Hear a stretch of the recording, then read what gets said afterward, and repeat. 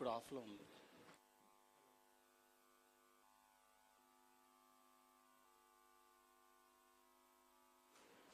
ఇప్పుడు ఆఫ్లో ఉంది.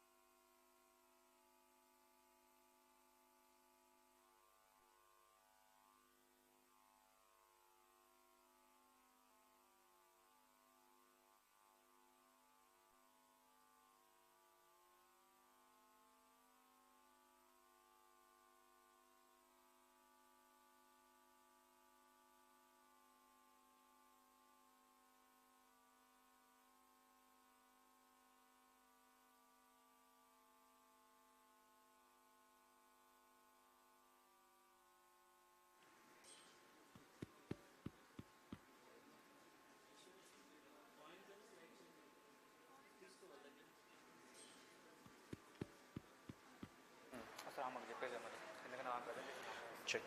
Hello. 1, 2.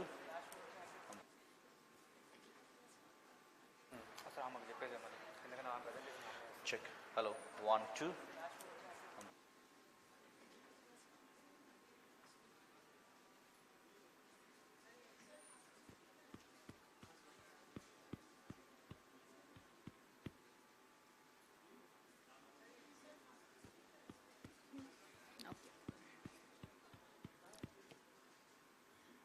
A very good morning, everyone. It is with immense pride and gratitude that I welcome you all to the Medicover Hpb-Oncology Excellence Symposium. Immense pride and gratitude. Today marks I welcome you all to the an academic gathering. Hpb-Oncology Excellence Symposium ideas, experience, and today marks more than just an academic gathering. In Hpb-Onco ideas, experience, at Medicover, and commitment always believed transforming that collaboration across disciplines is the cornerstone of excellence. At Medicover, this symposium always brings together that collaboration across disciplines surgeons is the cornerstone of excellence. Radiologists, this symposium brings together researchers, some of the finest surgeons under one roof, radiologists by hepatologists, to advance outcomes and offer under one roof to those battling outcomes and complex cancers of the liver, battling pancreas complex cancers of the liver. We are honored to host eminent national faculty, to host eminent national and passionate young leaders and passionate young clinicians where knowledge flows freely, where knowledge flows spark curiosity, questions and discussions lead to solutions, and discussions on behalf of the entire Medicover family. Each one of you, I thank for your presence, each one and for your presence and commitment to continuous learning and patient-centered care inspires us. Let's make this day meaningful. Let's make this day insightful, collaboration and above all, welcome once again and let the learning begin. To begin our first session of the symposium, we turn our attention to a cornerstone of liver cancer diagnostics, the liver imaging reporting and data. We are delighted to have Dr. Raj, consultant radiologist at Medicover Hospital, kick off today's academic proceedings. Dr. Raj Bharat brings deep liver imaging and cross-sectional radiology, and today he will walk us through the structured program of helping clinicians better detect, classify and manage especially in high-risk patients. Please join me in welcoming Dr. Raj Bharat to lead our opening session.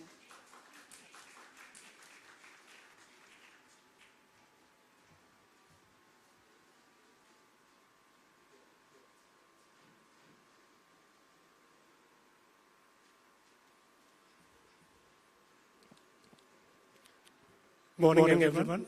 I thank the Medicover management. My talk is on LIRADS.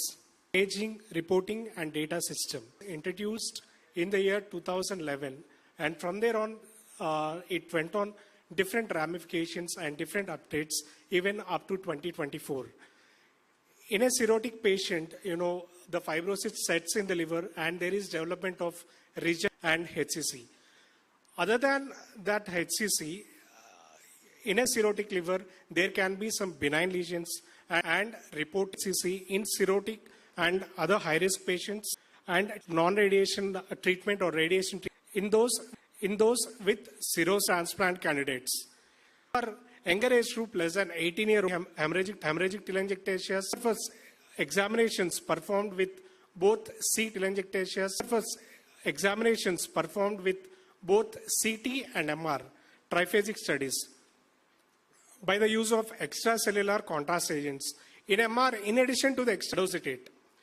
And we do not assign Lyrates categories for observations that are path-proven malignancy, but not for which has greater than 8 detector rows. And there is pre-contrast, contrast imaging. In the contrast imaging, we have arterial phase, portal venous phase, MR. This also has pre-contrast and contrast imaging. In the contrast imaging, arterial phase, portal venous phase, and IP imaging, which is in-phase and out-phase imaging. In these images, we can demonstrate the intracytoplasmic fat. So, MR, in addition to the extracellular agents, hepatobiliary agents can also be used. Example of an hepatobiliary agent is a gadocitate after the contrast injection. So, what are the categories in these CT-MR Lyrates? There are 8 categories. The first category is LR category as not categorizable. LRT of malignancy is LR3. Probable HCC is LR4. Definite HCC is LR5. LRM is definitely malignant, but it's not necessarily. Now, there are 4 steps in the application. The second step is tie-breaking rules if needed.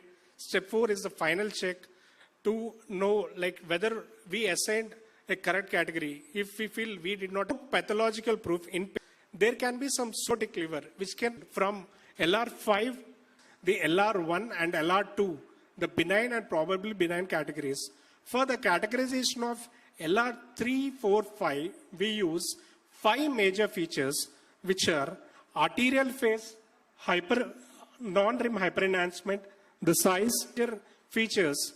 The 2 major features being the arterial phase non-rim hyperenhancement and size, and the additional major features being enhancing capsule, non-peripheral washout, and threshold growth.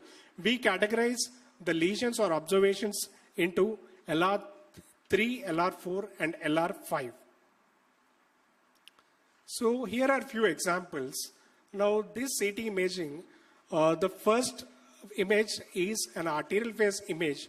You can see 2 observations in right lobe of liver. There is no enhancement on arterial phase, and on subsequent portal and delayed forces also there is no enhancement. This is a cirrhotic liver. This is a classical case of simple cyst in a cirrhotic liver. We assign this an LR1 category. This is a triphasic MR image. In the first image, in the arterial phase image, there is an observation in right lobe of liver in which there is peripheral enhancement. The lesion is centripetally filling in contrast, and the lesion matches blood pool phase in all the images. So this is a typical hemangioma. We assign LR1 or 2 category. Now, this lesion, you can clearly appreciate the nodular surface. So this is a nodular surface. So this is a cirrhotic liver. There is a small arterial phase enhancing lesion in the right lobe of liver. You can see the lesion shows brilliant enhancement. But on the delayed and the portal venous phase, there is no typical washout of the lesion. The lesion is matching the enhancement of the background parenchyma. So based on the size of the lesion, it is a subcentimetric lesion. So we go to the second column. It is less than 10 mm, and since none of the ancillary features are there, we assign this observation an LR3 category.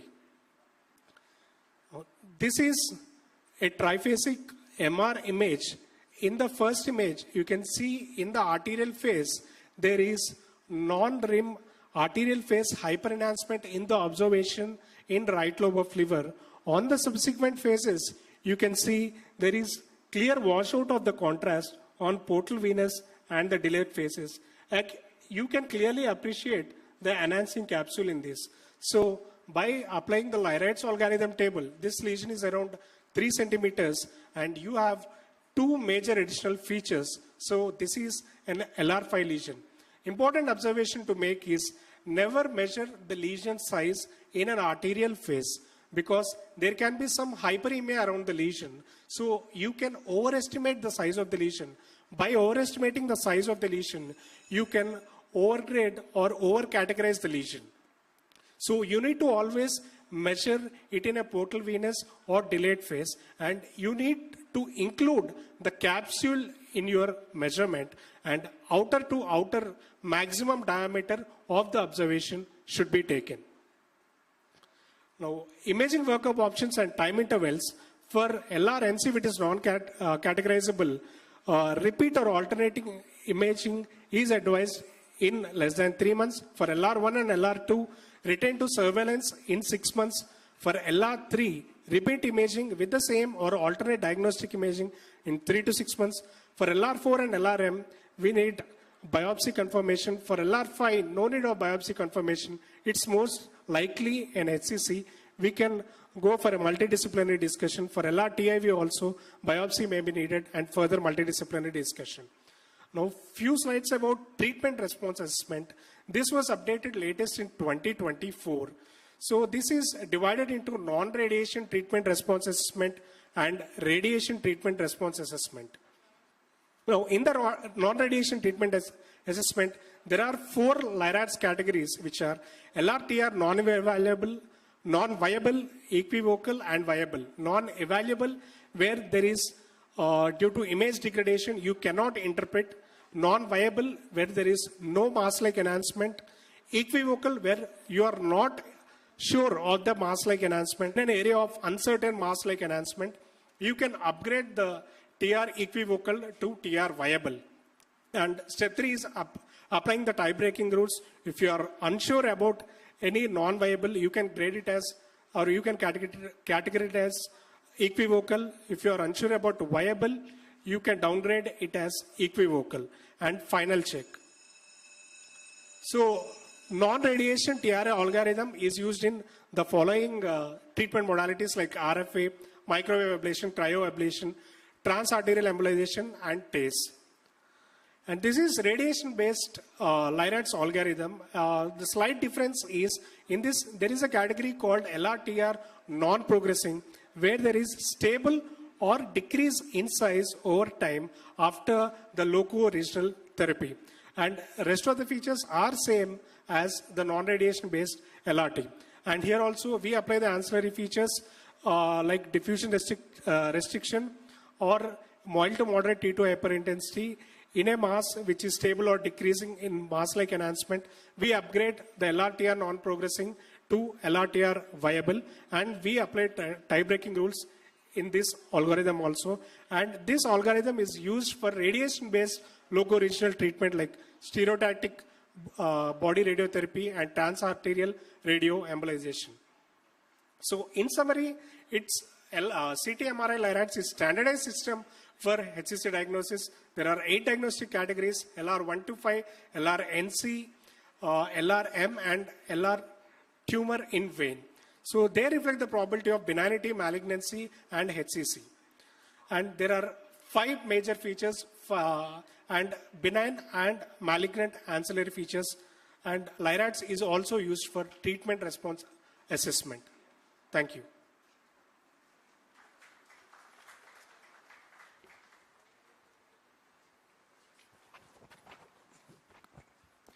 Thank you, sir, for that insightful and well-articulated session on Lyraid's. Your presentation has laid a strong foundation for the day, highlighting the critical role of structured imaging in liver oncology. We now move on to our next session, titled From Diagnosis to Therapy, Nuclear Medicine's Comprehensive Role in Hpb-Oncology.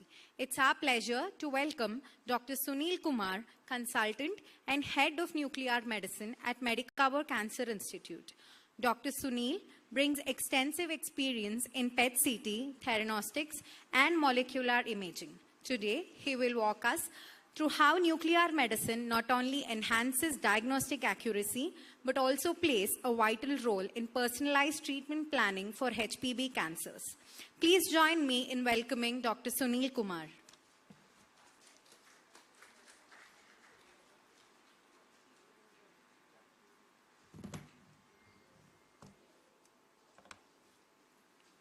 Good morning and welcome to everyone.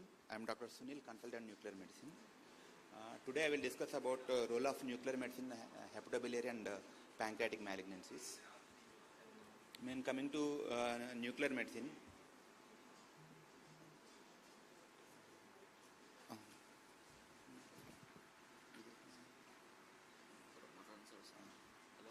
hello. Coming to nuclear medicine, in nuclear medicine we use unsealed radiopharmaceuticals for diagnosis, research purpose and treatment purpose. Radiopharmaceutical has two parts, like one is biological moiety and one is radioactive moiety. Biological moiety is for localization and radioactive moiety is for imaging and therapy. As example, F18FDG. F18 is the radioactive moiety and FDG is the biological moiety. This is fluorodeoxyglucose. Coming to PET-CT, it is a hybrid imaging technique. It has both PET and CT. PET is used for functional information and CT is useful for anatomical information. These are the tracers we routinely use in the department. Mostly we use F18FDG only, but other tracers also use it, like gallium-68 Dotanak is used for NET imaging. DOPA is used for NET and Parkinsonism. DOTA-Xendin is useful for insulinomas, and the gallium FAP is a new drug. I will discuss about it later. Coming to FDG uptake in tumors, it mainly depends on glucose utilization by the tumor, and if glucose transporters are more in the tumor, then FDG uptake will also be more, and it also depends on hexokinase activity. If hexokinase is more, uptake is more, and if glucose 6-phosphate levels are low, uptake is high. Coming to clinical applications of FDG PET-CT in oncology, mainly it is useful for diagnosis, staging, response evaluation, screening and planning biopsies also. Coming to FDG PET-CT in hepatobiliary oncology. As we know, well-differentiated HCCs show less FDG uptake compared to moderately and poorly differentiated HCCs. It is because it has high amount of glucose 6-phosphate levels which metabolizes the FDG. That's why FDG uptake will be low. And in a poorly differentiated, FDG uptake will be high. And if FDG uptake is high in the HCC, that means it is biologically more aggressive and it may not respond well to the treatment also. Actually, there is not much role of FDG PET in diagnosing the HCC, but it has role in detecting loco-regional and distant metastasis. And it is useful for a biopsy planning in large tumors because we can plan biopsy from the tumor which has high FDG uptake, part of the tumor which has high FDG uptake. And it has role in treatment response evaluation and in assessing recurrence also. And as we know, like benign lesions like FNH, hemangiomas, adenomas, they show less FDG uptake compared to background liver, so that we can rule out malignancy in those lesions. You can see here, this is the HCC pre and post treatment images. Lower one is pre-therapy images. You can see a arterial enhancing lesion in the right lobe of liver. It is not showing much FDG uptake, almost similar to background liver only. Patient had chemo and radiotherapy and came with high AFP levels. Here you can see a large tumor size is increased, almost involving right lobe, and it is now FDG avid also. Maybe tumor transformed after treatment. Coming to cholangiocarcinoma, mostly we use 3-phase CT, MRI or ERCP only. FDG has not much advantage over these investigations, but it is useful for loco-regional and distant metastasis. And this mainly diagnostic efficiency mainly depends on location and morphology of the tumor. If the tumor is located peripherally, it is more sensitive. If tumor is nodular form, it is more sensitive, and it is less sensitive in hilar lesions and infiltrative type of lesions. Here you can see this is a cholangiocarcinoma. You can see a large FDG tumor in the confluence of right and left hepatic ducts, and you can see IHBR dilatation also here. And there is a isolated liver metastasis also present here, and few lymph nodes are also there in periceliac region. Coming to FDG PET in gallbladder malignancies, it is mainly useful for lymph node and distant metastasis. In otherwise potentially resectable tumors, and it is also useful for differentiating between benign versus malignant gallbladder thickening diagnosed on ultrasound or CT, and it is useful for treatment response evaluation and restaging, and it can be false positive in cholecystitis, maybe because of inflammation. You can see here one cholelithiasis is also present, and one FDG lesion in the fundus of the gallbladder with loss of fat density with the liver, and few adjacent regional lymph nodes are also present. And FDG PET CT in pancreatic adenocarcinoma, it can be considered in high risk patients to identify extrapancreatic disease, like in high risk like large tumors, high CA19.9 levels, and borderline resectable tumors. Okay, and it is also useful for treatment response evaluation and restaging, and it is mainly useful for malignant potential in cystic lesions and IPM. And cystic lesions like mucinous cystadenoma, serous cystadenoma, we can identify malignant potential in them. And it can be false positive in pancreatitis cases because of inflammation. You can see here, this is a carcinoma head of the pancreas, pre and post surgery case. This is the pre-surgery images. You can see a small FDG with lesion in the head of the pancreas with a few regional lymph nodes. And patient had surgery and chemotherapy and came for follow-up. In the lower images, you can see one focal FDG uptake in the pancreatic jejunectomy site. That is a local recurrence. And you can see the FDG with liver metastasis also. It is mainly used for restaging. And this is a serous cystadenoma pancreas. This is cytologically proven also. You can see large cystic lesion in the head of the pancreas region. There is no FDG uptake and are no enhancement also on CT. It is proven as benign only. Coming to FAPI PET CT. FAPI is a newer drug. It has potential to overtake FDG also. It is based on fibroblast activating protein inhibitors. Main advantage of FAPI over FDG PET is no fasting required. Normally for FDG at least 4 to 6 hours fasting is needed. Here no fasting is needed. Shorter waiting time, like after injection within 15 minutes we can do the scan, and no need of sugar control, good for diabetics. And it has high sensitivity in many tumors which show less FDG uptake, like HCC, RCC, mucinous lesions and mucinous malignancies and peritoneal metastasis. And price is also similar to FDG or DOTA only. It is in-house prepared in the department with a gallium generator. It is a comparison between FDG and FAPI in HCC. Here you can see FDG is able to, in HCC, FDG is able to identify only single lesion in the HCC, but FAPI is able to identify multiple lesions in both lobes of liver. This is the advantage with this. Coming to pitfalls, it is a newer drug, not widely used, and we don't know about physiological activity also. It can show uptake in the wound healing, tissue remodeling, degenerative process also. Sometimes it show high FDG uptake in the endometrium, which hinders use in gynecological malignancies. And few benign lesions like fibromas, schwannomas, and renal angiomyolipoma also show high uptake. It needs to be researched well. Coming to gallium-labeled FSTR imaging, like it is useful for NETs. Okay, as we know, majority of NETs arise in the gastroenteropancreatic region only, and they express high levels of SSTRs. Well-differentiated and moderately differentiated HCCs, in well-differentiated and moderately differentiated NETs, we can use DOTA-NOC PET CT scan. But in poorly differentiated NETs, we have to use FDG PET because FSTR expression is low and they are very aggressive. and they have a high metabolic activity. That's why we can use FDG PET-CT here. Mainly this dot-knock PET-CT useful for diagnosis, staging and restaging of NETs and other tumors which express SSTRs like pheochromocytomas, paragangliomas, adrenal tumors, thymic tumors and small cell carcinoma of lung. And it is also useful for identify occult primary. Sometimes patient will come with liver metastasis proven to be NET. We can, after PET scan, we can identify primary.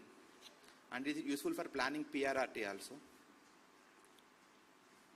This is a NET pancreas case, dot-knock PET-CT. Here you can see enhancing lesion in the distal body of pancreas. It is showing intense tracer uptake also. Gallium-68 DOTA extend in PET-CT. This is useful for insulinoma imaging. It is almost 100% sensitive to insulinoma. This extendin is a GLP-1 analog. Like the insulinomas express high amount of GLP-1 receptors. That's why we can use in insulinomas. Here you can see intense uptake in the insulinoma in the tail of the pancreas. We can do DOTA PET-CT also in insulinomas, but it has around 75% sensitivity. Coming to nuclear medicine therapies, we regularly use the term theranostics. Theranostic means therapeutic and diagnostic. Like we use almost similar type of compound for both therapy and diagnosis. For example, in NETs, we use gallium-68 DOTA-TAT for scanning purpose, and same DOTA-TAT tagged with lutetium for therapy purpose. That's why we call we are using the term theranostics. And how nuclear medicine therapy works? Like in nuclear medicine therapies, we use alpha and beta rays for therapy purpose, and gamma rays are used for imaging purpose. This alpha and beta rays, they induce DNA damage with breakdown of DNA. Mainly alpha can cause double strand break, and beta can cause a single strand break. And alpha has high least range but high ionizing energy, and beta has comparatively moderate range and moderate energy. This gamma has long range and low energy. That's why we use it for scanning in PET-CT and SPECT-CT. Coming to TARE, transarterial radioembolization, it is commonly done by nuclear medicine and interventional radiology.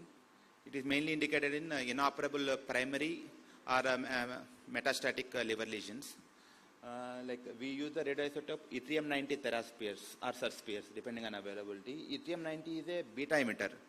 Like I already told, it causes a single strand break in the DNA. It has half-life of around 2.7 days. Like as we know, these liver tumors show high blood supply through hepatic artery only. That's why we can preferentially target hepatic artery. Procedure is initially angiography is done, then technetium MAI is injected into the hepatic artery catheter. Then we will do a technetium MAI scan and see right to left shunt. If the shunt should be less than 10% ideally, but if it is more than 10, we have to adjust the dose. And if more than 20, therapy is cancelled. And after that, after the calculating shunt, we will give the radioactive dose directly into the hepatic artery. And side effects are mainly radiation pneumonitis, hepatitis and gastric ulcer. They are also due to right to left shunt only. Few phase 3 trials are showing TARE is not superior to sorafenib in overall survival, but it has better quality of life and fewer side effects compared to sorafenib.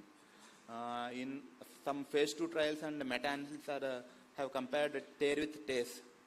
TARE has better TTP, better OS compared to TACE, but side effects are almost similar only. This is the post-TARE image. You can see patient had a large tumor in the right lobe of liver.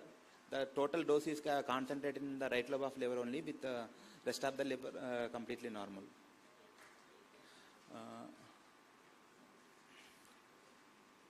Coming to PRRT, peptide receptor radionuclide therapy, it is mainly indicated in inoperable and metastatic NETs and other SSTR expressing tumors like pheochromocytoma, paraganglioma and neuroblastomas. We use the radiopharmaceutical lutetium DOTA-TAT, which is a beta emitter, or actinium DOTA-TAT. Mostly we use lutetium only because of availability issue. and cost. Actinium is very costly. And the procedure is the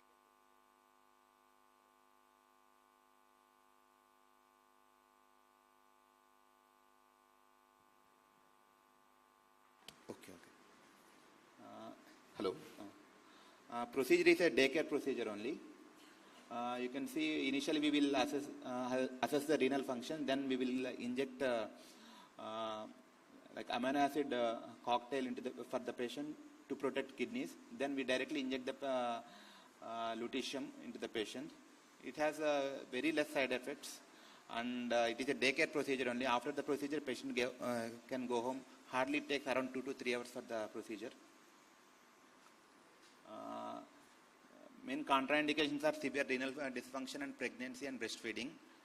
We mostly do around 3 to 5 cycles in intervals of 2 months.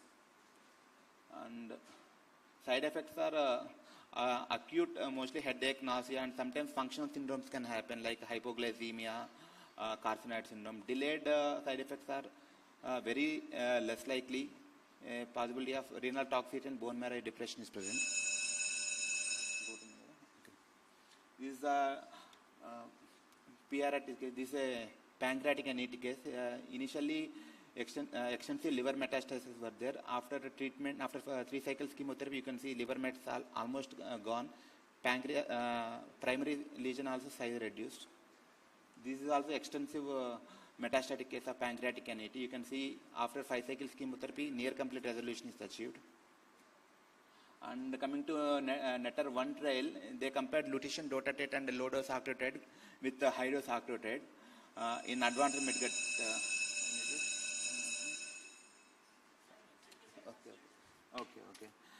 Main key results are like in lutetium group, PFS was not reached, and it has better ORR and overall survival rates.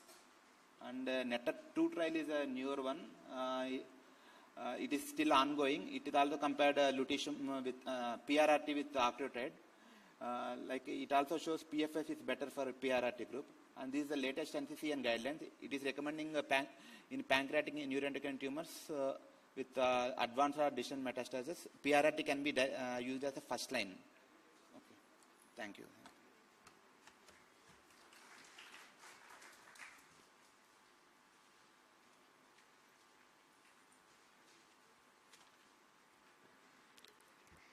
Thank you, sir, for that comprehensive and enlightening session. Your insights into evolving role of nuclear medicine in Hpb-Oncology, from precise diagnosis to targeted therapy, highlight the depth and potential of this field in advancing patient care. Before we begin this important segment on hepatocellular carcinoma, it is my privilege to invite a distinguished academician and clinician to chair this session. Please join me in welcoming Dr. Mihir Lakshmi, Assistant Professor and Medical Oncologist at NIMS, Hyderabad. Ma'am brings a wealth of clinical and academic experience in oncology and has been a guiding voice in liver cancer management. We are honored to have her chair this segment and steer this discussion that follow. Welcome, ma'am. I request Dr. Harish Babu, Medical Head of Medicover Oncology Institute, to hand over bouquet to our chairperson.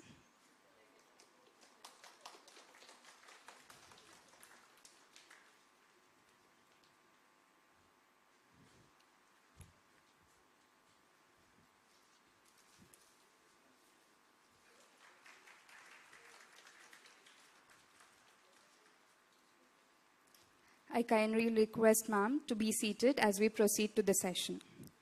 We now shift focus to one of the most dynamic and evolving areas in liver cancer management, interventional radiology. It is our pleasure to welcome Dr. Sai Teja, Consultant Interventional Radiologist at Medicover Hospital.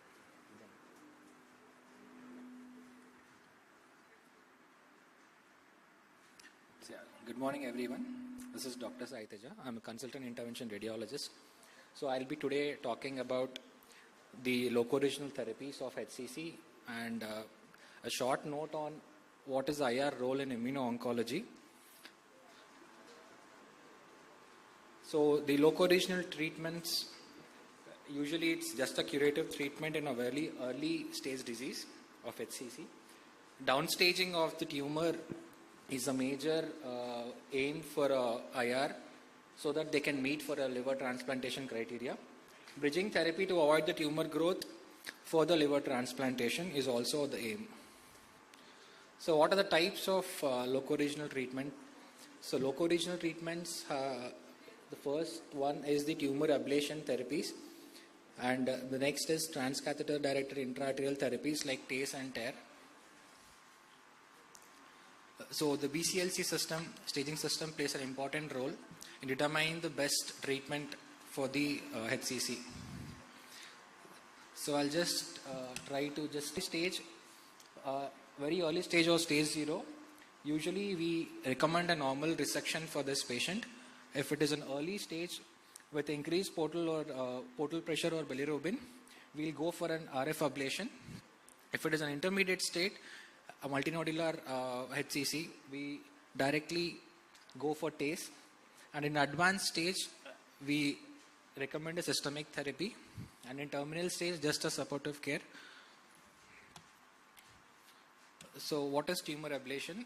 So it is just a direct application of energy-based thermal or non-thermal energy or chemical therapies to treat the focal tumors. So tumor ablative therapy, it actually induces the cellular damage and causes tumor necrosis.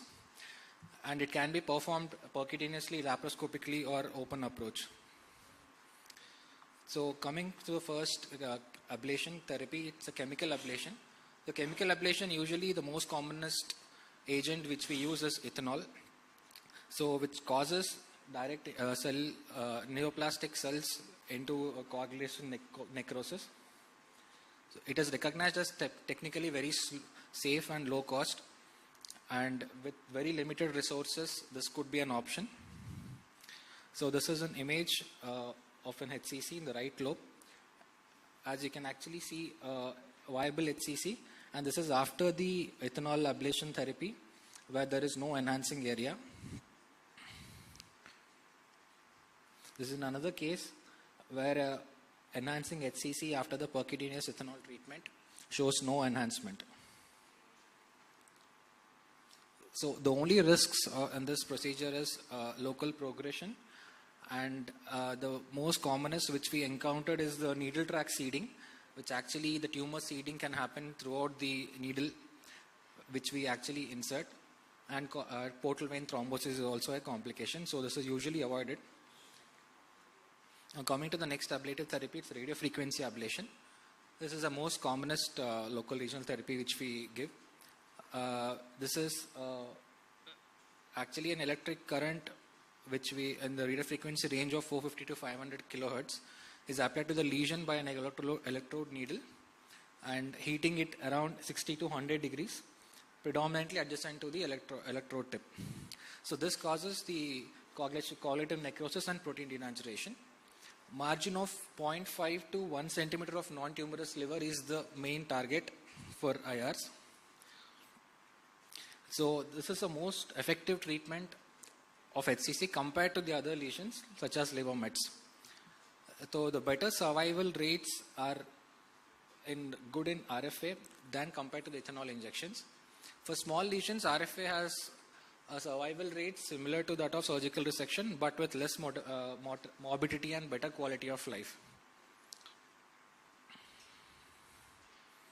So this was a patient which we treated using RFA. This is an enhancing right lobe HCC, which is getting washed out in the subsequent phases. And this was the image in the post-ablation with no obvious enhancing viable tumor. This was the other case, which was a very small lesion around 1.5 centimeters HCC. And this was the area of ablation post-therapy with post-RFA changes surrounding the lesion. So coming to the microwave ablation, there's not much difference between RFA and microwave, and usually the only advantage what we have is high intratumoral temperatures, larger tumor ablations and larger tumor volumes and faster ablation times and less heat sink effect. So this is the electrode of RF, microwave and cryo. So the RF, the peripheral, the heat diffusion is not very great compared to the microwave. So microwave is bit better than the radio frequency ablation, and good cold diffusion also can be achieved by cryoablation. This was a patient which we treated. There's a lesion in the left lobe which is enhancing and getting washed out in the subsequent phases, a small HCC. And this is the post-microwave ablation where there is no viable or enhancing tumor part which was there. So this was an contrast MRI showing a small HCC here, and we have percutaneously went to the lesion center, and we have got a good ablation area of this tumor also.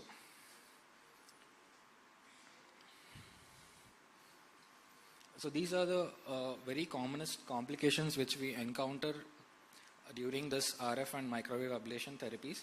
The most commonest which we achieved during our cases was patients with a good subcapsular lesion, subcapsular HCC causing a subcapsular hematoma, and hepatic abscesses were common in our cases, and a bit of hemorrhage because of the vascular and biliary damages. So what is cryoablation now?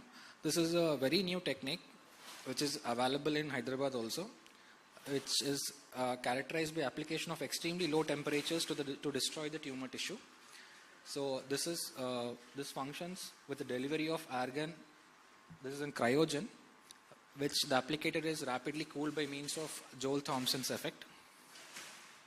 So then the helium is also passed into the system.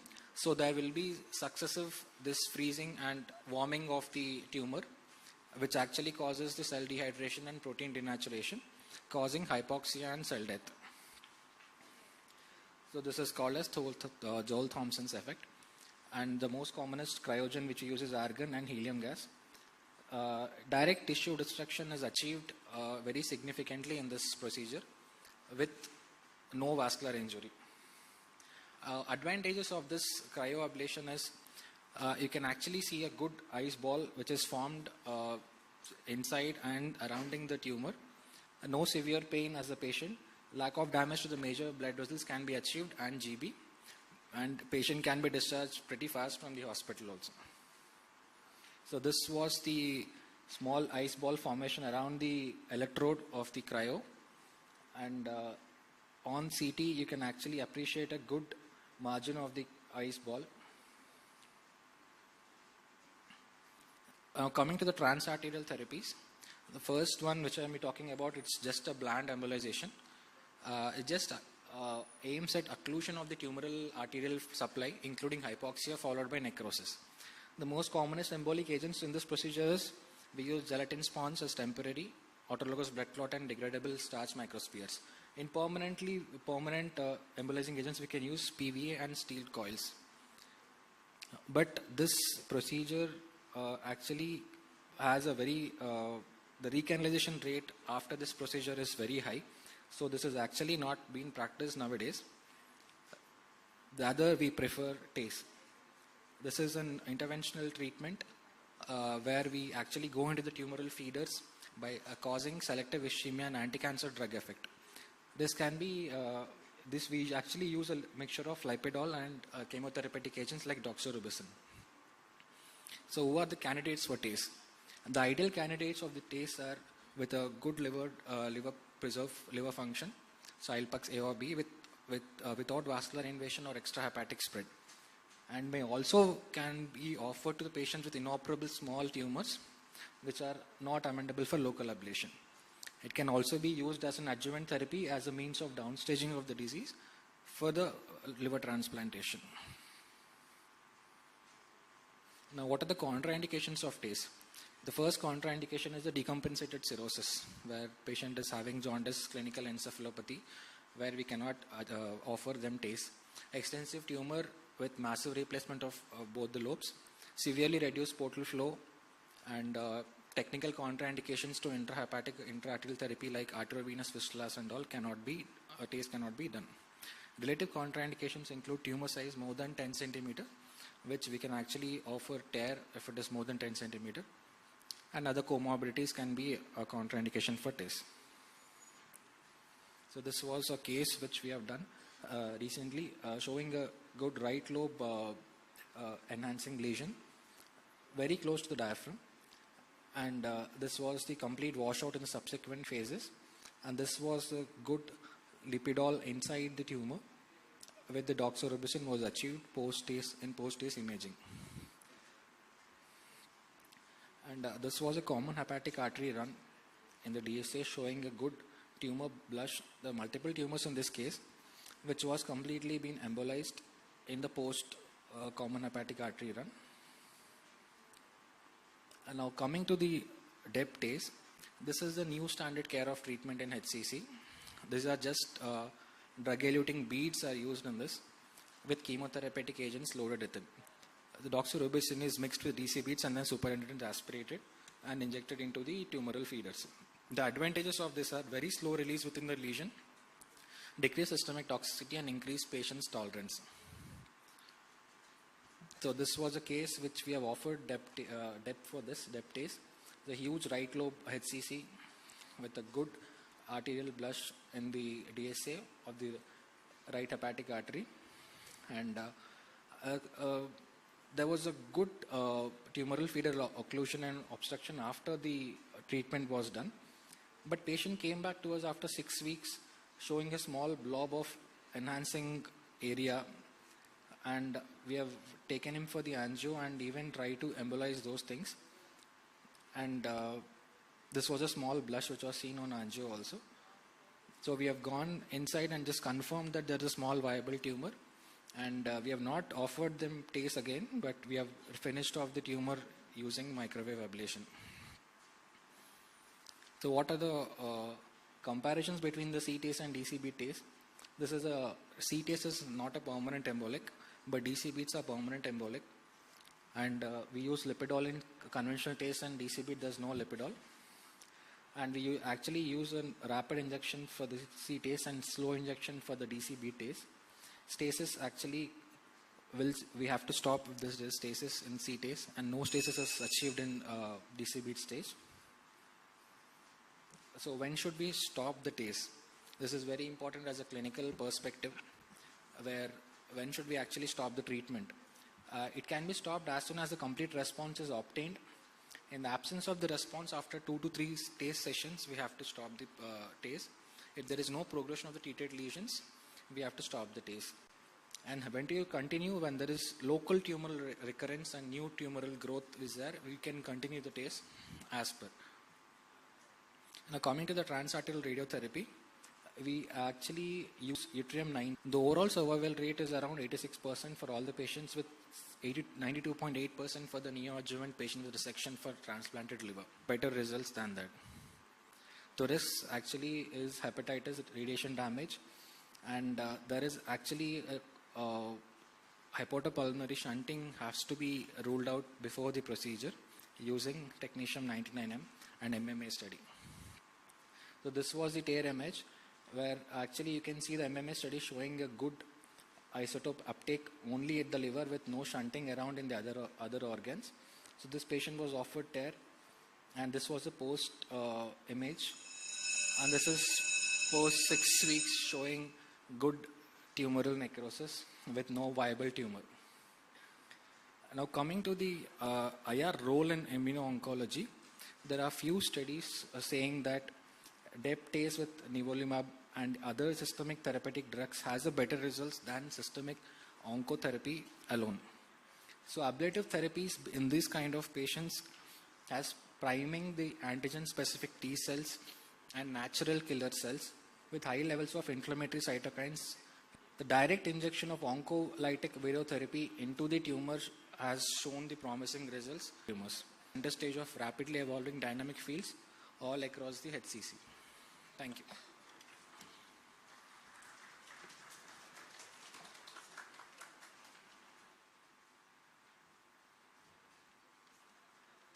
Thank you, sir, for that compelling and forward-looking session. We truly appreciate your contribution. We now move to a transformative treatment approach in liver oncology, liver transplantation. It's an honor to welcome Dr. Sriman Narayana, Senior Consultant Surgical Gastroenterologist, Medicover Hospitals. Sir will be speaking on surgical management of hepatocellular carcinoma, advancements, challenges, and outcomes. Please join me in welcoming sir.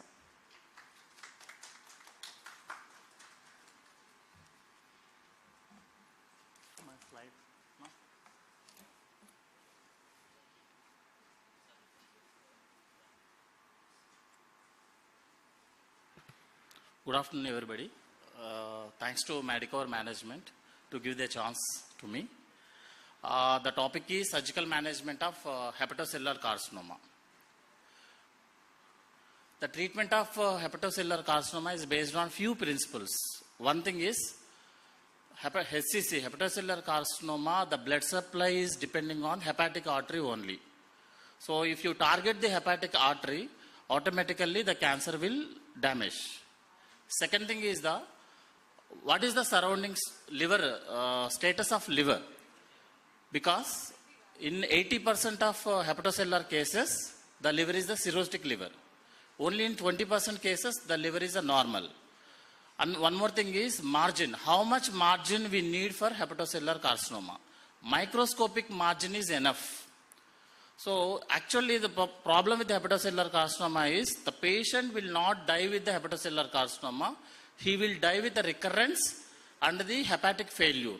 So microscopic margin is enough. Second thing is the tumor blood supply is the hepatic artery. And the number of the lesions. Why I am concentrating on number of lesions is, if more number of lesions means the complete liver is a pre-malignant one. Because the cirrhotic is the pre-malignant. So if the number of lesions are increasing, the remaining liver also is the pre-malignant one. So there is always a chance of recurrence. Coming to location of the tumor. Because if I am going for surgery, there is two options will be there. One thing is the lobectomy or segmentectomy. That is the anatomical one. Some people will do only the wide local excision with the microscopic margin. That is also fair enough. But the location is important. Suppose the tumor is very nearer to the bile ducts and hepatic veins and everything. We have to do the local anatomical resection, means complete lobe or complete segment. Otherwise, there is always a chances of more bleeding and more bile leak. If it is the peripheral locations, just microscopic margin is enough. That is not a standard one, but enough. And if you go for any ablative procedures like our site told, radiofrequency ablations, microwave ablations, cryotherapy, the tumor need at least 1 centimeter margin of liver. Otherwise, there is always a chances of bleeding and spillage. So location of the tumor also important. Coming to the underlying liver, because patient will not go with the HCC, he will go with the liver failure. The underlying liver, 80% of cases of liver are cirrhotic patients, 20% is non-cirrhotic ones. Coming to the two options will be there in the HCC. One thing is the curative options, that is complete recovery. Second one is the palliative options. Curative options, 3 types, that is the resection, normal standard resection. Second thing is the transplantation. Because why is, if the HCC patient comes to us, first thing is the resection, we suddenly tell that patient to transplant. People will think that why the cancer, for cancer, why you need a transplant? So I will explain that one. And ablative procedures. If the patient is non-resectable patient, non-transplantable patients, go for ablations procedure. Ablation is based on the energy source, damage the liver tissue.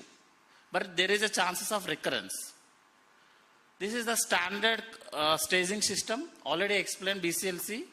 So in this, main important is, as our professors always told to us, before going surgery, see the patient once. That amount of surgery, patient whether tolerate or not. This is more useful in the liver. That is the patient performance status. If the patient is very weak patient, don't go for liver resection. That's why before going for surgery, see the patient. That is very easily applicable for the liver. Under Child-Pugh criteria, that is the liver function status. If the liver function is good, we can do resection or transplantation based on the criteria. If the liver function is bad, don't go for the resection or transplant, go for the other procedures. So coming to if the patient is, lesion is a small one, 2 centimeter lesions, Chilpix's functional status is very good one. If the patient is a potential candidate for transplant, go for the transplant.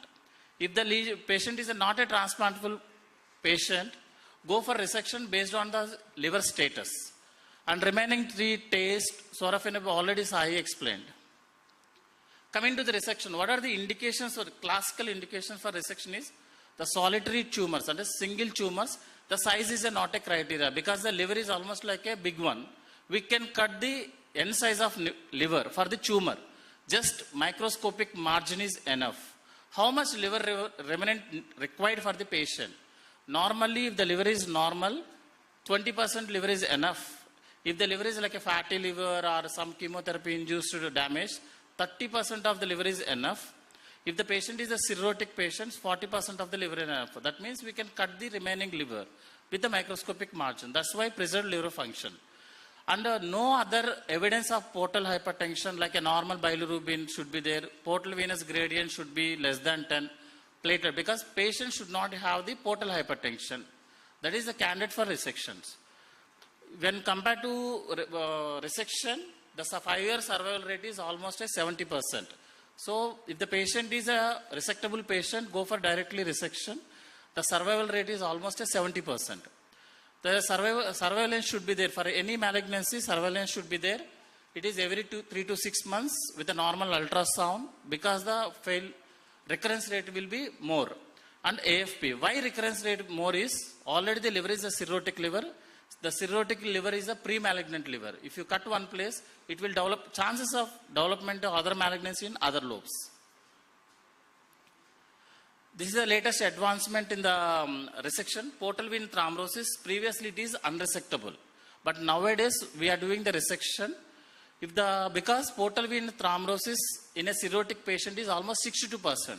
We should not delete the patient for his good recovery.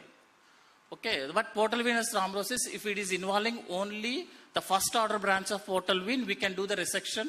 The survival rate is very good, almost like when compared to systemic therapy, it is 2 years survival benefit is there. So we should not contraindicate the one patient for the portal venous thrombosis.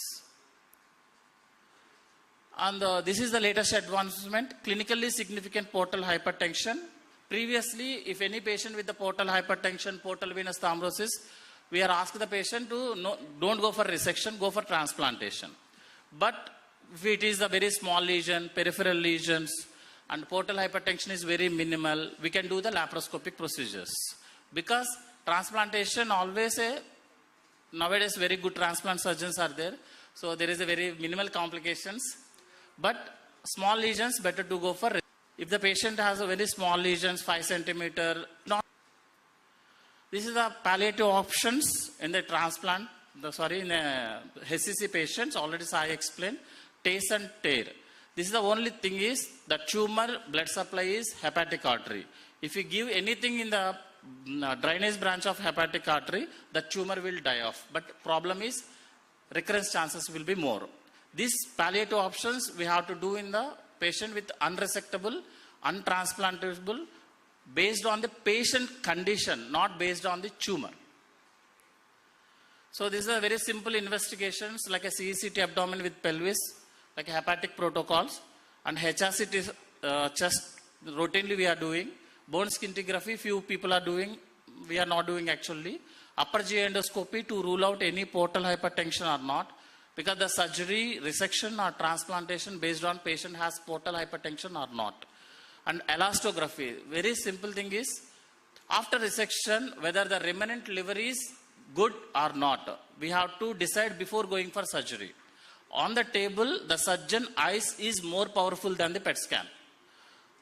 On the table, if the surgeon feels that the remnant liver is not enough for his life, stop the surgery.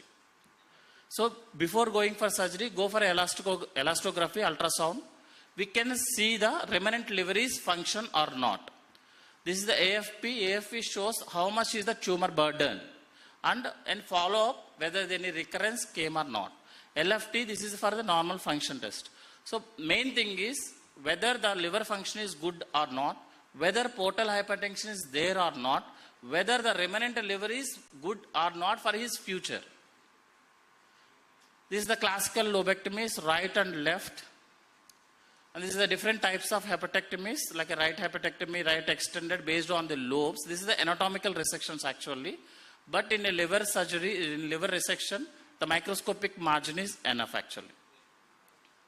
So how you optimize the future liver remnant? Because the survival benefit will based on the future liver remnant. How can I, suppose one patient is there, I want to do the resectable patient, not a transplantable patient. I want to do the resection. So the remnant liver is not enough for his life. How can I optimize before going for surgery? The one thing is in the liver vasculature is the 80% of blood supply to the liver will go with the portal vein. If a portal vein has two branches, right and left. If I cut one branch of right side, the complete blood supply will go into the left side. So more blood supply, the more liver will grow off. This is the principle actually. And one more thing is tumor will depending on hepatic artery supply, not on the portal vein supply. Okay. So based on these principles, the latest development is ALFs. Before that is portal vein embolization. What is a ALF? ALF is just a simple thing is ligate the portal vein, which is draining the disease under liver cancer part area. Suppose our right side liver has a cancer. I will ligate the right portal vein. The portal blood supply will directly goes to the left side, which is the remnant liver. But should be make sure that the left liver lobe doesn't have any malignancies. Otherwise, it will grow off. And one more thing is there is always a portal venous circulations, like right side blood supply will go into the left side via the parenchyma. So I should cut off the parenchyma. One more thing is in the surgery, I have to cut off the parenchyma and I have to ligate the portal vein. This is the surgery. So right side portal vein I have to ligate. Left side there is no lesion. Before this sure, if you see in the first picture, there is a lesion. We have to remove that lesion. Otherwise the left side lesion will increase enormously. And I have to cut the parenchyma to stop the no bypass from the right side to left side. So cut the parenchyma, cut the portal vein, automatically the left side liver lobe will increase its size. How much time we have to take? At least 2 weeks is enough. How much liver volume? At least 70% of left side liver lobe will be increased, which is the fair enough for the patient. In the surgery, the very important part is don't do the liver mobilization. Don't do the portal dissections. Because the future next time surgery will become the problematic. So this ALF is used for the non-resectable patients. We can resect to increase the liver remnant. This is the very latest one is the ex vivo resection with auto transplantation. Okay, what is the ex vivo resection is? Suppose the tumor is there in around the vasculature, near the portal vein, near the IVC area. So we in access, that is called as ex vivo. This is keep the auto transplantation. That is at least 30% with the drainable area. That is blood supply should be go, venous supply should come, bile has to be, that is blood supply should be go, venous supply should come, bile has to be drained. Because the most common cause of death for the HCC is not HCC. It is the liver remnant, whether it is functional or not. And there is always a chances of recurrence. So follow-up should be mandatory. Why recurrence is? We are dealing with the pre-malignant liver. Complete liver is a pre-malignant. So once you remove, one more tumor will come into the another area. Thank you so much.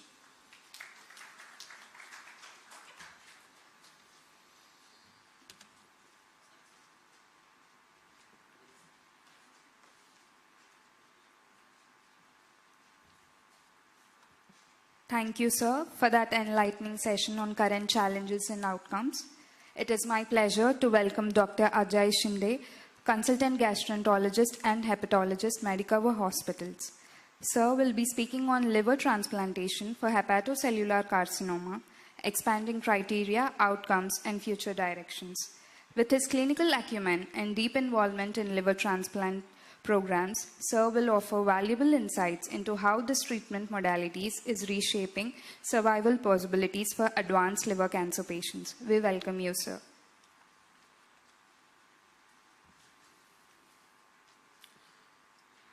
Good afternoon, everyone. I would like to thank the organizing committee for giving me an opportunity to participate in this session. Today, I'll be giving a brief talk on the role of liver transplantation in hepatocellular carcinoma. So, liver cancer, it is the 5th most common cancer and its 2nd most frequent cause of cancer-related death globally.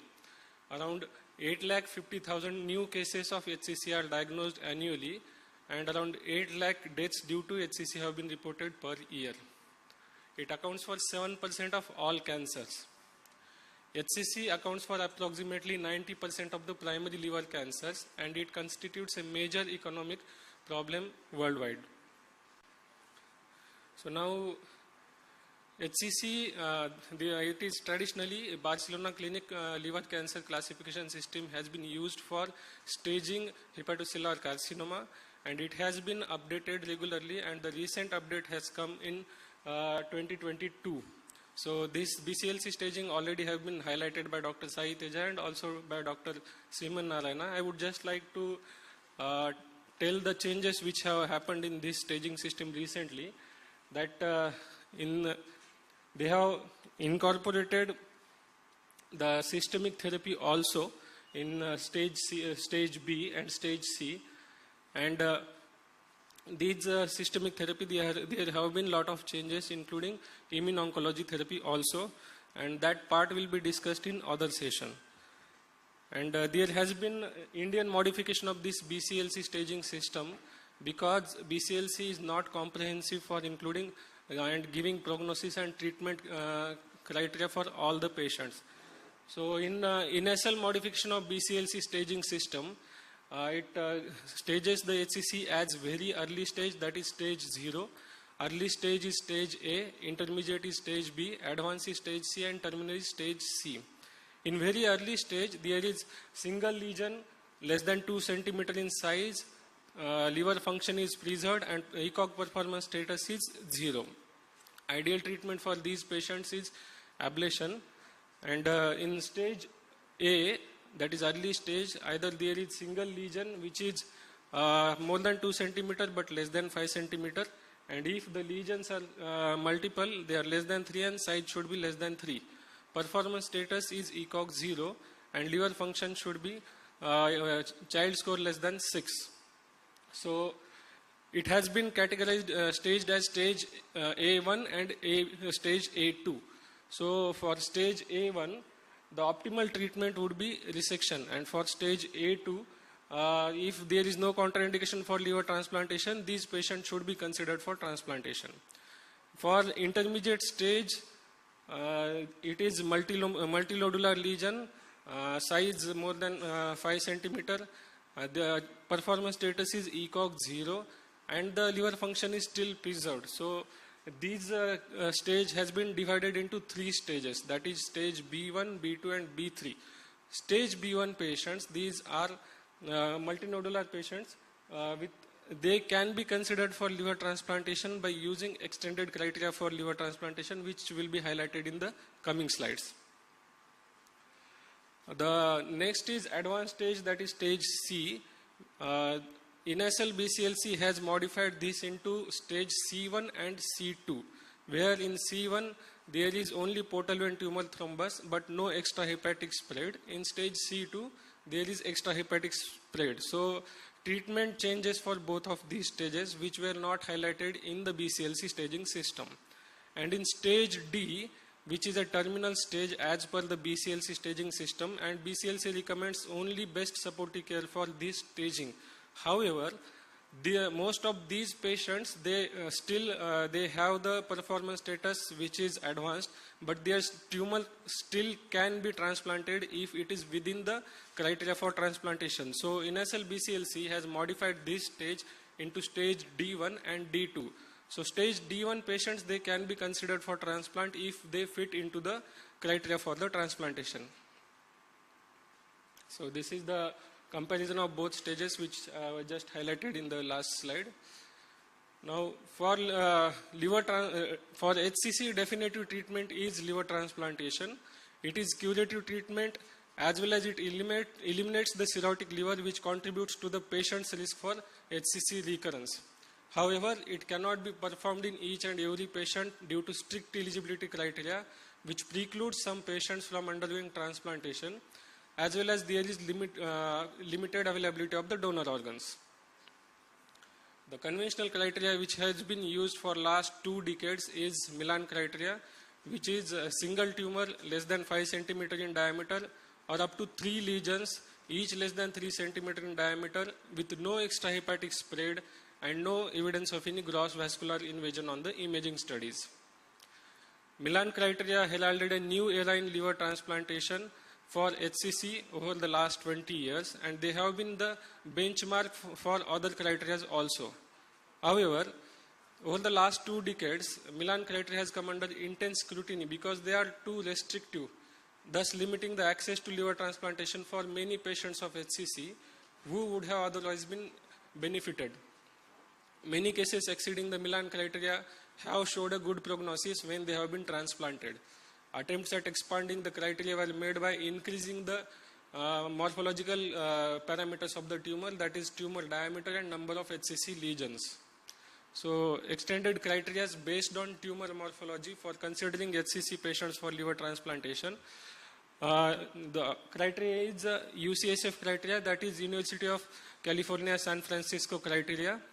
In this, this criteria was, they increased the tumor size, maximum size solitary tumor less than 6.5 centimeter, and if multiple lesions, they should be less than 3 nodules, and largest lesion should not be more than 4.5 centimeter, with maximum tumor diameter less than 8 centimeter in size. The 5-year survival in patients undergoing liver transplantation following UCSF criteria were around 75.2%, which were similar to Milan criteria, where 4-year survival rate was around 75%. The other criteria used include total tumor volume criteria, where they used the total tumor volume as the guiding principle to decide whether the patient should undergo liver transplant or not. In this, the total tumor volume they have taken is around less than 115 centimeter cube. Here the 5-year survival accounted for around 80%.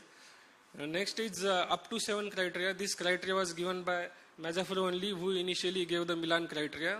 In this, they summarized that, concluded that patients can be transplanted for HCC if the total sum of the maximum lesions and the diameter of the maximum tumor was within 7. In using this criteria, the 5-year survival rate accounted for approximately 70%. The other criteria used, they were in the setting of living donor liver transplantation, that is Tokyo criteria and ASAN criteria, both using tumor numbers as 5 or less, and in Tokyo criteria the number was 5 or less, and in ASAN criteria the number was 6 or less. So their 5-year survival rate was similar to the other criteria, around 75 to 76%. Using these criteria, UCSF criteria offered benefit for patients with HCC and who underwent liver transplantation, and additional 5 to 20% patients could be transplanted using UCSF criteria who would not have been transplanted if they were restricted to the Milan criteria. Similarly, using total tumor volume criteria less than 115 centimeter cube, more patients qualified for transplant with this criteria, around 30 to 50% more patients than Milan criteria, and around 15 to 25% more patients compared to UCSF criteria. And there was no marked deterioration in the post-transplant outcome in these patients. Now, all these criteria, they only use the morphologic characteristic such as the number of the lesions and the size of the lesions, which do not completely represent the biological behavior of the HCC. Other markers which represent the biological behavior of HCC have been under study. The most commonly used by pseudo marker is alpha fetoprotein level, and other is the PUCA2, that is prothrombin induced vitamin K, prothrombin induced by vitamin K absence 2. It is also called as DCP. The alpha fetoprotein level, they correlate with the microvascular invasion and degree of differentiation of the HCC, and PUCA2 level correlates with the microvascular invasion and the intrahepatic metastasis of the lesion. So now going beyond the tumor size and the number, the other surrogate markers which have been used along with the alpha fetoprotein and the PUCA2, they include the neutrophil lymphocyte ratio, utilization of the PET scan as the surrogate marker. Here they have given these criteria to consider before the liver transplantation. So optimal criteria which can be considered include AFP usually less than 20 nanogram per ml. If the patient undergoes any loco-regional therapy before considering for transplantation, if the AFP was more than 1000 nanogram per ml before, then the AFP at the time of liver transplantation should be less than 100. Change in the AFP after the therapy or during the waiting period should not be more, and the degree should be less than 0. The recommended value of PUCA2 or DCP to consider patient for liver transplantation is less than 100 milliangstrom unit per ml. The recommended neutrophil lymphocyte ratio is less than 5 to consider patients for liver transplantation. Now next is the radiologic response to loco-regional therapy. If there is complete response after LRT, then these patients can be considered for liver transplantation. Pertaining the waiting period for the transplantation should be more than at least 3 to 6 months. Now this Kaplan-Meier survival graph shows the value of AFP before considering the patients for liver transplantation.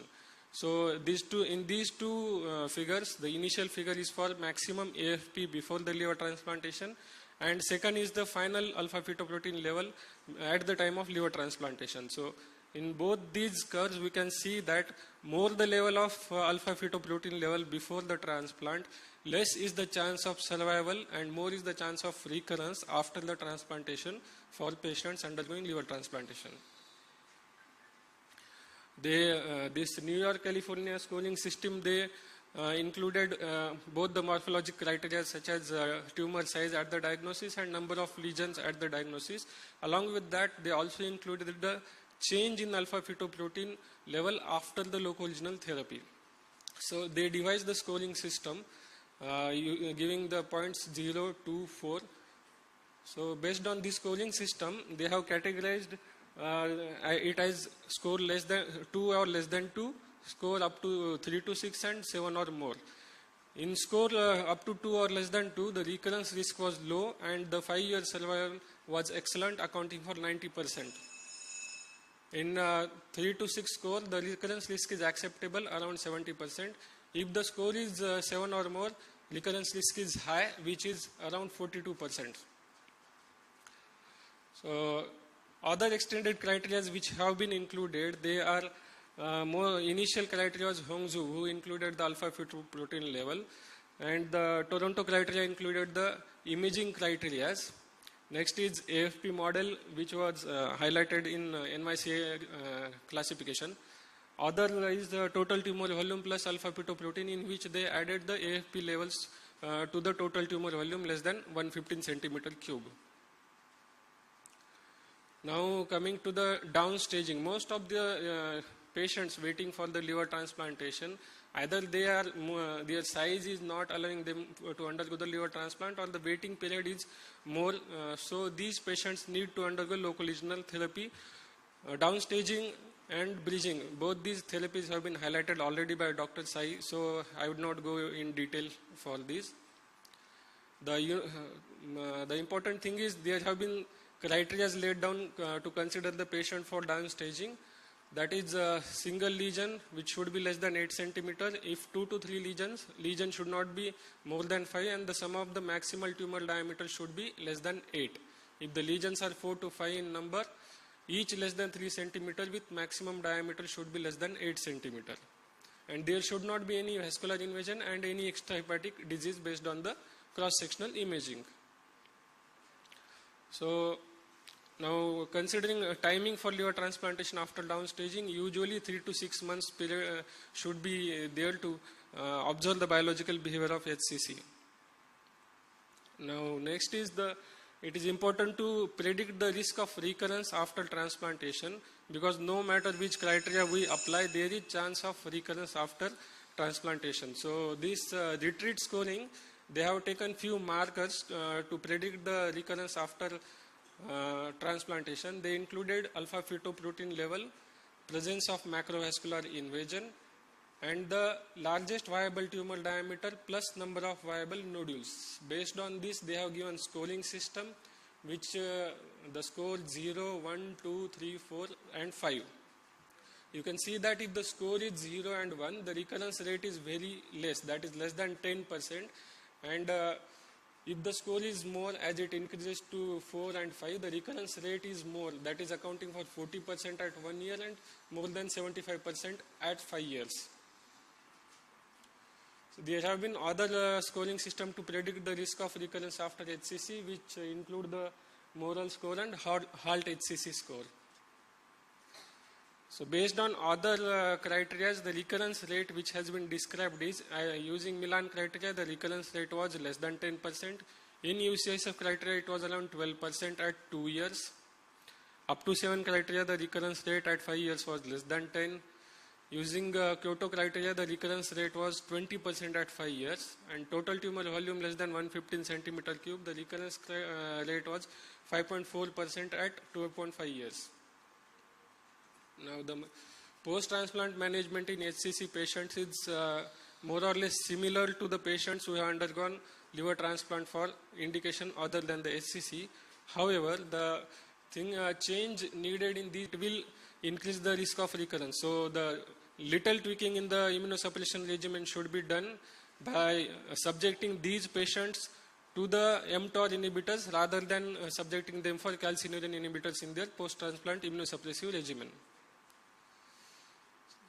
So this is the image showing the selection criteria. So within Milan criteria should directly go for transplantation if there is no contraindication.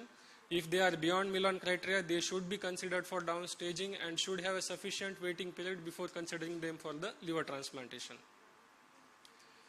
So initial was the Milan criteria, and after the Milan criteria there have been multiple criteria used by multiple authorities. So this debate will go on continuously which criteria to use routinely, as there has been no consensus yet to establish the correct criteria. So this has to be decided on the patient basis, the tumor characteristics, morphology of the tumor and the biological behavior of the tumor. So the initially Milan criteria, they heralded a new era of liver transplantation as being recognized as reliable treatment for HCC. Subsequently, multiple criteria have been suggested by increasing the morphological characters and also including the surrogate markers which explain the biological behavior of the tumor. Thank you.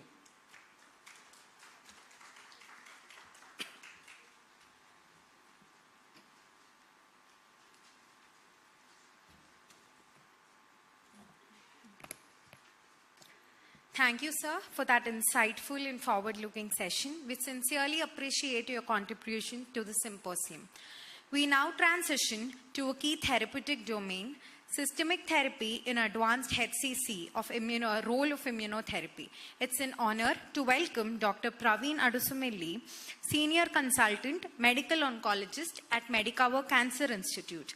Dr. Praveen will be presenting on systemic therapy in advanced HCC, role of immunotherapy. Please join me in welcoming Dr. Praveen, sir.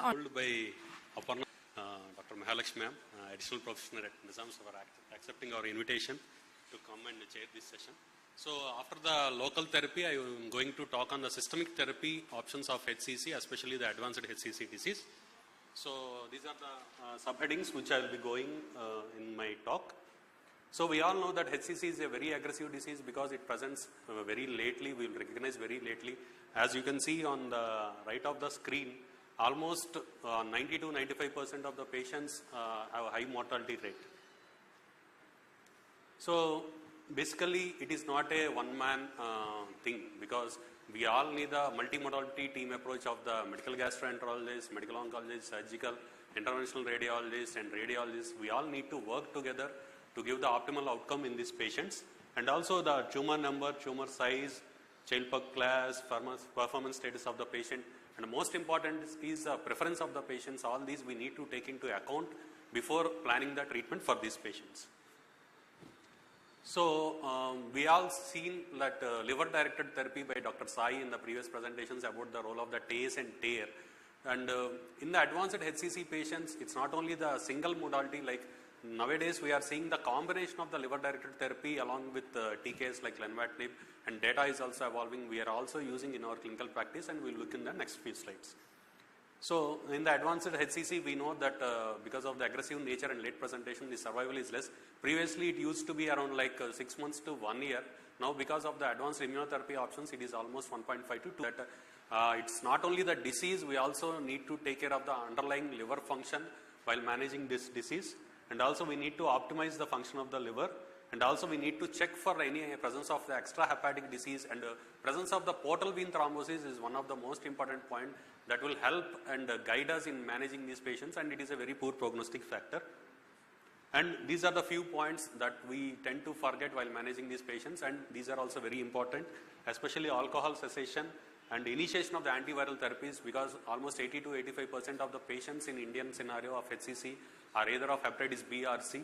And the treatment of diabetes and weight loss as part of the management of NAFLD, and optimization of varices and ascites. So this is one of the study, that is the launch study, that is shown benefit by the combination of the TACE plus lenvatinib when compared to the only lenvatinib TACE. So it is a positive trial. So it has a survival benefit of almost 17.8 months when compared to only 11.5 months. That is, the survival benefit is there. That initially sorafenib has come based on the SHARP trial in 2007. Later in 2018, lenvatinib has come. It has shown equal efficacy in a non-inferiority trial. Then recent two IO molecules, that is the combination of edizolizumab along with bevacizumab and durvalumab along with tremelimumab. These are the two immunotherapy molecules which I will be talking to you in the next few slides. So this is the SHARP trial based on which sorafenib was approved, and this is the first TK molecule that was approved. Most of us also have used this molecule, and it has shown the survival benefit of median OS of 10.7 months. Just remember that. And next is the lenvatinib, the molecule which has come. It has shown non-inferiority when compared to the sorafenib, and it is almost equally efficacious. And when two molecules are there, which ones to choose? We obviously look into the side effect profile of these agents. So as sorafenib, we all know that hand-foot syndrome, that is palmar plantar dysesthesia, is one of the most common side effects, along with the diarrhea and hypertension. And when compared to lenvatinib, it has hypertension, diarrhea, fatigue and weight loss. Almost the side effect profile, both of these are similar. Ultimately, it comes down to the experience of the clinician, how we manage the dose of these patients, because managing the dose, cutting down the dose and adjusting the dose according to the side effects, and managing the side effects is more important before labeling that patient is progressing, because we need to titrate the dose. That is more important. And for any patient, doctor who has treated a HCC patient with TK, we all know that hand-foot syndrome is one of the most common complaint troubling the patients. So we all tend to use the urate-based creams. There is a study showing that prophylactic use also has given benefit in these patients. So this is the schematic diagram. So roughly just remember that the entire immunity in oncology especially revolves around T cell. It's not the B cell, it is the T cell. So T cell goes and attacks the tumor cell. So the tumor cells are very intelligent, so that they developed a receptor named PD-L1, that's in the blue molecule, PD-L1, so that the binding of the PD-L1 with the PD-1, they prevent the killing of the tumor cell by the T cell. So it is just an immune escape mechanism. So the PD-L1 on the tumor cells binds with the PD-1 on the T cells, so that T cells doesn't attack the tumor cells. This is the immune escape mechanism by the tumor cells. So that what scientists have developed is they have developed molecules so that they can block the binding of this PDA1 and PDL1 that is in the first row, so that this immune escape. So now the concept of the main reason is, first reason is one immunotherapy molecule acts on the lymphoid compartment and increases the number of the T reactive cells, and the other immunotherapy molecule, they acts in the tumor microenvironment and prevent T cell inhibition. So one prevents the inhibition of the T cells and other increases the number. By this we can have that dual IO benefit. So the first study is the I am brave study. So in this dual IO idezolizumab is combined with bevacizumab, which is the anti-tumor cells. So here you can see the combination has shown clear-cut benefit. Previously we have seen with sorafenib around like 10.5 months odd, the survival benefit is there. Here when we come to immunotherapy, you can see almost 19.2 months of overall survival benefit is there with idezolizumab and bevacizumab combination. So, and there is also improvement in the quality of the life when compared to the sorafenib. So this is the second trial. Initially one regimen I told is idezolizumab plus bevacizumab, that is based on I am brave study. This is a second trial which showed the benefit of a dual IO, that is durvalumab plus tremelimumab. Both are IO molecules, that is the stride regimen. You can see the benefit is almost 16.4 months when compared to 13.8 months with this regimen. The 3-year OS, how many of us have seen a metastatic stage 4 very advanced HCC patient surviving for 3 years? So almost 30% of the patients are alive at 3 years. That is a 3-year OS is almost 30%, 30.7% when compared with the 20.2%. So this is a single slide showing all the trials, IO trials in advanced HCC patients. We have seen the 2 trials which is important, and the top trial is basically from the China. Those drugs are not available in India. We don't use much. So which one to choose? Because we have both the drugs. Which one to choose? So basically each has its own side effect profile. When compared to the first Edizo and Bev regimen, it has very good efficacy. The main important point is it also included patients of main portal vein thrombosis in the clinical trial. So this data works well for patients who have main portal vein thrombosis also. So whereas in stride regimen in the second, the main portal vein thrombosis patients are excluded. And the second, the side effect profile, mainly for Edizo and Bev, it is hypertension and proteinuria, and stride regimen you see immune related side effects. And overall survival is almost similar, but it is HR is a little bit better.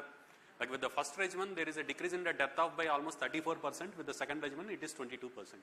So which one to choose? It's completely depends upon the patient comorbidities and his logistics and everything. But anything can be chosen based on the side effect profile. So at present, there is no data to use the combination of IO along with TKs, like single slide showing the various real world scenario of various drugs. Main portal vein and branches of the portal vein, and decision making and the treatment options of advanced HCC. So as I told, in one of the IO study, main portal vein thrombosis patients are also included. And for main portal vein thrombosis, there is data for tear. For tear also, in few of the patients we have used, and the results are encouraging, and with a median OS of almost 8.6 months. So this is I am brave data. With main portal vein thrombosis, the OS is 7.6 months when compared to without thrombosis, it is 21 months.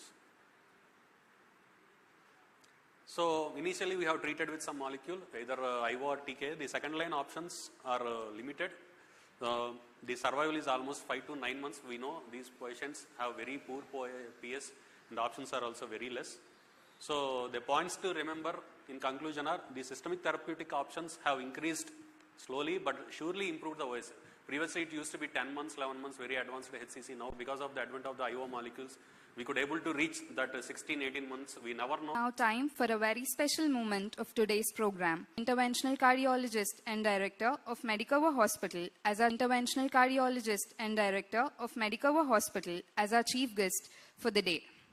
May I now invite Dr. Sharath Reddy sir to kindly join us on stage for the official launch. I kindly request Dr. Mihir Lakshmi ma'am, our chairperson of HCC, to hand over bouquet to our chief guest.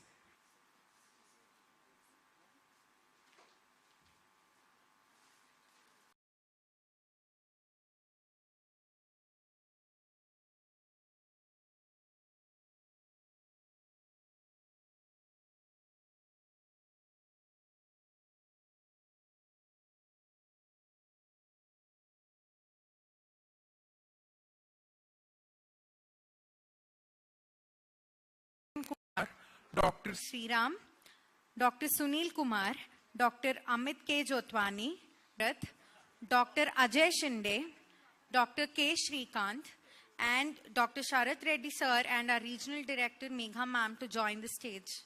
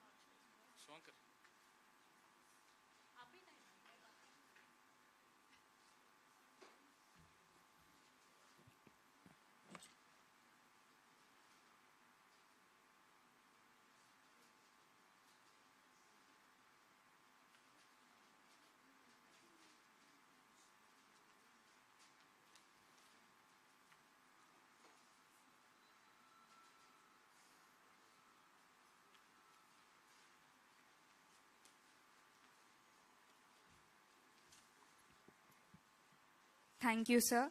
This is our entire team of medical gastro and oncology.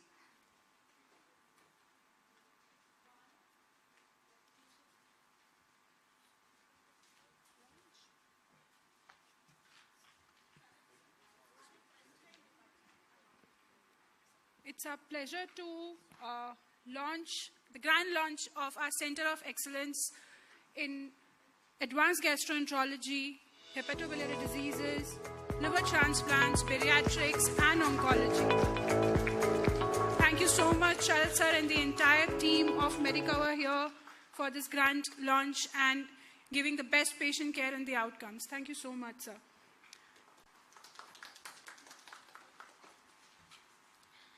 Now I request Dr. Sharath Reddy sir to share his thoughts.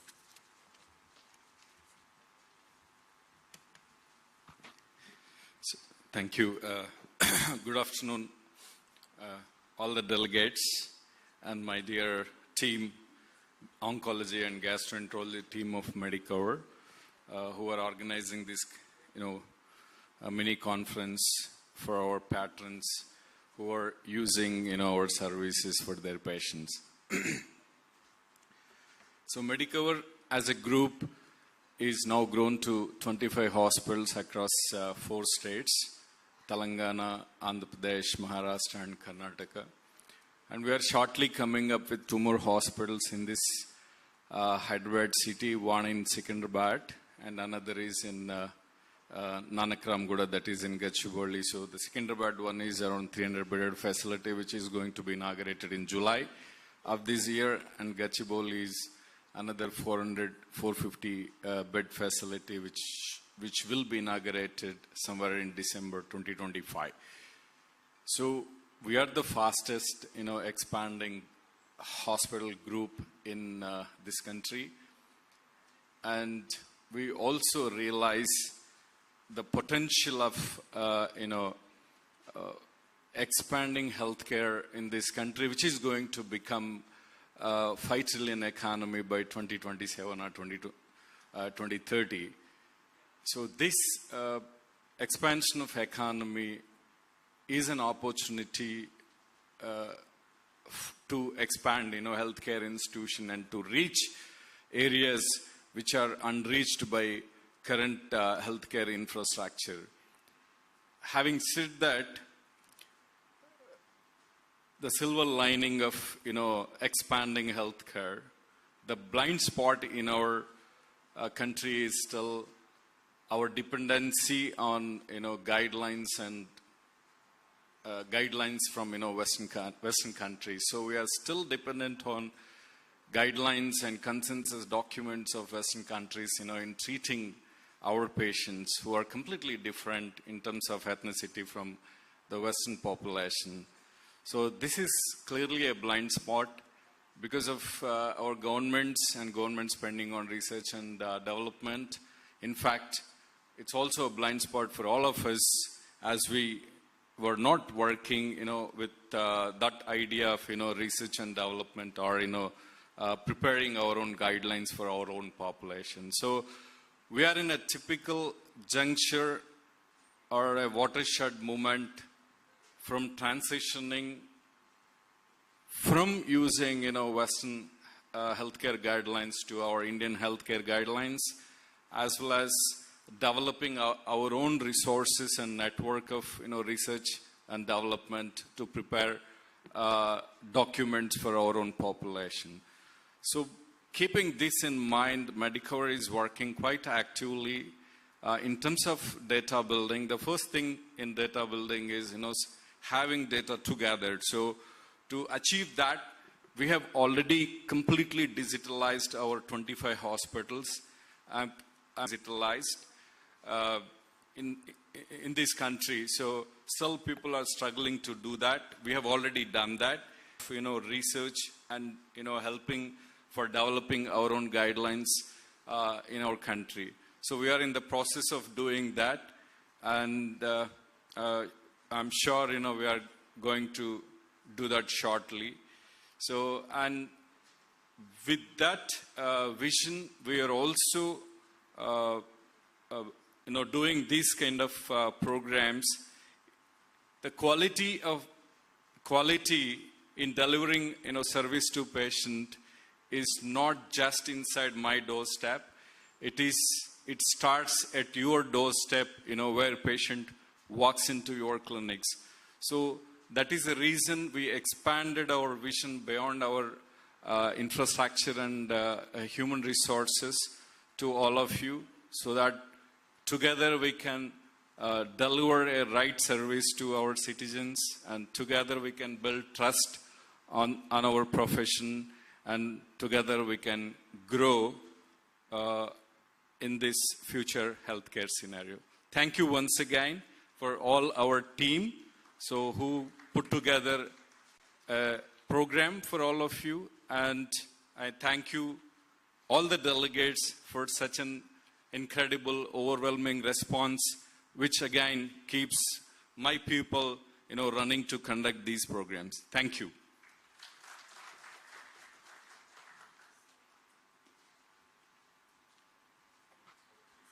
I now request our entire team of gastroenterologists and oncologists and all the Sharath Reddy sir and all the center heads to join on the stage for the group photo.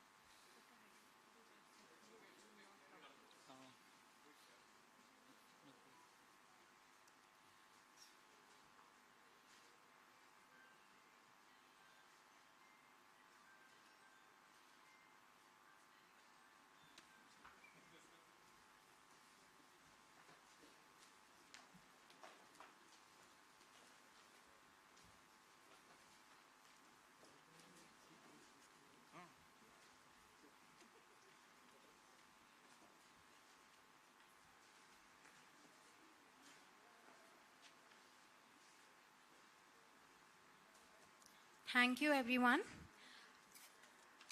We now move on to a crucial aspect of cancer care, multidisciplinary approach. It is my pleasure to welcome Dr. Amit Jotwani, Senior Consultant, Radiation Oncologist at Medicover Cancer Institute. Sir will be speaking on stereotactic body radiation therapy for hepatocellular carcinoma, a precise oncology approach. Please join me in welcoming Dr. Amit Jotwani onto the stage.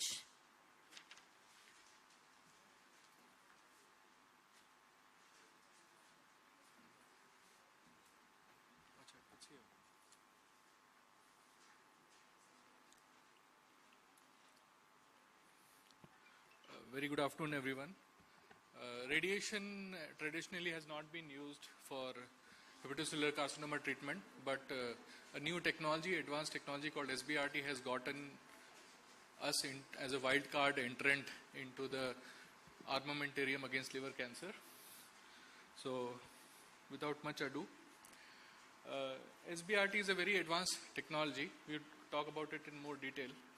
But just basics, it's 6th most common cancer globally, 3rd most common cause of cancer mortality, 82% of hepatocellular carcinoma incidence is seen in developing world, and most common etiology being hepatitis B and C viral infections, NASH, cirrhosis, alcoholic liver disease, morbid obesity, hereditary hemochromatosis, and other toxins like aflatoxin and few more other smaller etiological factors.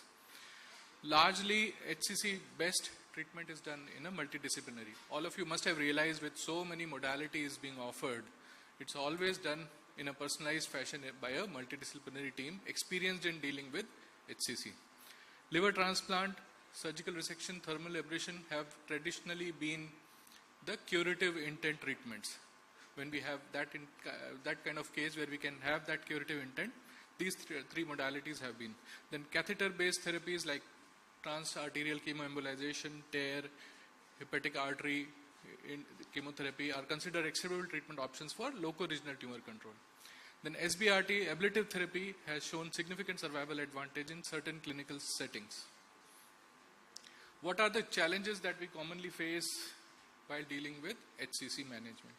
So it's an aggressive tumor that usually occurs with already an underlying condition like chronic liver disease or cirrhosis. Baseline liver function determines what modality is appropriate for a particular patient. Underlying hepatic parenchymal disease conflicts with the resection volume that you have. High propensity for regional and intrahepatic spread. Vascular invasion is common and main cause of intrahepatic recurrence post-resection. Because of that intrahepatic vascular spread propensity, we commonly see a lot of times recurrences. There is a high risk of bleeding in cirrhotic patients, so surgery becomes difficult. And liver is a dual blood supply organ. It has hepatic artery and portal vein. So it may lead to more chances of recurrence, especially after percutaneous procedures like TACE. And liver is very sensitive organ to radiation, and we have only one. Coming to radiation, radiotherapy involves primarily ionizing radiation like X-rays, gamma rays, high energy electrons or particles like protons nowadays to destroy tumor cells. Primarily, we have two goals of radiation treatment when we do. To deliver optimal tumoricidal maximum dose to the tumor without delivering a very high or a lethal dose to surrounding healthy tissues. Primarily, it works by causing double-strand breaks in DNA, leading to mitotic cell death. Now, historically, radiation was not considered because the treatment volumes would be so big, and the technology was not much evolved. So you can see.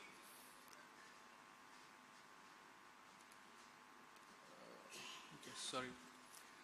Such big volume, the liver volume remaining, functional liver volume is a very big factor that we consider while treating this thing. So earlier we could hardly deliver maximum 30 gray, which would lead us to local control of less than 30%. But as the technology has evolved, we have better precision in targeting those tumor cells, especially intensity modulated radiotherapy that offers highly conformal dose delivery to the tumor. Now that was not possible in earlier. So last 20 years have given us that foot in the door into management of hepatocellular carcinoma. And SBRT added to it is much more. It is much more precise. We can deliver much higher doses without delivering very high doses to surrounding healthy liver parenchyma.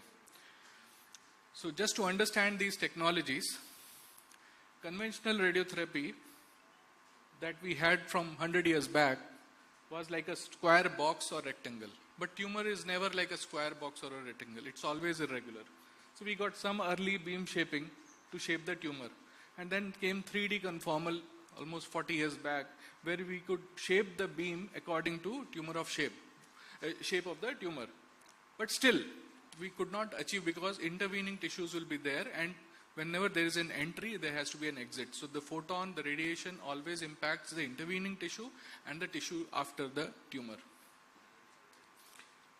After that came intensity modulated radiation. There are different names to it. VMAT is further advanced technology and all. So within that same volume, there could be areas where we want to deliver much higher doses.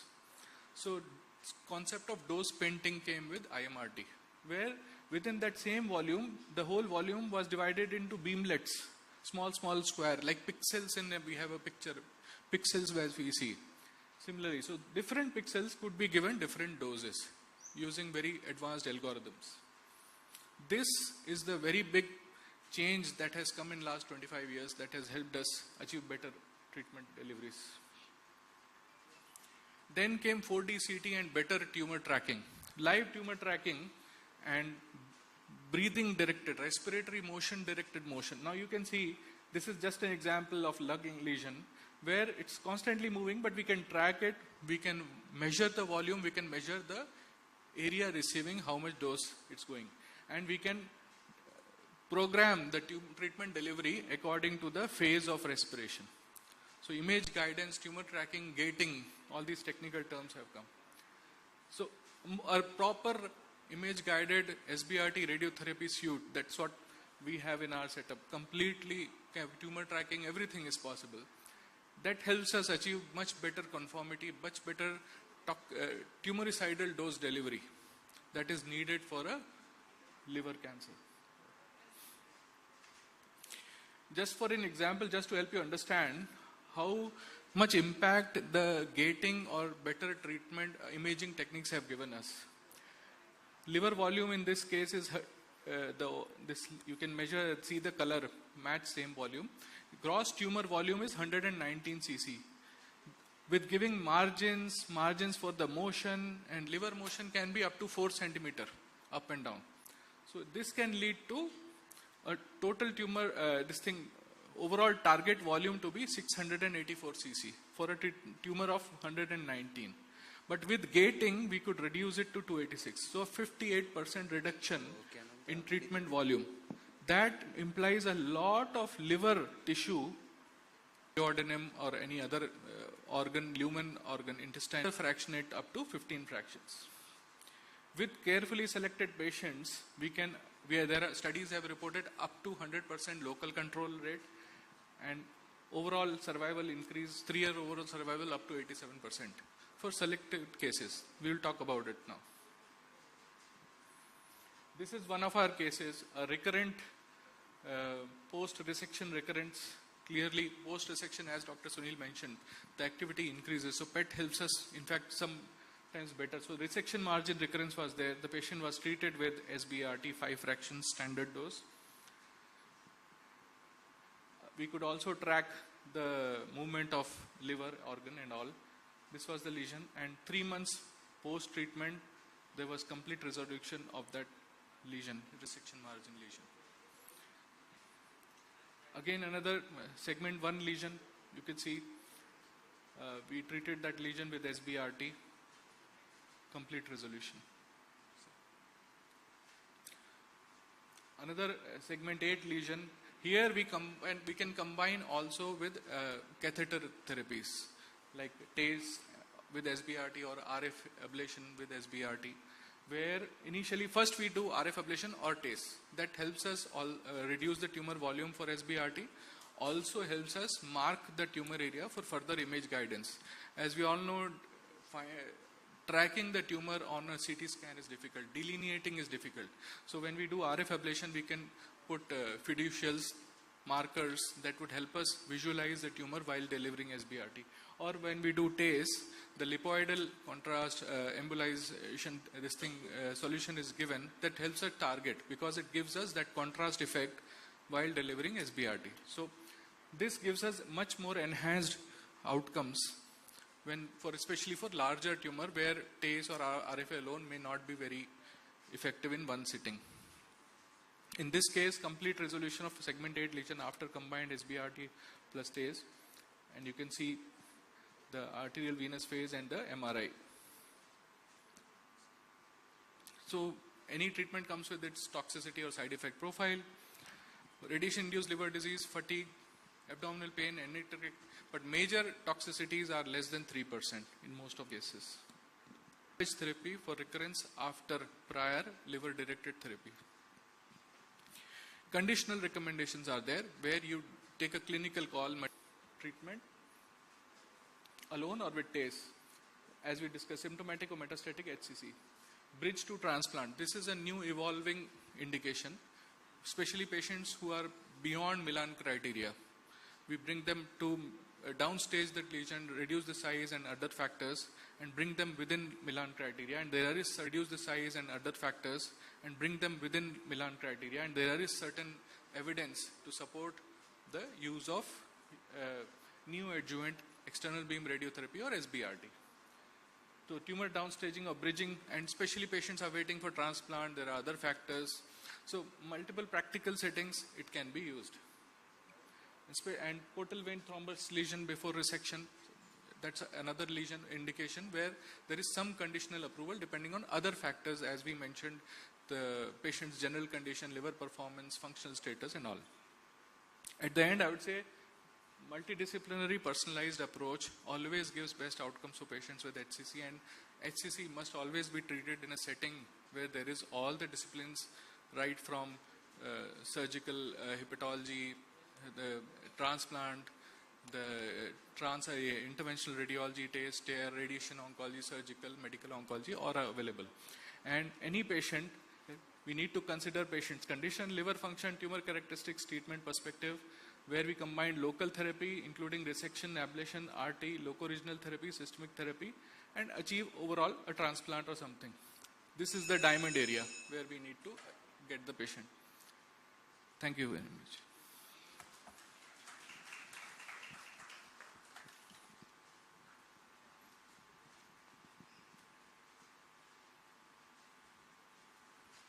Thank you, sir, for that enriching session. Your insights truly highlighted the strength of integrated oncology practice. Request all our respected delegates to kindly proceed for lunch. Please join us back in half an hour as we resume the next session.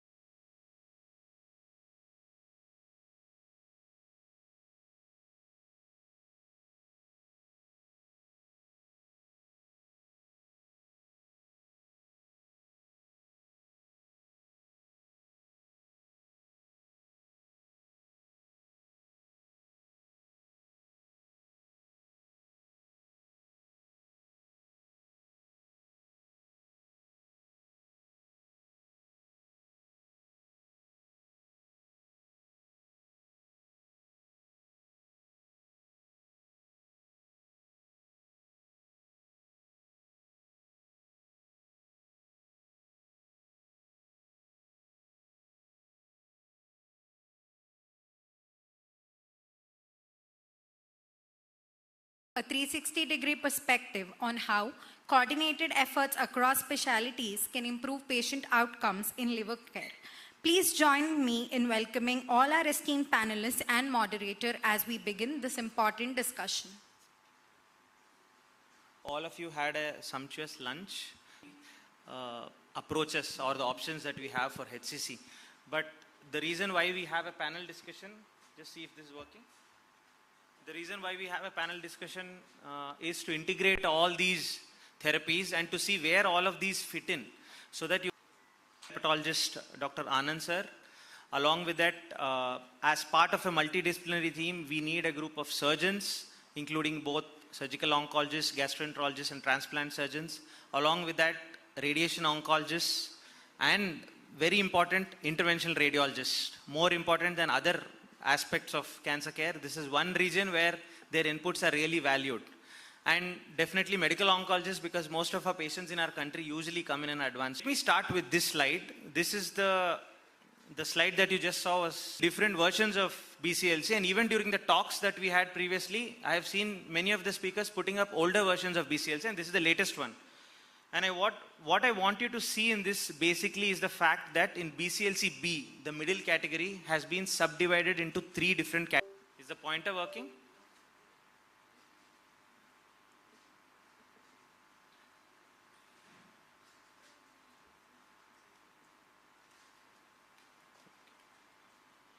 Okay, can you go to the next slide, please?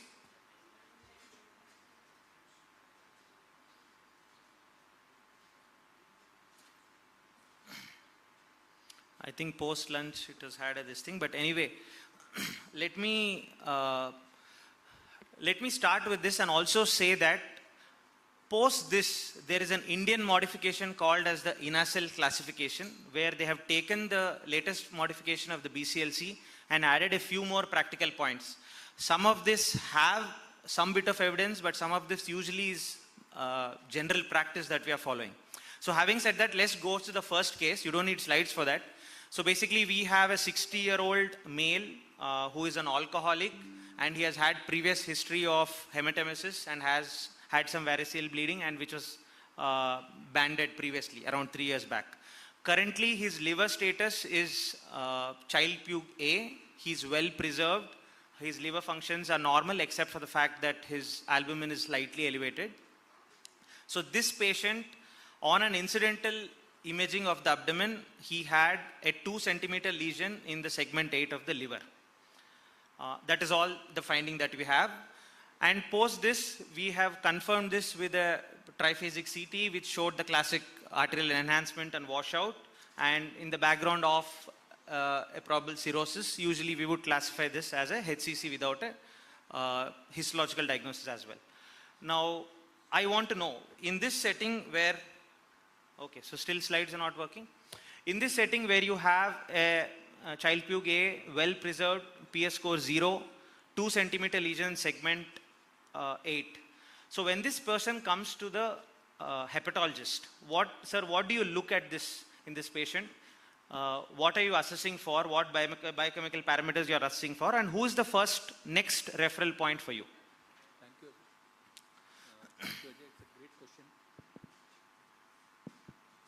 I think in current situation, most of our patients won't agree for surgery upfront. And the resection and ablation both have shown similar efficacy in results wise, overall survival wise. So I would ask my radiologist colleague whether they will be helping us with ablation in this situation. Okay, as sir rightly said, resection versus ablation is the usually what we actually try and see. So, sir, do you prefer resection or ablation in this, or both are equal, or do you go based? Much safer. Because usually get a curative ablation zone, so that should be fine. That it would be a straightforward ablation case. Okay, so this was the first case. So this was the 2 centimeter lesion that we are talking about. And this was a small HCC with a cryptogenic cirrhosis. And as we have discussed, microwave ablation versus resection is usually the thought process. But based on the classification, some way or the other, even liver transplant sometimes fits into this. Or so let's ask our transplant surgeon. As this patient is very well preserved, I think he is not having any actively decompensated. Once he had hematemesis and it was addressed very well. I do prefer to go with the local therapy first and transplant as a salvageable option. Okay, what he said is right. Even though in guidelines somewhere or the other we fit this in, transplant is only reserved for those patients in the salvage setting, or if they are not candidates for resection or RF ablation, which usually they are in most of the cases when they are quite fit. So again, resection versus ablation, usually the data suggests that more or less they are equivalent for small lesions. For little bigger lesions, Dr. Jignesh, what is your opinion on ablation? So say for example, it was a 5 centimeter lesion. Would you still ablate this? We will not give ablation as a standalone treatment. If in IR setting we would add a TACE or something to it by doing a chemoembolization plus ablation for a lesion which is 3 to 5 centimeters. Okay, so that is a totally different class. So basically for a small lesion, ablation is okay. For a larger lesion, we wouldn't think of definitive ablation. Okay. So this data suggests the same thing. Usually for a less than 3 centimeter lesion, where you call it as a BCLC-A or BCLC stage 0, 1 year, 3 year and 5 year survivals are more or less equivalent for ablation and resection. Though some data suggests that 5 year survival is a little higher in resection, marginally they are all equivalent. So I'll ask Dr. Prithvi, who is a surgeon here. So having said that both of them are more or less equivalent, still if you want to consider resection for a 3 centimeter lesion, what parameters are you looking at? And this particular case where I said this history, is this patient a candidate for resection or no, based on your clinical judgment? So based on the clinical judgment, he is actually a case for resection, but having said that, all the parameters in the studies have proven that resection versus ablation, the recurrence, complications are everything same. But before answering this question, I would like to ask the interventional radiologist, doesn't it come under a high risk zone, close to the subphrenic diaphragm and chances of lung injury? We'll get the image once. So it's in segment 8. In the single axial section, you see it is closer to the capsule. But when we usually do this under ultrasound guidance. We do not go directly straight in the plane that you're seeing. We usually go from inferiorly. So we'll avoid the diaphragm, capsule and all. So on ultrasound, I think this kind of lesion can be ablated safely. Okay, now the question again remains. Yeah, I would. So what are your particular concerns regarding resection, or it's okay to go for resection in this particular patient? Yeah, ultimately it's patient choice, but if you see resection versus RFA, all the parameters are same except that ablation is more cost effective. So I would be happier to send the patient to ablation because patient should not be suffering from the financial toxicity. After all, it's a simple 2 centimeter lesion. Okay. There's one thing probably that Dr. Prithvi has missed. If Dr. Kishore can tell me. So this patient doesn't want RF ablation. He wants resection. You know technically it is feasible, but how do you choose the patient? See, if at all, we can ablate through local therapies. Always we prefer local therapies. But sometimes some patients, they want curative kind of thing at one step. Some patients may prefer surgery also. And whenever there are certain difficulties in doing local therapies, like already they said the subcapsular kind of thing, where there is a chance of risk of rupture kind of thing, in those scenarios also we can go for surgical resection. Okay. Yeah, Dr. Sujana wants to make a point which I wanted her to get to this. Whenever you're discussing about resection, I believe as a surgeon you do a HPPG, right, before?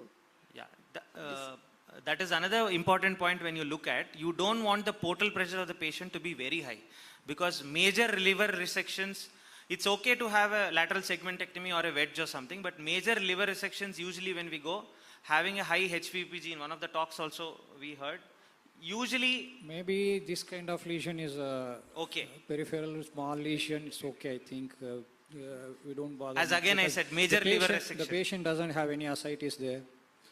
But he has varices.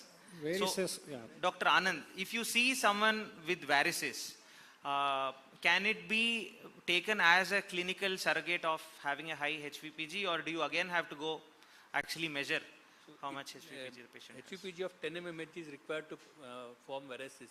and more than 16 for varices to bleed. So he definitely has clinically significant portal hypertension, but already his blood 3 years back has controlled portal hypertension.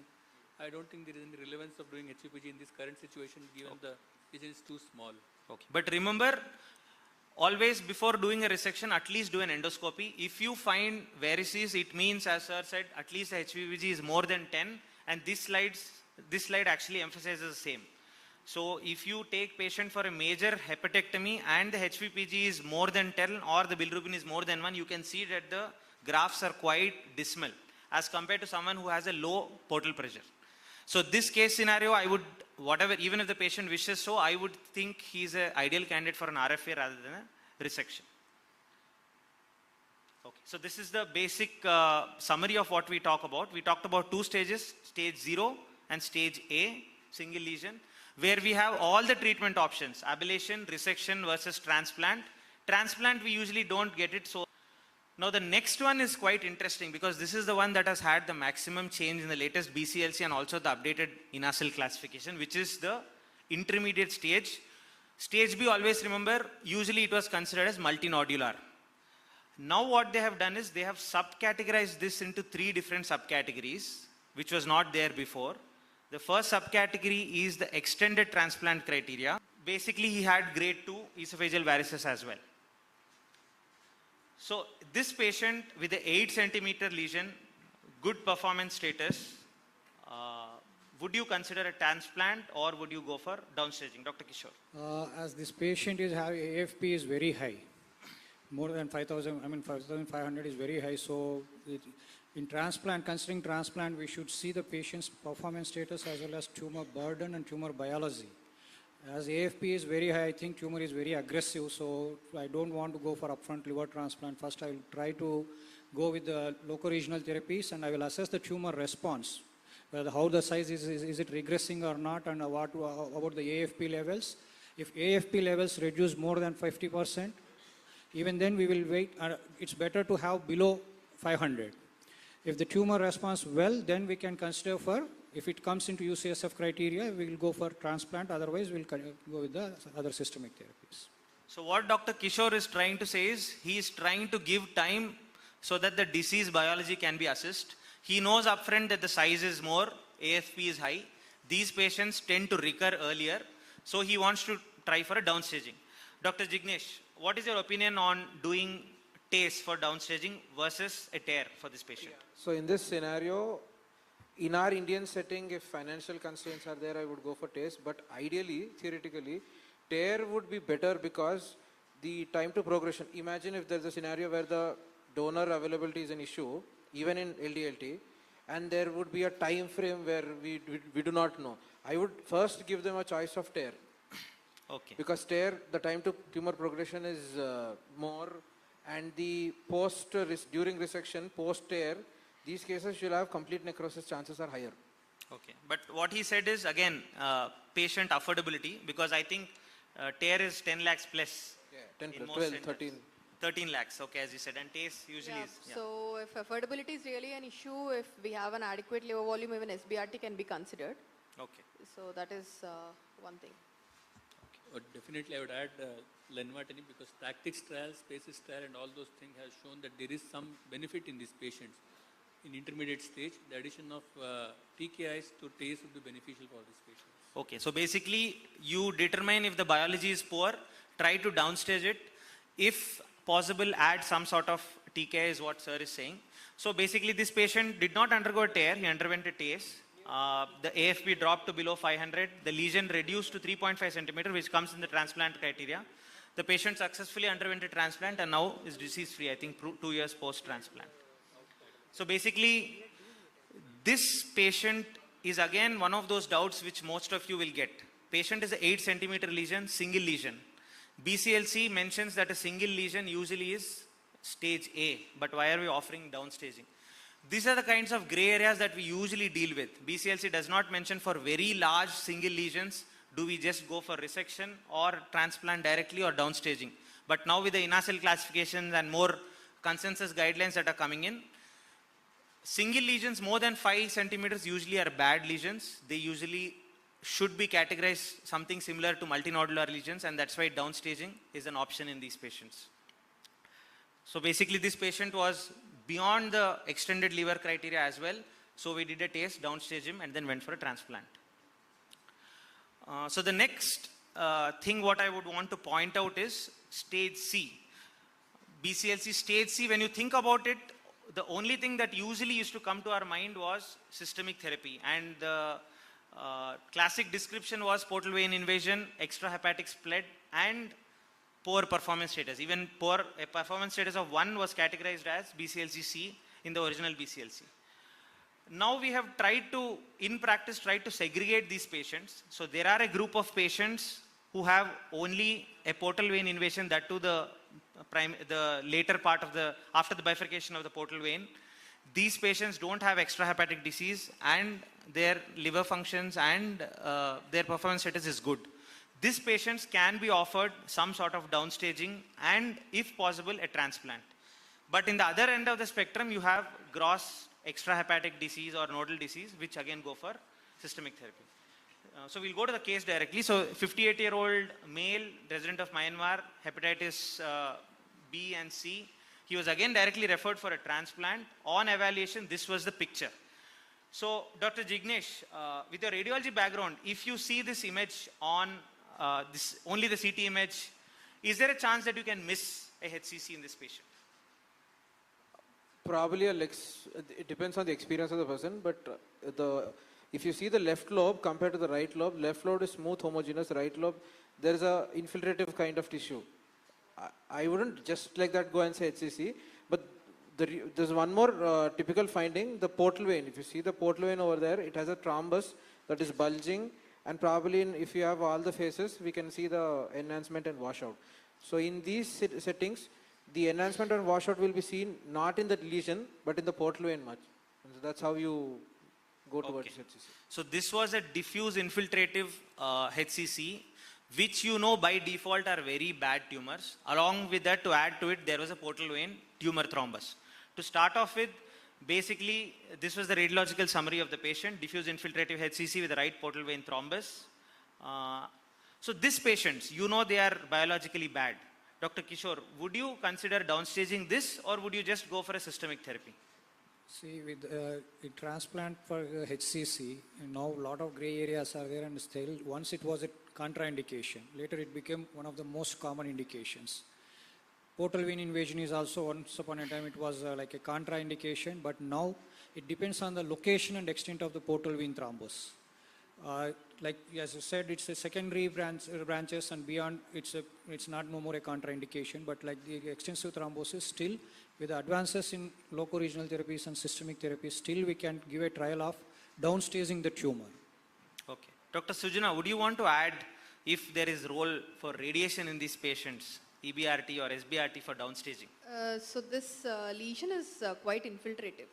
So I would probably refrain from adding SBRT upfront because the entire right lobe is kind of occupied.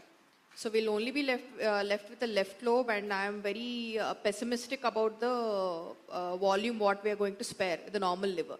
Okay. So at least if we can add a different form of local treatment, I would really happy to handhold this patient and hand it over to Jignesh if possible for tear or something. Or if not, give some systemic, downsize it, and then add some local treatment. Dr. Jignesh, TACE I know doesn't work because portal vein is thrombosed. Does tear work in this lesion? So tear, we would target the lesion proper, and for the portal vein, we will try to target the portal vein. If not, if the liver function is fine, we would do tear. Within the first month, we would go for, we would combined. ask them for SBRT. Both of us will work together and do a combined approach. Okay. But have you forgotten the medical oncologist in this? That's what that's the first thing I told. We'll add some systemic, try to downsize it, if not local treatment, and then reassess for local treatment. Okay. Dr. Bharat, so this is not a metastatic disease. It is still localized but quite aggressive. So what is your first choice for systemic therapy, considering the latest guidelines and the evidence that we have? Before I tell my options, what to treat, I'll say we as a clinicians should never give up. That is the first thing. Yes, guidelines says that this is a bad disease, but there is always two tail of the bell's curve. There is always somebody who is prolongs at the end of the tail. So there is 1 out of 100, maybe with a proper consent, proper explanation, we should keep fighting till the end. So in this particular case, if you ask me, if an immediate surgical intervention is not planned from either of the side, then atezolizumab will be the first option where immunotherapy combination with VEGF inhibitors. There is data that other immuno combinator like tremelimumab and ipilimumab is better, but cost increases, the toxicity increases in terms of the immune side effects. Those are the two things. So either of these two agents we can offer.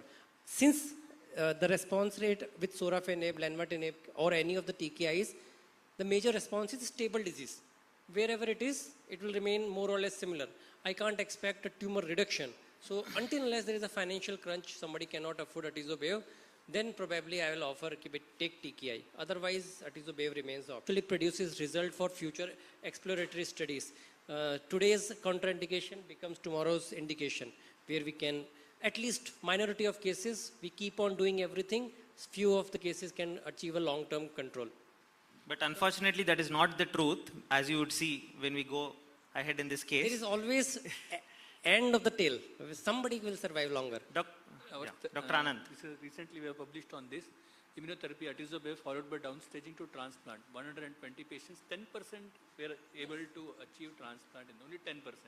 Out of them, only 5 to 6. So, yes, the hope is there, but it should not be over. So even though the chance is minuscule, you can give that option to patient, but in a case like this, being over enthusiastic usually leads to failures, is what we obviously with this tumor volume, it's always, even though patient responding very well, it's always better to wait for a certain period of at least 3 to 6 months and assessing the trend of the tumor biomarkers and all these things before going for transplant. Exactly. What he said is a very right thing to do. Actually, 6 months is best. 3 months is at least what you should wait once you downstage, at least to go for transplant, because you do a transplant immediately and patient eventually fails, then your whole exercise and the risk that you have put the patient through is usually a waste. Fortunately, this patient responded to the therapy that we gave, SBRT along with immuno. And then this patient went for a transplant after 3 months. But there was viable tumor in the portal vein along with the primary as well, and the patient recovered after 9 months. So as I said, in few cases, you have success stories, but most often than not, the doctor knows what kind of patients usually fail and what kinds usually succeed. Now, this is a fourth case where usually this is what you call as a classic metastatic HCC, which is in BCLC-C again. So this patient had bilateral liver lobe. Yeah. Previous case I forgot to tell. He is double positive, HBV as well as HCV. To offer me, for me to offer atezolizumab combination, I have to have the viral load below certain level. So that is missing. That is like I said atezolizumab, but if HBV levels, HCV levels are too high, probably then I will be little hesitant to offer. Do you have an alternative? Then the only alternative is TKIs. Okay. So this fourth case is a 60-year-old from Bihar, alcoholic with liver cirrhosis, however preserved liver function and good general condition. Imaging showed a multinodular HCC with bone, lung and adrenal mets. Biopsy was HCC. So again, stage C, what we reviewed, this falls on the extreme where you would offer these patients systemic therapy. The previous case, what we discussed was a portal vein thrombus where we tried to do maximum that was possible. And in this case, usually it's systemic therapy. So Dr. Bharat, so can you just take us through this chart? This is from the BCLC latest guidelines. Yes. Atezolizumab has been standard of treatment options from almost 2021. While working with Dr. Anand and AIG, Dr. Sujna, initially we used to criticize, but now it's a standard of care. Dhruva Tremi is the second, which is numerically better compared to sorafenib from atezolizumab. Numerically better. This will be a cross-trial comparison when I'm comparing atezolizumab versus Dhruva. But yes, it is a fair option. The cost is almost double. The immunotoxicity is almost double. But Toxicity of immunotherapy is somewhat different than tyrosine kinase inhibitors, where you develop, patient develop hand-foot syndrome. Immunotherapy side effects are usually hypothyroidism, hormonal disturbances, autoimmune disorders. But still it remains the first line considering no financial crunch. As a second line, or in a first line, if atezo-bev immunotherapy not possible, then TKI is what we offer. As a second line, choice remains cabozantinib. Regorafenib is a difficult option to give at a full dose. So normal dose is 160 mg. Most people start developing symptoms of TKI treatment rather than the disease at say 160 mg dose. So cabozantinib. Ramucirumab remains a fair option considering the cost. It is yet not generic. Eli Lilly is the only people who is producing it. So these are the two lines. If we have not exhausted cabozantinib, then a third line we can have a cabozantinib. But if we have exhausted in second line, nothing more than clinical trials we can offer. Practically all medical oncologists do a little bit of juggling around. Somebody has received TKIs in the first line, immunotherapy in the second line, then again re-challenge with TKI. Response rate is single digit. Don't expect much of response rate. So just a question to Dr. Anand. Yeah. So I want to know, what should the performance and the liver status of this patient be, and would it make a change to what you offer? So one thing, just to summarize, till recently what we had was only sorafenib. For all sorts of systemic therapy, it is only sorafenib in whatever you want to do, and along with lenvatinib. Now we have two first line options, atezo-bev along with durva and tremi. As he said, most centers have shifted to atezo-bev.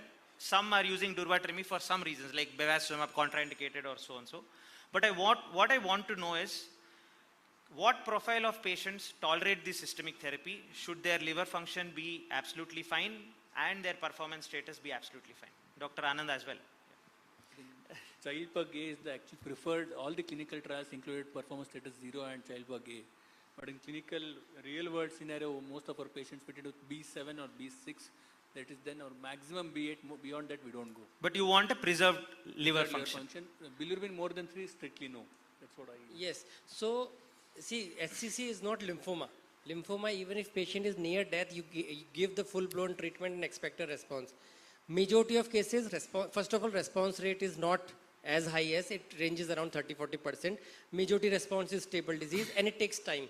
Even if you see the chart, the response started after 6 weeks of time. So if you are expecting a very poor performance status in which patient might die at any point of time, giving any of the treatment options may satisfy clinically, but it may not help the patient because the therapy will not have adequate time to improve. That is regarding the fitness. Above 3, we are kind of hesitant to offer the treatment, even though immunotherapy by default has been offered case-to-case basis at high bilirubin also. Okay, just a last point. That was a good point. Why I asked this question at the end was, what you always look in the BCLC is tumor burden. You look at single nodes, multiple nodes and everything. But what you forget usually is BCLC 0, A, B and C. All of them require that the patient has a preserved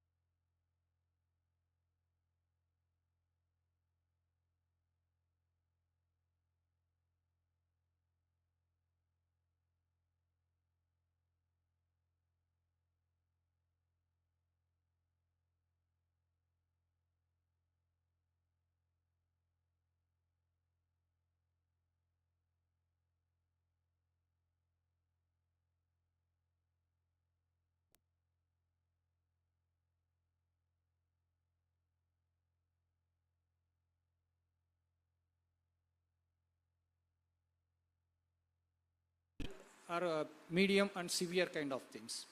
So they are individualizing the and Just a treatment last option. point, Dr. Anand, these patients usually come to you. Small tumor, decompensated liver disease, good performance status. Will you refer for transplant or no? Transplant? Okay, fine. Yeah, that was the last word. Thank you so much. Yeah.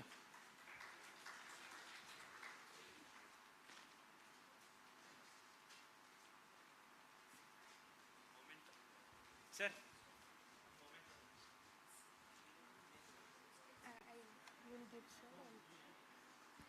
I would like to extend my heartfelt thanks to all our panelists for making this session so engaging and interactive. May I now request our moderator, Dr. Ajay Varun sir, to kindly present the mementos to our esteemed panelists as a token of appreciation. I kindly request Dr. Anand Kulkarni, sir, Senior Consultant Hepatologist, AIG Hospitals, Hyderabad, to kindly accept the memento. Dr. Kishore Reddy sir, Senior Consultant, Liver Transplant and HPB Surgeon, Medicover Hospitals, Hyderabad. Dr. Prudhvi Raj sir, Consultant, Surgical Oncologist, Kim Sunshine Hospitals, Hyderabad.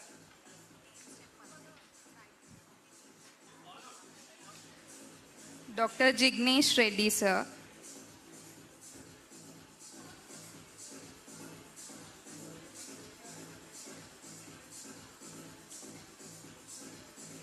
Dr. Sujna Priya ma'am,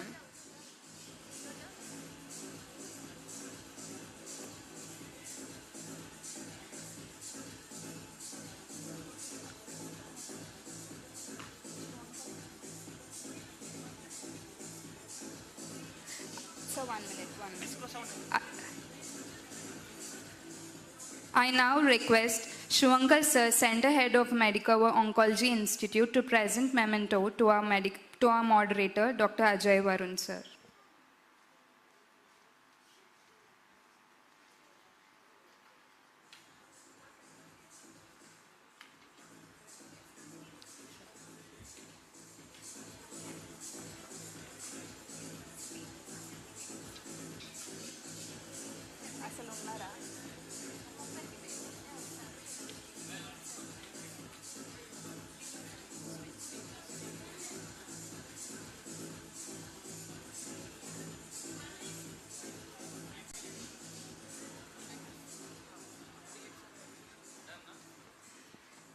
I now request Dr. Dilip sir, Medical Head of Medicover Madhapur, to present mementos to our speakers.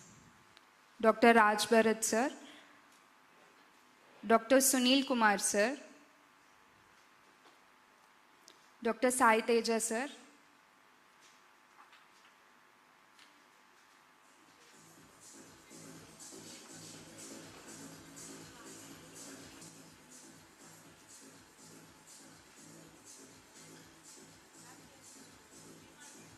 Sai Teja.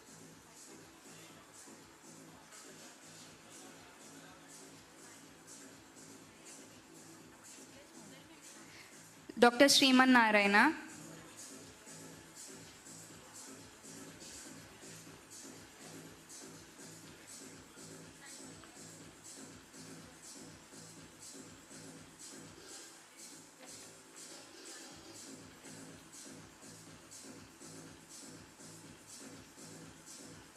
Dr. Ajay Shinde sir,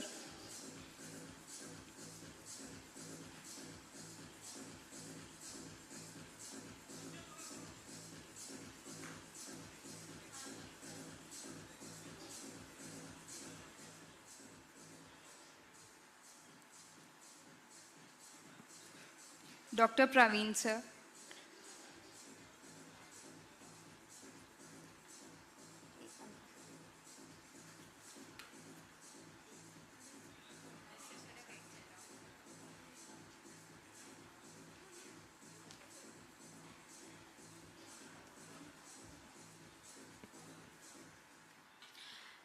As we move into our focus segment on biliary tract cancer, it is my privilege to invite a highly respected leader in the field of surgical gastroenterology to chair this session.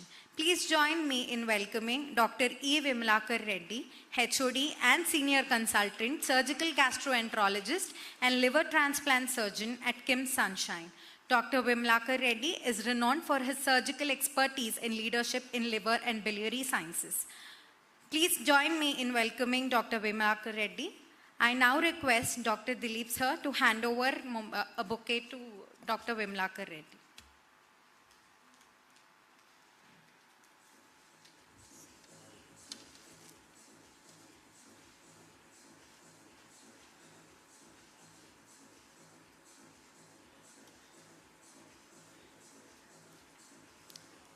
I request Dr. Vimlakar Reddy sir to please be seated for the next further sessions. We now move on to the first expert talk in this session on biliary tract cancer. It is my pleasure to welcome Dr. Arun Arora, consultant medical gastroenterologist at Medicover Hospital, who will be speaking on the topic role of EUS in biliary tract cancer. Over to you, sir.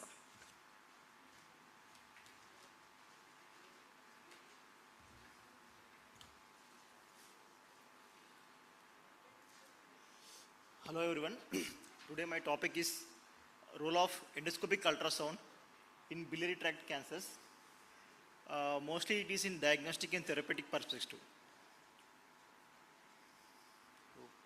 So my topic covers in following headings: introduction, EUS is a diagnostic role in staging and FNAC, therapeutic role of EUS like EUS guided biliary interventions, which includes EUS hepaticogastrostomy, EUS choledochoduodenostomy, EUS antegrade biliary stenting or biliary drainage, EUS rendezvous and EUS gastroenterostomy, and EUS gallbladder drainage.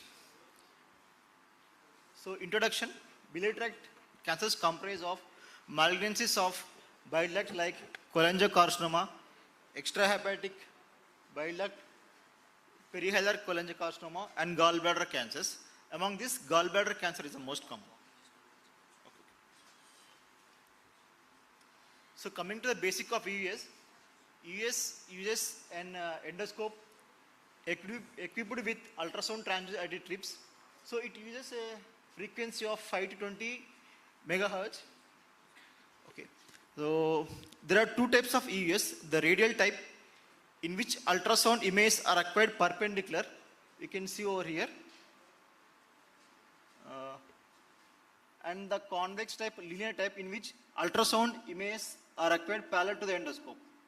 The radial EUS depicts 360 degrees of the field of view, and the convex linear EUS has 180 degrees field of view, and it is used for tissue acquisition and interventional endoscopic ultrasound.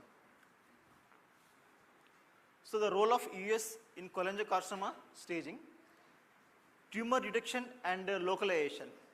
The EUS is better for distal cholangiocarcinoma compared to hilar cholangio because it is operator dependent, and the hilar cholangio is sometimes difficult to access with EUS. Advantage of EUS is it can visualize bile duct wall thickening in early cancers, masses, and adjacent organ involvement. EUS can help in T staging, can assess depth of invasion and local spread, helpful in determining resectability. And other role is lymph node involvement. In staging, EUS guided FNAC allows sampling of suspicious regional and periportal lymph nodes, more accurate than CT and MRI in detecting microscopic nodal metastasis. So CT and MRI may miss small nodes which can be picked by EUS FNA. So EUS can also assess portal vein invasion, hepatic artery, celiac axis, and SMA, and can help in assessing surgical resectability. EUS can also help in FNB of primary lesions, suspicious lymph nodes, or liver metastasis. Okay, and the FNA of hilar tumors is usually avoided because if surgery is planned, it is usually avoided because of risk of tumor seeding. So how can we take sample? So EUS has different needles ranging from 19 to 25 gauge. More is the gauge, less is the diameter. So for EUS 19 gauge needle, for solid lesions we can use 19 gauge needle for sampling. For cystic lesions we can use 22 gauge needles for sampling of the fluid. So for solid lesions, 19 gauge needle is used, and for cystic lesions, 22 gauge needle is used. So here is the example of the EUS of the distal cholangiocarcinoma. FNE was done using 22 gauge needle of the distal CBD. You can clearly see there. So after EUS FNAC, rapid on-site evaluation is done and cholangiocarcinoma is detected. So EUS FNAC can help in rapid detection. We can include a pathologist in the same session, and they may give you the diagnosis within half an hour. So we get the diagnosis within half an hour with the help of EUS FNA. Here you can see the hilar mass. FNAC of the hilar mass is done from the D1. Okay, it requires expertise. So to take FNB from the hilar mass from D1. So here the sample showed adenocarcinoma. So we can get the results very quickly. So that is one of the advantages of EUS. It helps in staging and diagnosis. Okay. So what are the limitations of EUS FNAC? In the hilar masses and the intrahepatic tumors, it is very difficult to get the sampling, and it is operator dependent. So highly skilled for the hilar, sampling from the hilar lymph nodes can be done. What are the different types of EUS guided obstruction in the hilum with both the right and left ducts communicating?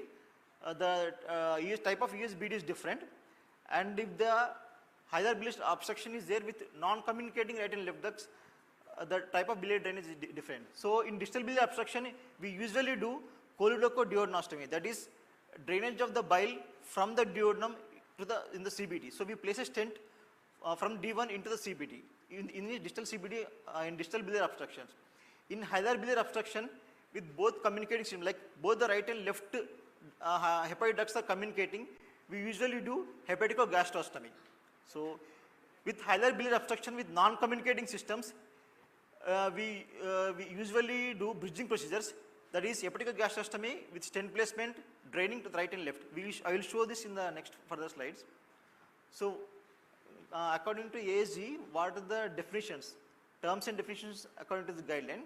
So EUS guided biliary drainage includes EUS to puncture intra or extrahepatic ducts.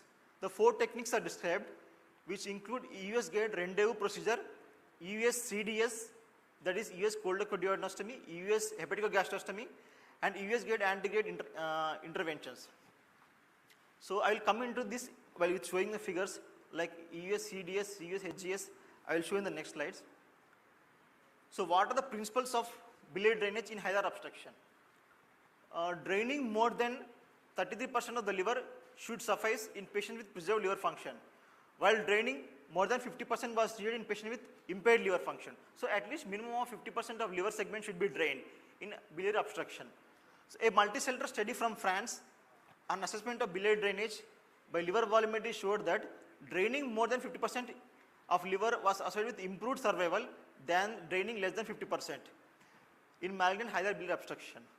And 71% is the optimal volume of liver to be drained for adequate chemotherapy to be given in patients with malignant hilar biliary obstruction. So at least more than 50% of the liver segment should be drained. So what are the indications for EUS biliary drainage? One is the failed ERCP. If the EUS cannot pass the hilum, the hilar stricture, so the other option available is EUS guided biliary drainage. In surgically altered anatomy, as the ERCP scope is difficult to pass, in that through the EUS we can access the liver biliary ducts through the stomach. In patients who have failed reinterventions of occluded transpapillary stents, EUS BD is mainly used for inoperable patients, although EUS rendezvous can be done in the preoperative settings. So what are the contraindications for EUS biliary drainage? Gross ascites, intervening blood vessels for the EUS, and coagulopathy and patients unfit for endoscopic. These are the contraindications for EUS biliary drainage. One is the gross ascites and the intervening blood vessels. So what are the steps for EUS guided biliary drainage? See, this is a picture depicting EUS hepaticogastrostomy. These are the steps for all the EUS biliary drainage. First, we should puncture the biliary tract using EUS FNAC needles. and to confirm the needle in the biliary tract, we should aspirate the bile and check it. Afterwards, followed by contrast injection, followed by guide wire should be manipulated across the hila into the distal CBD into the duodenum. So here, first puncture the biliary radicals, aspirate the bile, inject the contrast, followed by guide wire manipulation into the D2, tract dilatation and stent deployment. Okay. So here in that image you can see the needle in the bile duct, intrahepatic biliary radicals. So this is a graphic depicting the steps of doing US hepaticogastrostomy.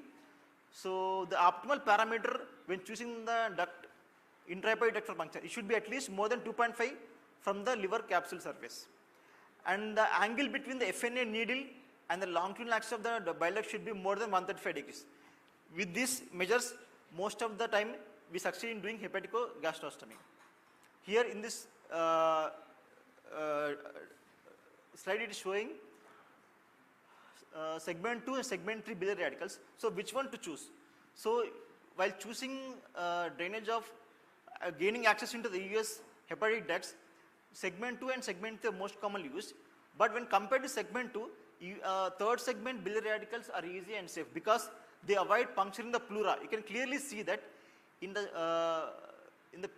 image B, in B2 segment. So there is a chance of the needle coming through the esophagus, puncturing the pleura into the BD. So it's always better to go down into the stomach, push the scope and use the big wheel up and puncture the B3 segment so that the guide wire can be passed easily across into the hilum. So always better to choose B3 segment for US gate hepaticogastrostomy. See, this is same showing the needle direction aims towards the hepatic column, allowing successful viral patches in the image A. So if the scope is curved upwards, the guide wire passes easily into the hepatic left hepatic duct. In the image B, the needle direction is perpendicular to the target bile duct and making the wire manipulation towards the hilum is difficult. So okay, an unstable scope position causing looping and displacement of the equipment. So thing is, the scope should be in the upward direction and the needle should be along parallel to the bile duct direction. So wire can easily go across into the hilum. And followed by stent deployment, this partially covered SEMS which has uncovered part intrahepatic and covered part between the liver and the stomach. So there are different types of stents for US hepaticogastrostomy. Most commonly used is a GeoBar stent from Taimung Medical and Hanaro stent. A and B are the most commonly used stents for US hepaticogastrostomy. So this is an example showing graphical representation of US gate hepaticogastrostomy in type 1, type 2 hilar block. So in type 1, type 2, and as the right and left hepatic ducts are communicating, a single stent would suffice. Okay. And this is figure 3 showing graphical representation of US gate hepaticoduodenostomy in type 3 and type 3 hilar blocks. So in complex hilar blocks, like in type 3 and type 4 hilar blocks, we should drain both the right and left ducts. For that, double stents are required. One stent, it is called bridging stent placement in hilar obstruction with involvement of primary biliary confluence. Uncovered SEMS was placed between the right and left systems. So you can see the hilum, uncovered stent was placed, and with this is second stent is partially covered stent. So partially covered stent is easier for type 1 hilar blocks, but for type 3, type 4 hilar blocks, the technical and clinical success is slightly less. The BSBD for distal obstruction can be performed by 3 different techniques like cholecystogastrostomy between the gallbladder and the stomach, cholecystoduodenum, the gallbladder and the duodenum, and the choledochoduodenostomy. I would like to concentrate more on the choledochoduodenostomy, the placing stent between the gallbladder and the first part of duodenum in malignant distal biliary obstruction. So what are the indications of EVS biliary drainage for the malignant distal biliary obstruction like distal cholangiocarcinoma, ampullary tumors and pancreatic cancers causing distal biliary obstruction and upstream dilatation? So in that cases, what we can do is we can place a stent between the D1 and bile duct, as the proximal bile is very much dilated, like more than 2 centimeters. Sometimes we can place the stent from the antrum into the CBD. So this is US CDS for distal biliary obstruction. And other indication for US BD is failed ERCP, because as the tumor blocks the D1, there is it is difficulty for the scope to pass into D1, D2, and for ERCP, when the ERCP fails, we can't place the stent. And duodenal obstruction. So in all these cases, we can place a stent that is called EUS cold loco duodenostomy between D1 and CBD. So this is a image depicting EUS cold loco duodenostomy. See, that is a hugely dilated common bile duct appearing like a gallbladder.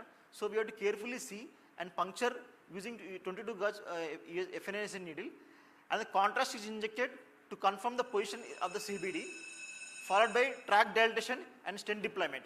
So EUS cold loco duodenostomy is mostly done in patients with biliary duct obstruction, distal biliary duct obstruction. So sometimes lamps, instead of long stents, lamps can also be placed between the D1 and common bile duct. So these are different types of cholecystogastrostommy, cholecystoduodenostomy, and cold loco duodenostomy. So in this, after locating the target organ, the distance between the tip of EUS scope and the CBD should be less than 1 centimeter, and a Doppler should be done to evaluate any intervening vessels. So actually, for cold loco duodenostomy, the lamps, this is the lamps, the inner diameter is between 6 to 8 millimeters. It is placed between the first part of duodenum and CBD. And the CBD diameter should be at least more than 50 millimeters, 15 millimeters, for the lamps to be placed. Okay. So what are the advancements that we can expect? Peri-procedural, there is bleeding, perforation or pneumoperitoneum. Sometimes bile leak, cholangitis, stent obstruction can occur. It is seen very early as we puncture the bile duct from D1. So what are the late complications? That is stent migration proximally into the CBD, buried stent obstruction with the foot, and some syndrome, that is when you place the stent between the D1 and the CBD, the part distal to the stent becomes dilated and bile gets collected. Bile gets collected in the distal part of CBD, so it can infected. That is called sump syndrome. So these are all the complications that can occur with EUS CDS. So these EUS biliary drainage are highly skilled procedures. They should be done by a trained endoscopist. So what are the comparison outcomes? The technical success rate, clinical success rate are similar between hepatico-jejunostomy surgical and the EUS hepatico-gastrostomy.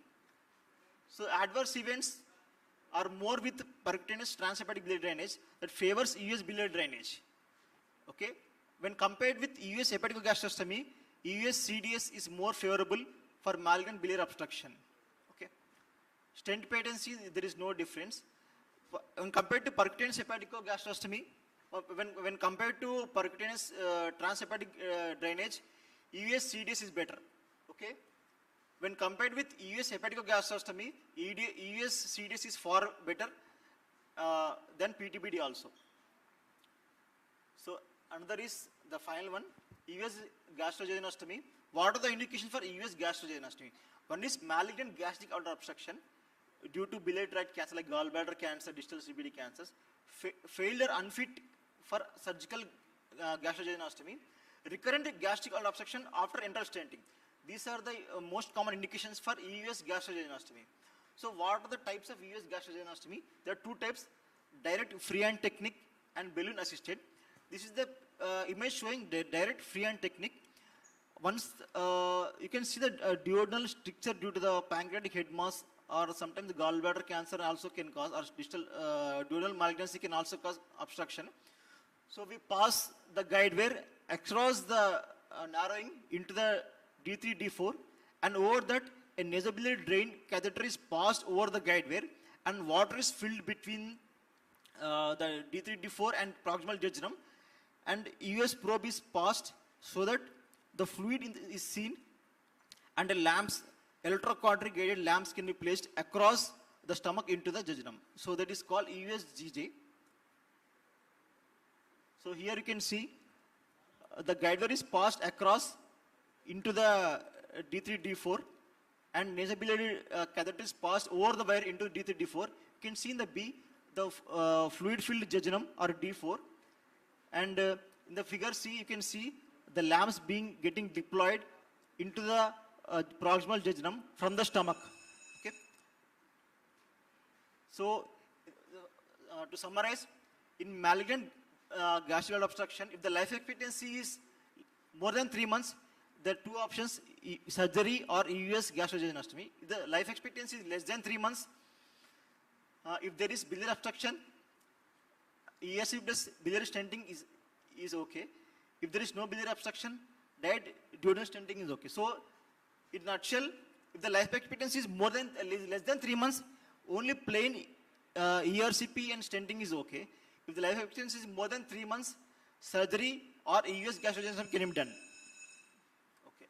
So I'll stop it here. Okay. Very good, Arun. So my small clarification. Yes. Because biliary drainage to biliary drainage. Stents are enemies for surgeons. Yes, sir. And if you see the concept of the stenting, part of stent will be lying freely in the peritoneal cavity, which attracts a lot of adhesions and causes problems. Yes. And we have seen few cases where they tried for the hepatico-duodenostomy, and you're doing anastomosis between a solid organ and a luminal lumen. So both the structures are different. In that, so the stent staying percentage is less, and that wrong tracking is very high. We have seen cases with the perforations and landing in emergency for the emergency Whipple, emergency surgeries. And with that, not only having complications definitely will come down with the experience and all those things. But if it is for the purpose of preoperative biliary drainage, if the patient is not having cholangitis, if you're not contemplating any hepatectomy, if there is no malnutrition, whatever may be the bilirubin, we can go ahead with the Whipples. But if you're contemplating hepatectomy, definitely you need to have a less than 3, or few people will consider up to 5, but less than 5 bilirubin. So this small clarification for the house. So if it is for the purpose of palliative care, definitely when you compare external drainage versus internal drainage, obviously internal drainage is very physiological and it will give very good comfort as a part of palliative care.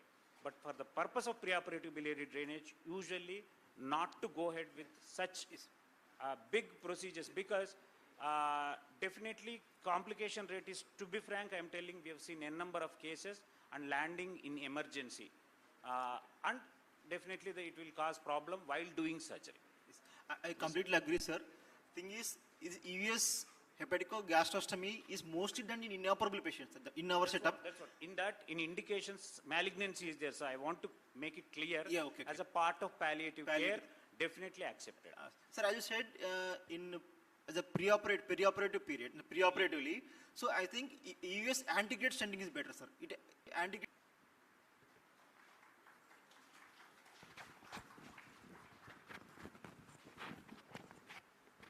An insightful talk. We now move on to our next speaker, Dr. Santosh Narayankar, consultant gastroenterologist at Medicover Hospitals, who will be speaking on the topic endoscopic retrograde cholangiopancreatography in BTC. We welcome you, sir.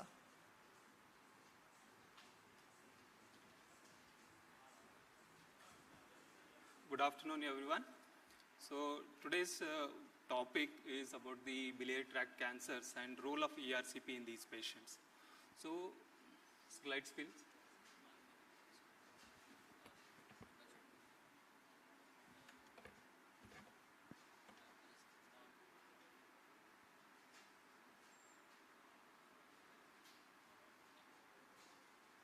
So we have here go to test for diagnosing and evaluating the staging of the biliary tract cancers. ERCP has left with mainly the palliation role. So we know ERCP is mainly for the stenting of the biliary tract in patients who are having malignant biliary obstruction, and both in as well as biliary as well as pancreatic cancers causing obstruction. It has a role of and how many stents to be placed is based on the MRCP. At least 50% of the liver should be drained for the management. So choice of the stents, metal stents or plastic stents, both have similar efficacy and depends on the personal choice and availability and stage of the disease. So we all know biliary tract cancers, either it may be intrahepatic cancer or it may be a perihilar cancer, gallbladder cancer as well as distal biliary cancers. So intrahepatic, they usually present with the liver mass and underlying existing cirrhosis or hepatitis B or any pre-malignant conditions, and they can be addressed by hepatectomy and other things. For perihilar cancer, ERCP plays a major role. Here, it plays both as well as palliation as well as the diagnosis of these cancers. And whenever gallbladder cancer is there and it has involved cystic duct or common hepatic duct, then also palliation is required in these patients. And distal biliary obstruction, again, it is mainly for the drainage of the biliary system. ERCP is advocated, as well as for the diagnosis by brushings.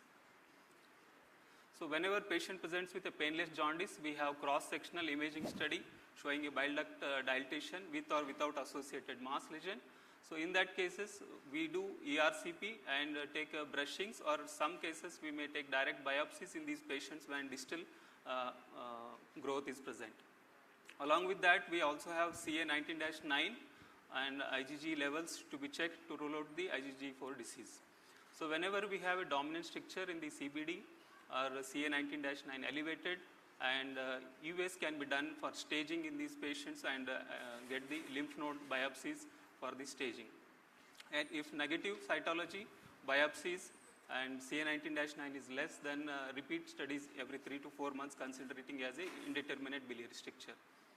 So whenever the biliary tract malignancy is diagnosed, and if it is operable, always consider surgery before, if it is operable and bilirubin levels are less than 3 to 5.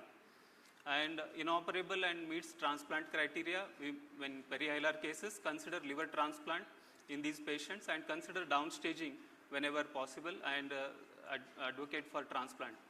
And if it is not a candidate for transplant as well as the surgical candidate, then consider systemic therapy as well as metal stent placement for these patients.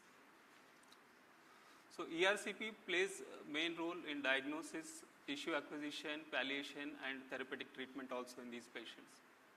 In diagnosis, whenever we have a biliary tract cancer, it may be periampullary cancer, it may be distal biliary or perihilar. So in periampullary cancer, we usually do direct biopsies under endoscopic vision, and if there is a distal biliary cancer, we do biliary brushings. Then if at all it is in perihilar region or in the distal biliary, not brushings are negative, then consider EUS guided FNA in these patients. Sometimes, so brushings as well as FNA may be negative. In that cases, direct cholangioscopic guided biopsies can be done in these patients. So we also can do MRCP and CT and serological markers for diagnosis. So which one to consider for diagnosis, EUS FNA or ERCP? Nowadays, whenever patient presents with biliary tract obstruction, we first consider EUS FNA as a primary test, because it gives both staging as well as the diagnosis at the same setup. If FNA is not possible in these patients, then consider ERCP and brushings. But in patients where intrahepatic and proximal hilar, they are difficult to get a FNA from the US, then we consider ERCP as the primary choice and take brushings from the stricture site. So even though brushings are routinely being done, it carries only 40% accuracy in diagnosis of these patients. And to increase the sensitivity of diagnosing brushings, we can do dilate the stricture before taking brushings, and which increases the yield up to 70% times. So direct biopsies can be taken for periampullar lesions and distal biliary strictures sometimes after the fluoroscopic, under fluoroscopic guidance after sphincterotomy, we can consider doing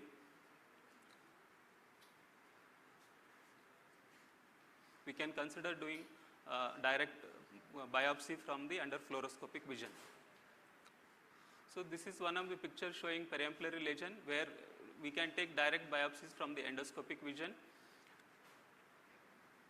And in one of the picture here, we can use a SPY scope, that is which can be passed through the ERCP scope, and directly under cholangioscopic vision, we can take biopsies from the tumor so that diagnosis can be yield. At least 6 to 7 SPY bites should be taken to consider it to increase the diagnostic sensitivity.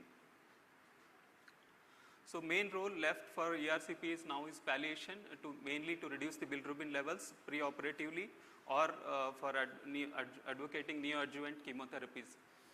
In patients who are having mainly biliary tract, distal biliary tract cancers or resectable pancreatic cancers, we have to, patients are being planned for chemotherapy. In that case, we usually, medical oncologist asks for a stenting, preoperative stenting. For even for surgeons, they ask for preoperative stenting if there is even though there is no cholangitis, to decrease the bilirubin levels to less than 2.5, because it increases the overall post-surgical outcome. So that palliation improves, and jaundice levels once reach bilirubin less than 2.5, there is increased outcome. If at all some patients who can undergo surgery within 1 week of diagnosis, when head-to-head studies have shown that if bilirubin up to 14.6 with no cholangitis in present, the ERCP patients who had preoperative ERCP had more complications compared to the surgical patients. So in palliation, we can preoperatively or neoadjuvant treatment, we can consider putting a plastic stent in these patients. Preferentially 10 French plastic stent is placed, which improves overall good biliary drainage. So until we achieve surgery or unresectable stage, we have to continue exchanging these plastic biliary stents every 3 months.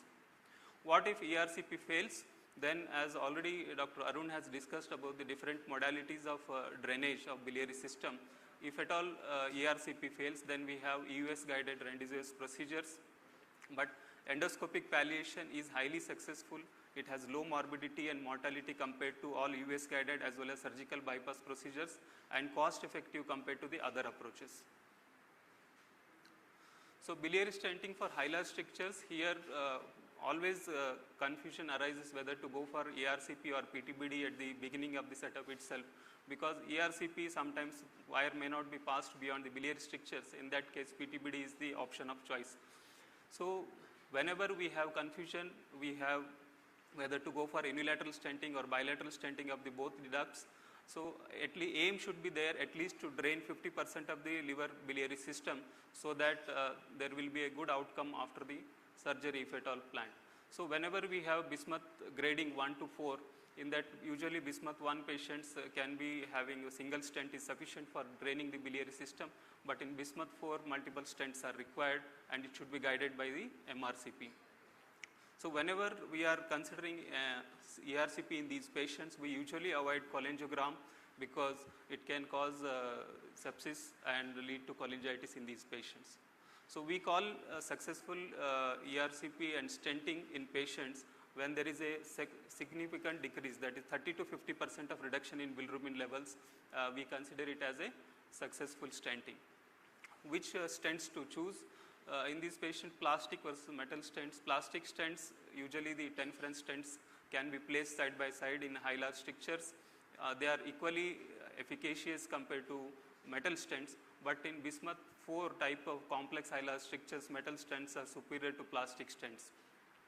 But in metal stents, whenever they have metal stents, there is a difficult to re-intervene when there is a tumor ingrowth into the metal stent. In that case, again, we have to go for a plastic stent placement in stent place. So these are the few pictures where we are seeing hilar strictures. Metal stent has been placed into the left system, and also in other case we can see bilateral plastic biliary stent placements. So other endoscopic ERCP can also help in palliation in the form of photodynamic therapy and RFA, even though these are all not being routinely used, but they can loco-regionally can manage these biliary tract cancers and increase the overall outcome.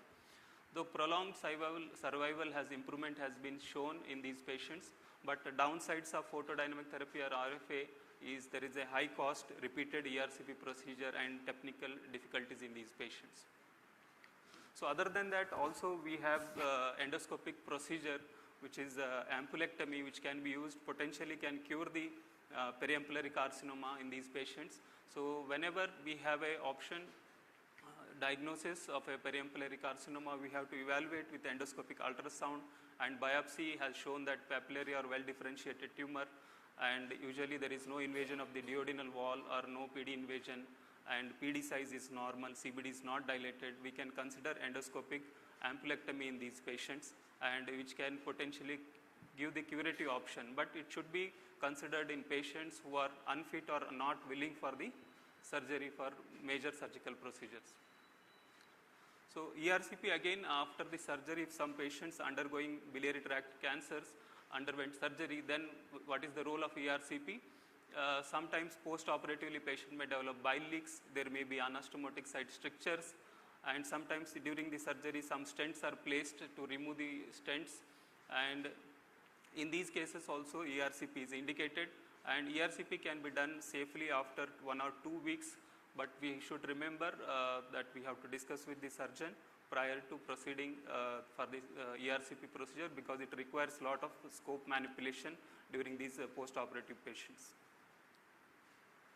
To conclude, usually management of these biliary tract cancer through ERCP requires multidisciplinary approach, because whenever ERCP is failed, we may have to require interventional radiologist help, we may have to approach surgical oncologist for drainage, as well as we may have to discuss with the neoadjuvant therapies for medical oncologist. It is always a medical multidisciplinary approach. ERCP plays important role in diagnostic and therapeutic approach, and often it should be combined with US FNA for diagnosis, and whenever ERCP fails, we can consider US as the other option for the biliary drainage. Thank you. Thank you, sir. It was an excellent talk, but I want to thank you for accepting and showing the evidence that up to 14.5 without cholangitis, without malnutrition, better not to stent. Yes. Because the stent versus no stent, the mortality is very high. Yes. So that is one thing. Second thing, if you have a hilar cholangiocarcinoma, usually at the confluence are one-sided. We have seen a number of cases, they try to stent that side. Usually, if it is a retrievable, as a part of preoperative biliary drainage, if you are putting a retrievable SEMS, so what you are going to do, you are going to put a covered SEMS. Yes. If it is a covered retrievable SEMS, if you are putting that side, wherever the obstruction is, which side is the obstruction is there, invariably at the confluence level, you are occluding the opposite side duct. That's why always better to put Y. Yes. Always, whether it is a single side obstruction or double side obstruction or at the hilum or below, better to drain both the systems. That is one more important thing. And next, better to put a short SEMS than a long SEMS. Yes. If you put short SEMS, the chances of periductal inflammation and fibrosis will be very less. And after putting, and one more thing, most of the times we see in CAD of pancreas or periampullary growths or cholangiocarcinomas, they look at, most of the medical gastroenterologists, I'm not blaming anyone, but they look at the bilirubin, and if it is more than 3, they stent, and the patient will be going for CT scan, MRI, PET scan, all those things. After 1 month he will come. But we surgeons, we never look at the bilirubin. It is not the criteria. For us, albumin is the most important thing. Whether we are going for the hepatectomy or not is the important. And next, whether the patient is having cholangitis or not. So don't wait for the bilirubin to come down unless you are contemplating hepatectomy. Your job is to look at the albumin. If it is sufficient more than 3.5, so that is the time we have to go in for the surgery. And waiting for, again I am telling you, if the patient is, for some reason, if you stent, if the patient is having good albumin, if your cholangitis got settled within few days, so better to do early surgery. So usually after stenting, within 1 week, we'll try to go for the Whipple's procedure or any radical cholecystectomy or whatever the cancer based on the cancer. So no need to wait till the bilirubin come down if you're not contemplating for hepatectomy. Look at the albumin. Try to put a short SEMS. Try to put bilateral stenting if it is a hilar cholangio. These are the take home. Thank you, sir. Thank you. Thank you.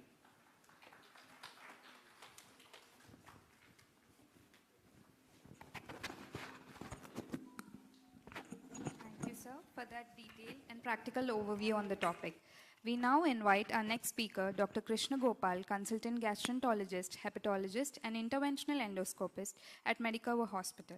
Sir will be speaking on the topic endoscopic guided ablative therapies for HPB tumors. Over to you, sir.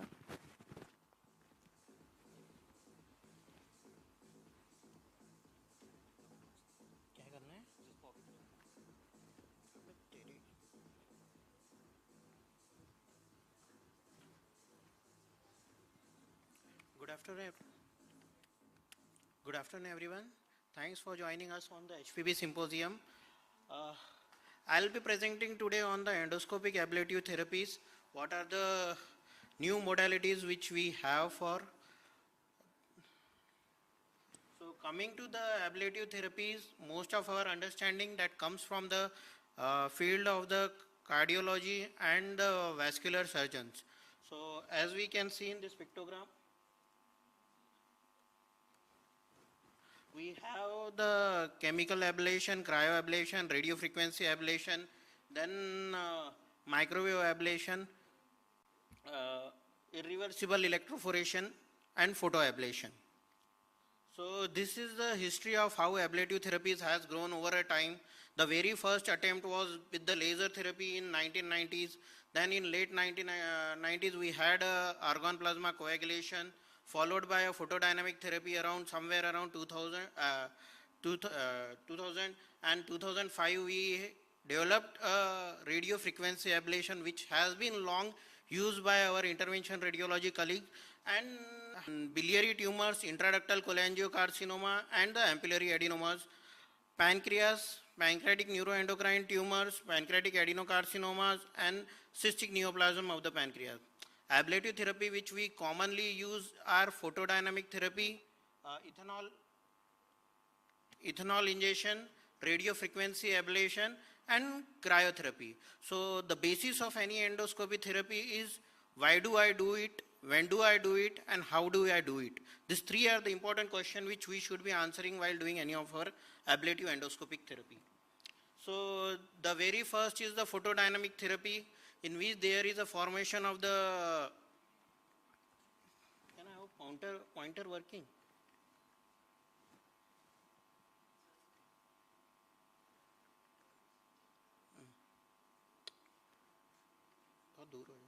So as we can see in the diagram there, we generally put a photosynthesizer on the tumor first, followed by that after a 48 hours duration, we expose it to the laser of 450 to 500 micronanogram. That leads into the ablation of the tumor. The figure down there shows the image. In image A, we can see the actual MRCP of the patient. In image B, how the tumor was there when we applied a photosynthesizer to it. Image C, it shows the picture of the 7 days ablation, and the image D shows it almost after a month of the ablation. The second pictogram, it shows a ERCP procedure, how it has been done. The red arrow shows the position of the laser catheter. So coming to the evidence, what we have with photodynamic therapy, so it has shown to improve the stent patency over a time of up to the 24-month to the 60-month duration. Also the recurrence rates has been less and the stent patency was found to be more. But it is a two-step procedure. Obviously the cost involved with the photodynamic therapy is a lot. So that put us forward to find the other therapy which can make it more cost effective. So the other thing is ethanol injection in hepatic and pancreatic lesion. So 5 to 80% of the concentrated ethanol is injected during the therapies. It can be done with the help of EUS. We have a different EUS needles which help us for the direct delivery of the ethanol to the lesion. It can be used in the lymph node, metastatic lymph node ablation. It has a viable efficacy varying somewhere between 60 to 72% over a time. It is easily available and a very cost-effective approach. Ethanol ablation has shown to be a very excellent result in the cases of insulinoma, in which the effect starts coming up in after 24 hours of therapy, and there are the studies in which it has been shown up to the 5 years of therapy. So coming to the RFA, in RFA the tumor size is something which we should look at, Normally the tumor size should be less than 3 centimeter. It is preferable it is somewhere around 2 centimeter. So in the mechanism is with the RFA catheter, we slowly start rising the temperature of the tumor tissue, leading into the tumor necrosis and breakdown of the tumor cells. Following that, there is an interesting study which has been published which showed that there is an increase in the immune response at the tumor site with the help of the RFA. It has shown that there was an increase into the immune related T cells, which has been based for the theory of why post RFA there was found to be improved survival. So for now coming to the RFA of hepatic, pancreatic and biliary lesions. For biliary RFA we have two catheters. The first one is the Hpb catheter and the second one is the ELRA. In Hpb catheter, we have two ablation port which are almost 8 mm away from each other, and the length of each is around 8 mm.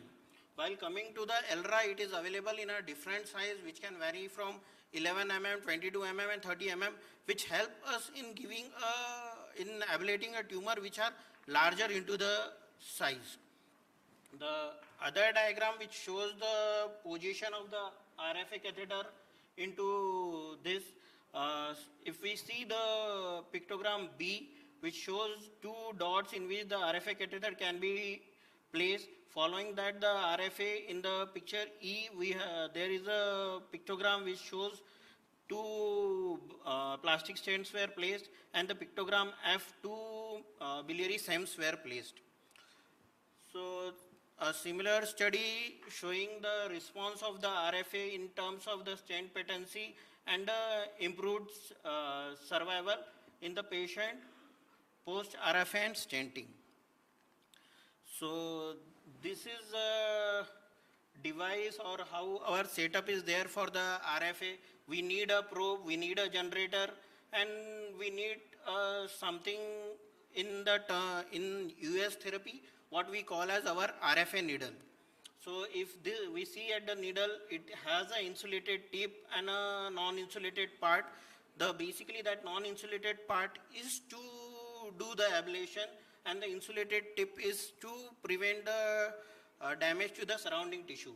The picture lower down, it shows a coolant machine and a generator for the RFA. So for coming to role of EUS with HCC and liver lesion, we can use ethanol injection in metastatic lymph node or the liver lesion in the patient in which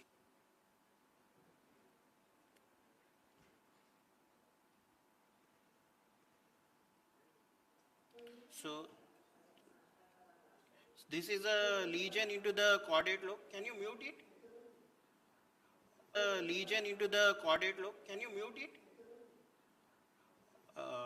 That is a RFA needle which has been inserted.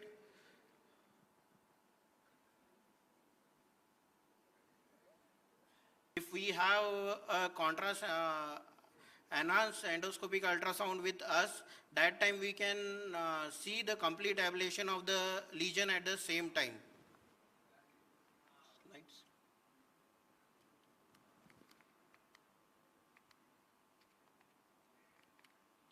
So coming to the ablative therapies in the pancreas, we have ethanol injection plus combining with a direct drug delivery to the lesion or the use of RFA.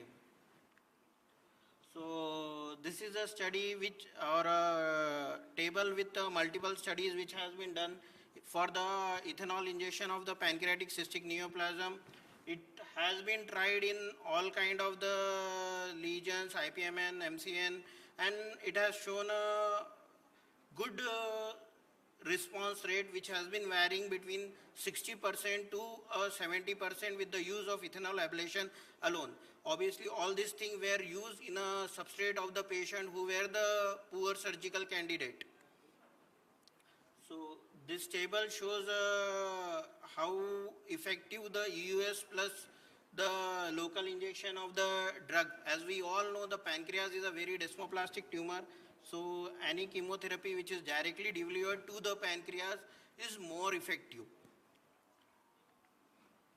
So coming to the meta-analysis of EUS RFA, for the pancreas, there is a good number of data which shows there is a high technical success rate. The clinical success varies around 85 to 95% in these lesions. Obviously, everything comes with some adverse event to it. The adverse event varies between 6 to 20% depending on the size of the lesions we are ablating, the area where we do ablate it.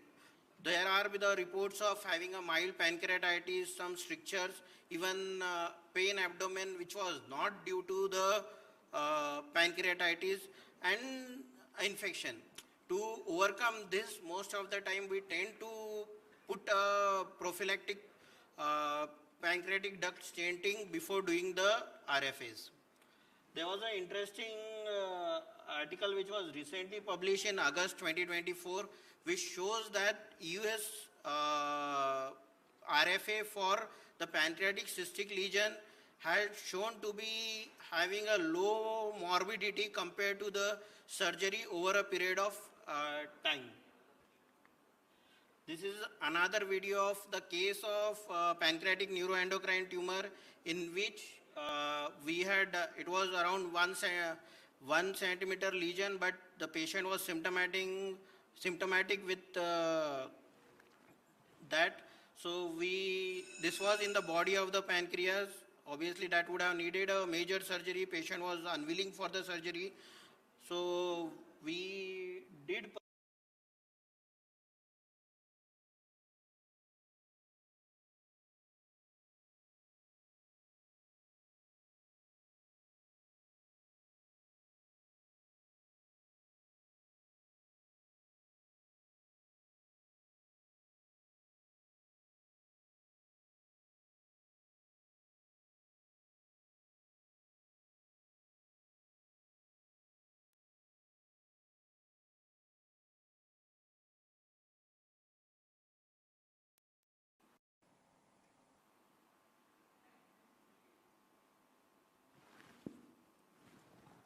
This patient has been on follow-up. Her serum chromogranin level has come down to normal.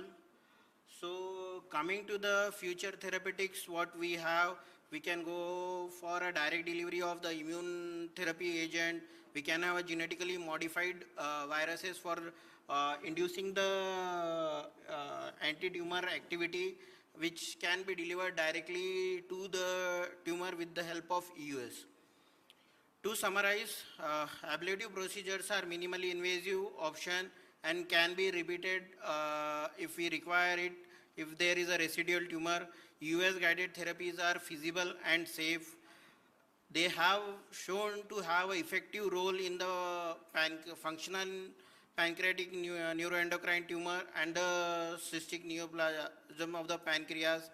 Obviously, we need more randomized trial and a larger database before we can call it as a standard of care and to replace it with a surgery. Thank you.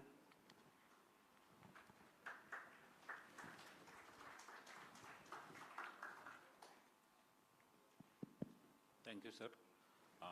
So definitely, yes, we can go for this as of cancers, especially HCCs. Cancers, RFA role is not much as of now. As a part of palliative care are very early. These are the only two indications. Yes. I think, as you said in the last slide, it needs to be validated with the larger numbers. Yes, sir. As of now, what data we have is a very limited data and with few cases, but the patient who are not a candidate for the surgery, I think this is one of the option which is very well worth considering for any of them. Thank you. Thank you.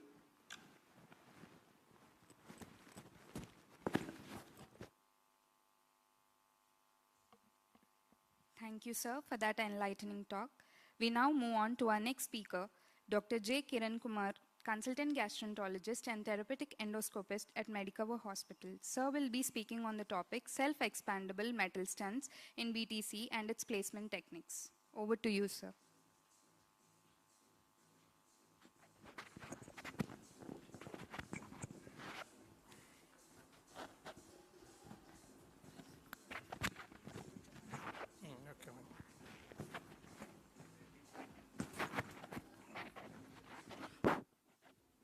scenarios we will use covered stents or plastic stents. Whereas in case of palliative biliary drainage, so when there is an inoperability or distant metastasis, so ERCP and SEMS placement, that is uncovered SEMS placement, is the ideal choice.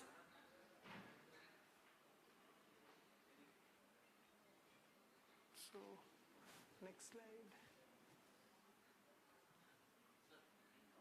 Okay.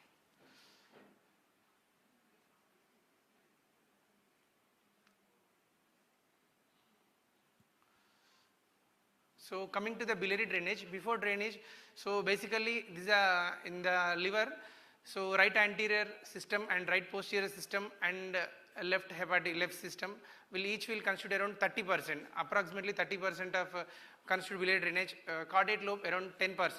So we need to drain at least 50%. So whenever we are planning to drainage, in left side we can see there is a tumor in the left lobe. So we should try to avoid those segments with atrophied or tumor segments. So in the below we can see the tumor is located in the right posterior segment. So we are going to drain that right anterior and left segment. So to conclude, we need to drain at least 50% of liver volume should be drained. And if there is any cholangitis, we need to avoid infecting the undrained segments. So that we need to inject the contrast only to drainable segments. So we can avoid the cholangitis in those scenarios. So coming to the primary topic, this is a SEMS. So SEMS are, these are various SEMS models. This is uncovered SEMS. First one is made up of nitinol. So main advantage of uncovered SEMS, it can drain from the opposite side also. Just now sir reiterated.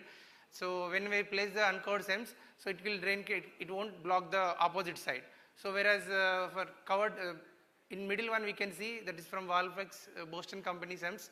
So partially covered SEMS. So it can block the drainage from the opposite side. So last one is a fully covered SEMS. Each has one advantage and disadvantage. In case of uncovered stent, there is a ingrowth of tumor is more. So whereas in partially covered stent, so ingrowth of tumor is less. So but there is a risk of around 5 to 10% possibility of migration. So usually in case of palliative purpose, we will use uncovered SEMS only. So in case of preoperative biliary drainage, we use fully covered SEMS, so that we can remove the SEMS and patient go for surgery if it is replaced for temporarily. So coming to the SEMS, these SEMS are made up of nitinol. Nitinol is basically made up of a superalloy of nickel and titanium. So it is a super elastic material. It can retain the shape. After its manufacture, it will be stay in the same shape. So if we put in the biliary stricture, so it can adjust to that shape. So more conformability is there. So we can deliver through the scope. And MRI also we can do, it is non-ferromagnetic. So it won't interfere with MRI. So and CT scan also we can do. So little because of radiodense material, mild beam hardening effect will be seen. Minimal artifacts will be seen post SEMS. So here I am showing the case. So pancreatic carcinoma causing distal biliary obstruction. So here we can see, so inoperable pancreatic infiltrating the vascular invasion, and also there is a D3 infiltration here. So there is patient is having both gastric means obstruction at the D3 and also distal biliary stricture. So can you play the video?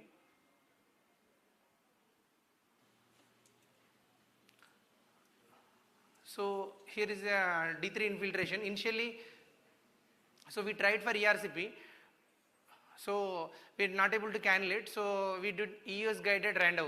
So with the help of EUS, we placed the wire into CBD. Here cholangiogram you can see there is a distal CBD stricture. So over the wire we did ERCP.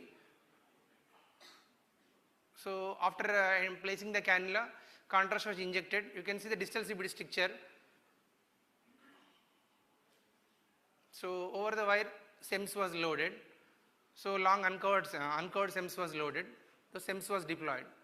So this is the uncovered biliary SEMS placed into the biliary tree. So if the same patient is having D3 obstruction, so as a part of gastric outflow symptoms, so with the same scope with the cannula, we place the wire into D3 and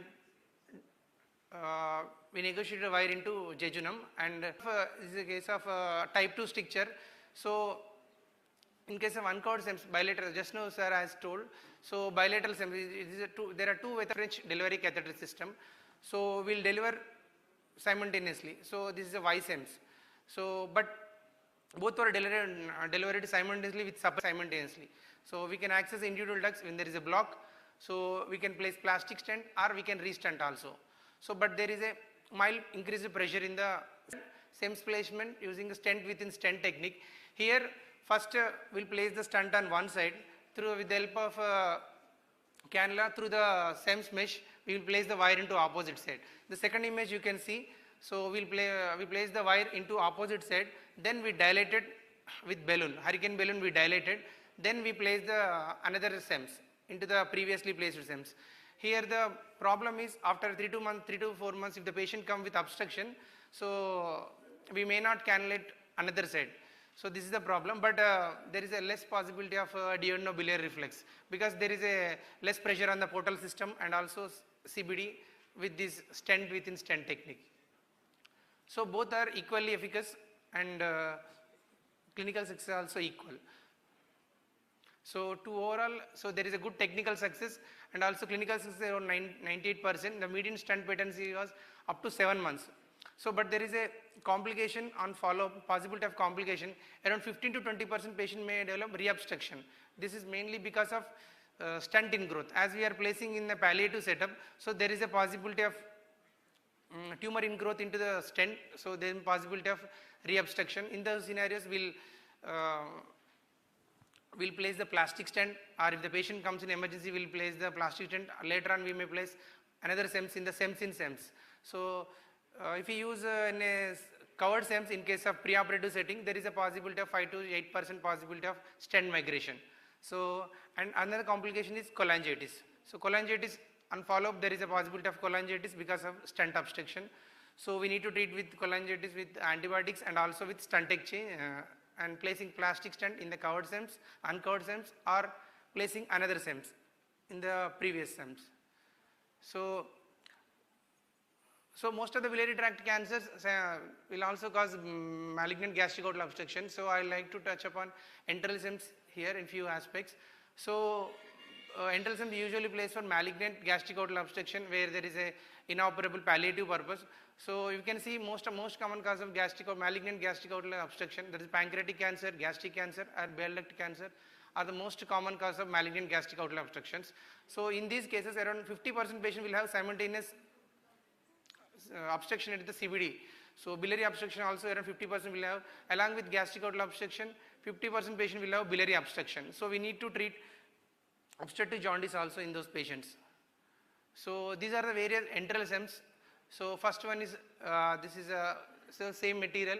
So nitinol made up of single wire, made up of monofilament but covered with polyurethane. Second one is the Hanaro stent, silicon membrane. Third one is a dual stent, that is inside is a bare netted stent and surrounding by nylon mesh. So at the edge there is uncovered, so that prevent the migration. There is a tissue ingrowth, so it will prevent the migration. So as it is a monofilament, in case of covered SEMS, if you full single filament, entire SEMS we can remove entire SEMS. So if it is covered. So uncovered we can't remove, it will, because of tissue ingrowth, it will stay for lifetime. So so this is a case of pancreatic biliary cancer causing complete D1 obstruction. Just play the video. So it is a tumor obstructing the completely D1, so D1 infiltration. So initially we place the duodenoscope just in front of the pylorus. So we place the wire, then we dilated up to 18 mm. So this is a CRE dilatation. So with CRE dilatation we dilated the D1. After dilatation we entered into the D2. Then this is a CBD cannulation. So we place the wire. This is a cholangiogram showing distal CBD stricture. So uncovered SEMS was placed. So as the patient is having D1 obstruction, with the same cannula we place the wire deep into D3, D4. So SEMS was loaded and we adjusted the SEMS and we cross-checked the SEMS on the fluoro and placed in front of the pylorus. So this is the enteral SEMS placement.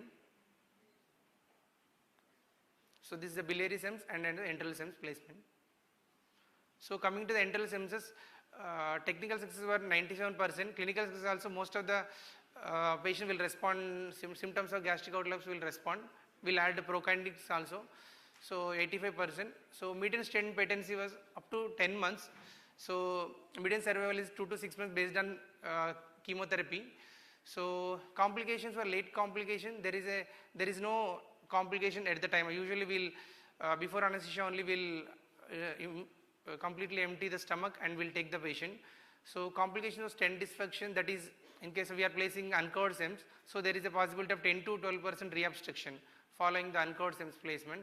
So if there is a clogging of stent, we'll remove, and so we can place another stent also, stent in stent. So stent migration around 5%. So stent migration more in case of partially covered SEMS when covered to uncovered SEMS. So perforation, bleeding, and these are very less complications, very rare. So to conclude, so biliary and entrance SEMS placement has good technical and clinical success. We can do with the daycare anesthesia, mild to moderate anesthesia, short hospital stay. So we can discharge on the same patient on the same day. So when compared to surgery and PTBD, so endoscopic enteral and biliary SEMS placement, so technically and easy and better clinical success. Thank you. Thank you, sir. It was crisp and beautiful. So my question is, we know the experience of putting side-by-side stents in benign biliary strictures over SEMS. But is there any experience putting side-by-side multiple plastic stents for the purpose of preoperative biliary drainage, or if you expect less than 3 months of survival, putting multiple side-by-side stents over SEMS? Sir, in case of a palliative purpose, if we are keeping multiple plastic stent, so sir, if you are speaking in type 4 or type 2, it is okay. We can place, if you are able to drain all segments, okay. But if it is after injection of contrast, if type 3B or 4, so if you injected a contrast, if you are not able to drain all segments with plastic stent, then there is a possibility of infection. So in case if it is a type 4 after injecting the contrast, so there is a chance of conversion of type 3B to type 4. So we'll drain maximum, we can place maximum 3 stents or 4 stents. So but after plastic stents, after 4 stents also we may not drain some distal segment. So then we have to go for some PTBD kind of thing.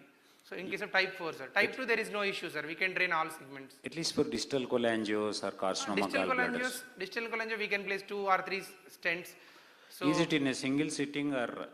So same, with the same setting we can do 2 to 3 stents. Like so chronic pancreatic is distal CBD stricture.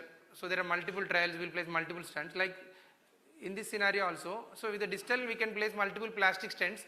So but there is a possibility of obstruction. Means what is cost? That's what we are cutting lot of cost.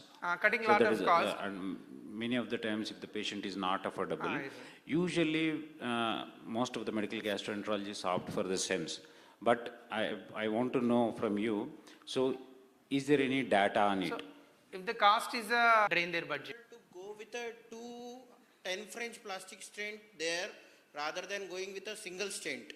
That will decrease the chances of having cholangitis, and also it will cut down onto the cost of the overall compared to the biliary SEMS. Thank you, sir. Thank you, sir. Thank you, sir. Thank you, sir.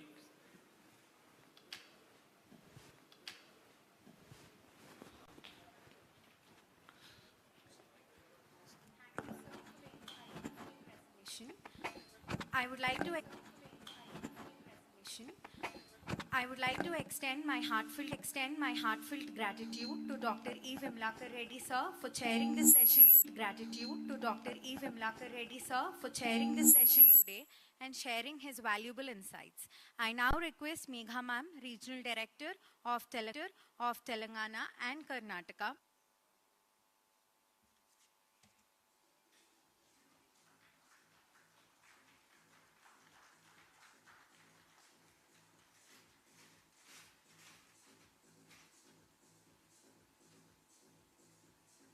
Thank you, ma'am. Thank you, sir, for joining us today.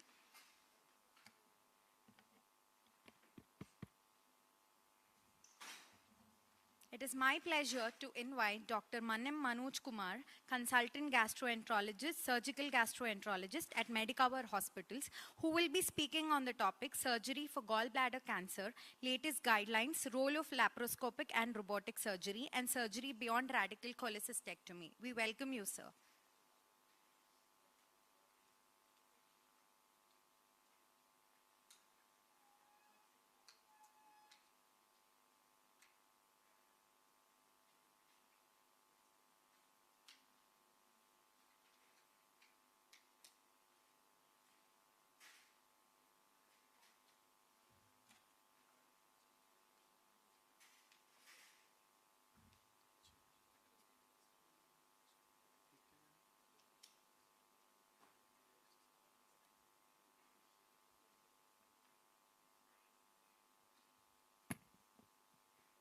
Good afternoon, everyone. I would be talking on surgical management of gallbladder carcinoma today. So my topic will be divided into introduction, radical cholecystectomy, lymphadenectomy in gallbladder carcinoma, surgery beyond radical cholecystectomy, and role of laparoscopic and robotic surgery, and finally the guidelines in the surgical management of GB carcinoma. So coming to the introduction part, management of gallbladder carcinoma, as you know, it's an astronomical oncological challenge as of now. Surgery is the only potentially curative treatment and it's a mainstay of management. And role of multimodality management is evolving. And multidisciplinary management includes surgeons, oncologists, gastroenterologists, and radiologists. So less than 10% of cases which were diagnosed preoperatively are suitable for surgical resection. And even there is confusion regarding terminology used for surgical procedures in gallbladder carcinoma, and there is no consensus on the terms used. People use radical cholecystectomy, extended cholecystectomy, and also there is confusion related to the use of term hepatopancreatoduodenectomy.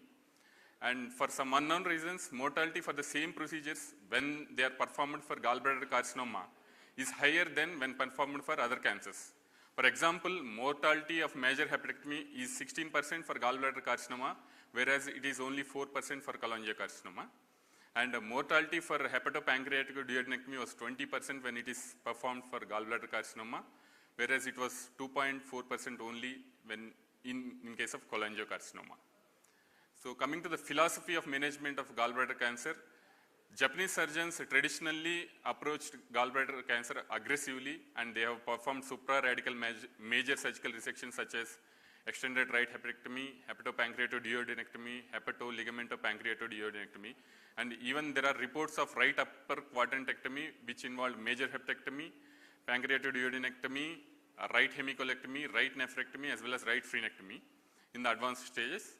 And West has pessimistic and nihilistic attitude towards the gallbladder cancer because of the low frequency of the disease there. And we in India follow Buddhist middle path where we approach it aggressively in the early gallbladder cancer, whereas non-surgical palliative approach is used in advanced gallbladder carcinoma. And major resections are usually performed in specialized centers in highly selected good risk patients. So in gallbladder carcinoma, every attempt must be made to find out a reason not to operate. If such reason is present and if it is missed, neglected or ignored, the outcome is very poor and operation is futile. And coming to radical cholecystectomy, it is defined as removal of gallbladder in non-anatomical wedge of 2 centimeters of liver in segment 4B and 5, or it also includes removal of segment 4B and 5 and regional lymphadenectomy. It is called primary radical cholecystectomy when it is performed for preoperative or intraoperative suspicion of gallbladder carcinoma. It is called completion radical cholecystectomy when it is performed for incidental gallbladder carcinoma. See, radical cholecystectomy is curative for early gallbladder carcinoma confined to GB wall, that is T1 and T2 lesions, and lymph nodes confined to hepatoduodenal ligament. And tissue diagnosis is not mandatory for performing primary radical cholecystectomy. However, there is a flip side to this, and there is risk of performing radical surgery for benign disease, and we have reports for that. Among 16 out of 27 cases in one study turned out to be xanthogranulomatous cholecystitis, 20 out of 30 in another study, and one more study in 2019 showed out of 164, 100 were benign diagnosis. So contraindications to radical cholecystectomy is a GB neck tumor with any amount of rival infiltration. It needs extended right hepatectomy. And involvement of CBD, you have to resect CBD.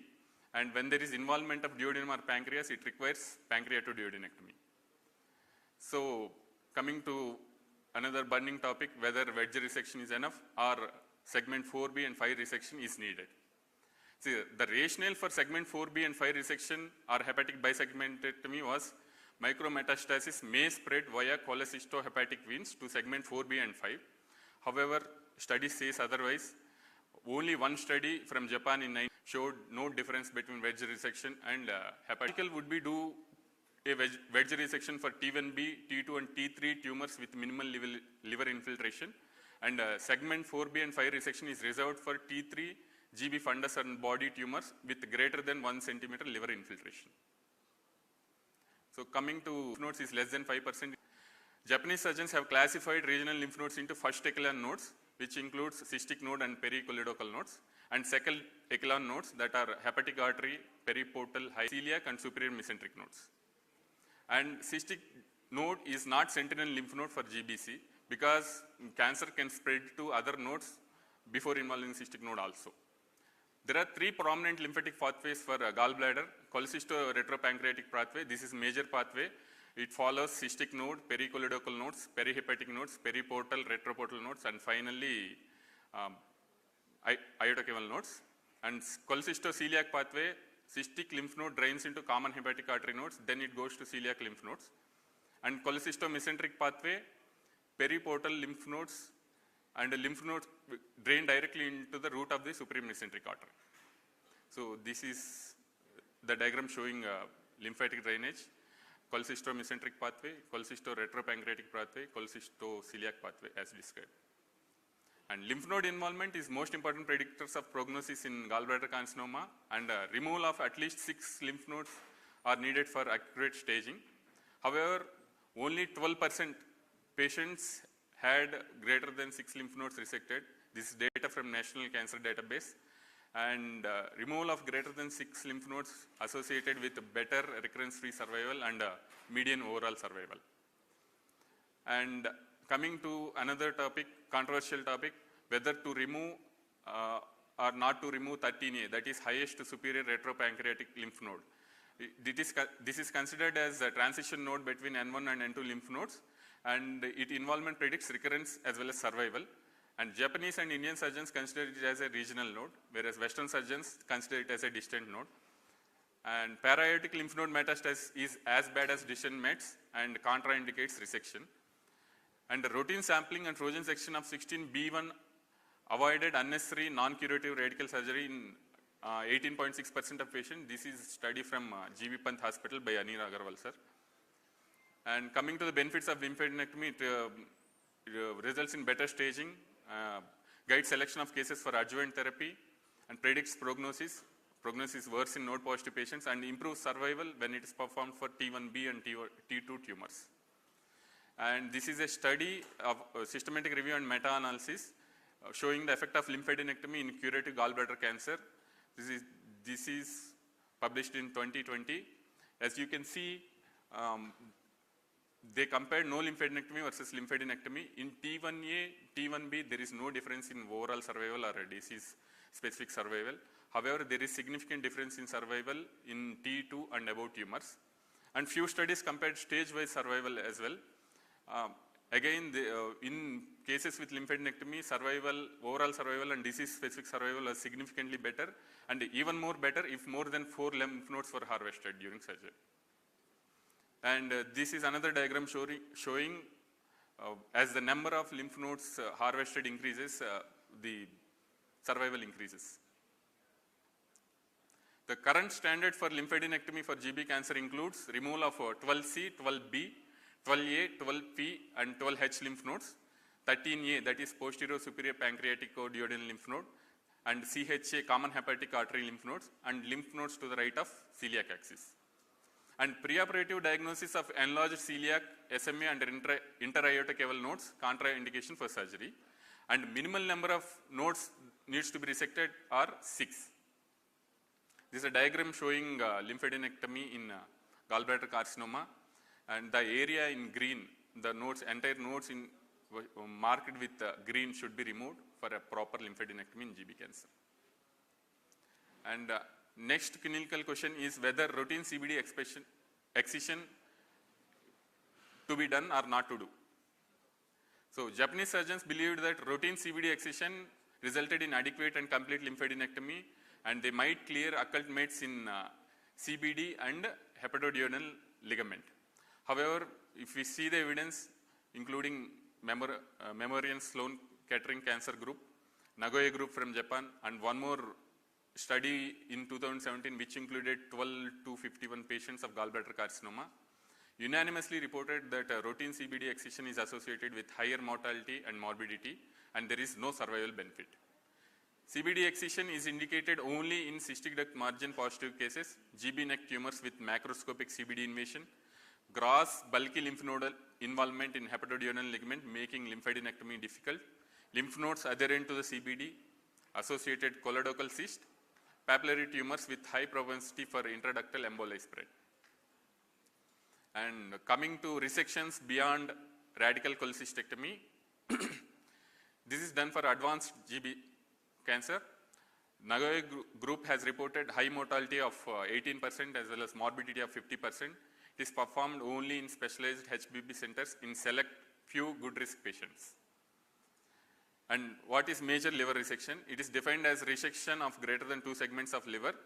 It is done in GB cancer with fundus and body involvement with extensive liver infiltration, or GB cancer neck with infiltration because right portal pedicle is invariably involved, and GB neck cancer with a hilar block and involvement of right portal vein and right hepatic artery.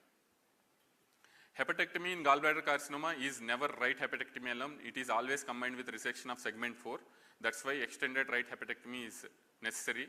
It can be modified to removal of only segment 4B, where it is called modified ERH. And Taj Mahal resection is done rarely in GBC, where segment 4B, 5 and caudate lobe are resected. This is done in cases with biliary duct confluence involvement without right hepatic artery and right portal vein involvement. And these patients may require ENBD and PTBD for cholangitis or portal vein embolization ARBs in case of inadequate FLR. And there are very few reports of major hepatectomy for gallbladder carcinoma from the West. Most reports are from Japan. They reported a mortality of 12.5 to 28% and 5-year survival to the tune of 12.5%. And there are very few reports from India, 9 patients from Potokat et al. Group, and 3 from Anila Agarwal sir's group, and 5 from Mishra sir's group. The major hepatectomy for liver metastasis is a big no-no. Results are as same as unresectable disease. Hepatopancreatoduodenectomy, it is indicated for extensively bulky disease adherent to retroduodenal retropancreatic lymph nodes, involvement of duodenum and pancreas, biliary involvement in intrapancreatic part, synchronous gallbladder cancer and pancreatic periampullary cancer. So Indian experience, modified HPD is done in 4 patients by Potokat group. Agarwal et al. Reported 6 HPDs, and among 154 resections, only 5 were hepatopancreatoduodenectomy in Mishra sir's group.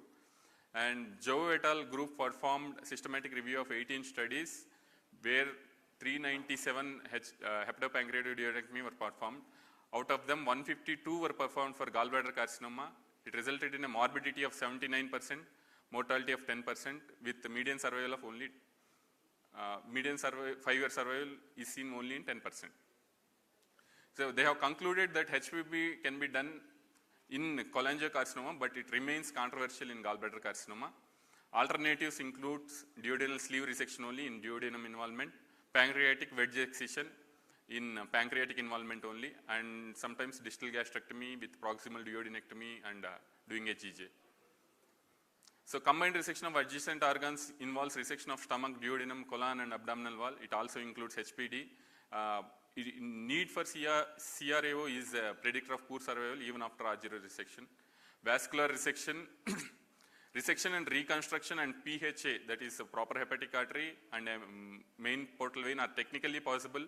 They are indicated in cholangiocarcinoma, but they are contraindicated in gallbladder carcinoma as of now. So I'm quickly running through. And Nagoya University Japan group recommends portal vein resection, but says that hepatic artery resection is not justified for GBC. I'm running through shortage of time here. So minimally invasive surgery in gallbladder carcinoma. Traditionally, even a suspicion of gallbladder carcinoma used to be a contraindication in laparoscopic radical cholecystectomy because of the concern of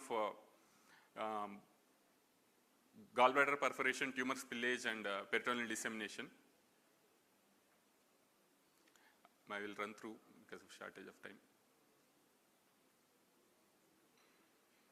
I will quickly show a video where we have done a radical cholecystectomy for T2 tumor. Can you play the video, please?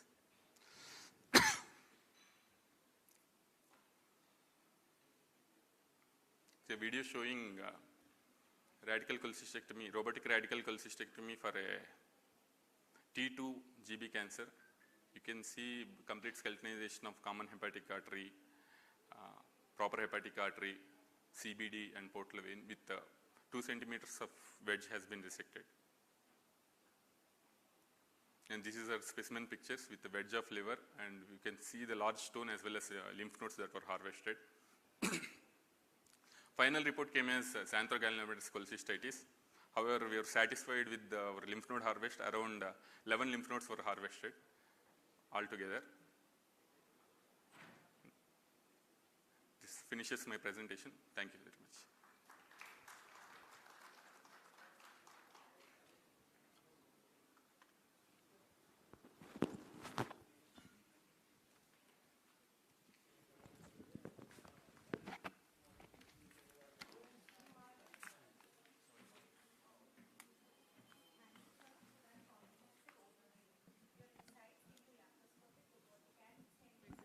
Interventions were both timely and informative.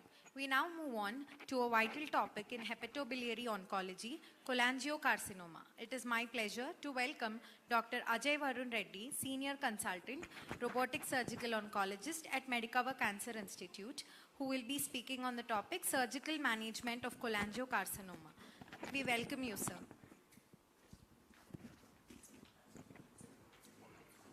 Okay,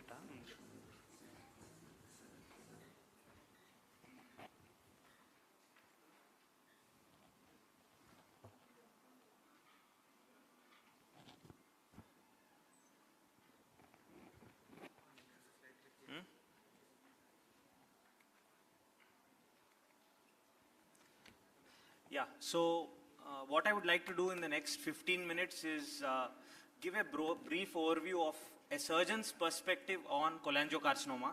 I don't want to make this very elaborate because I realize that the more details we get into, the less is remembered.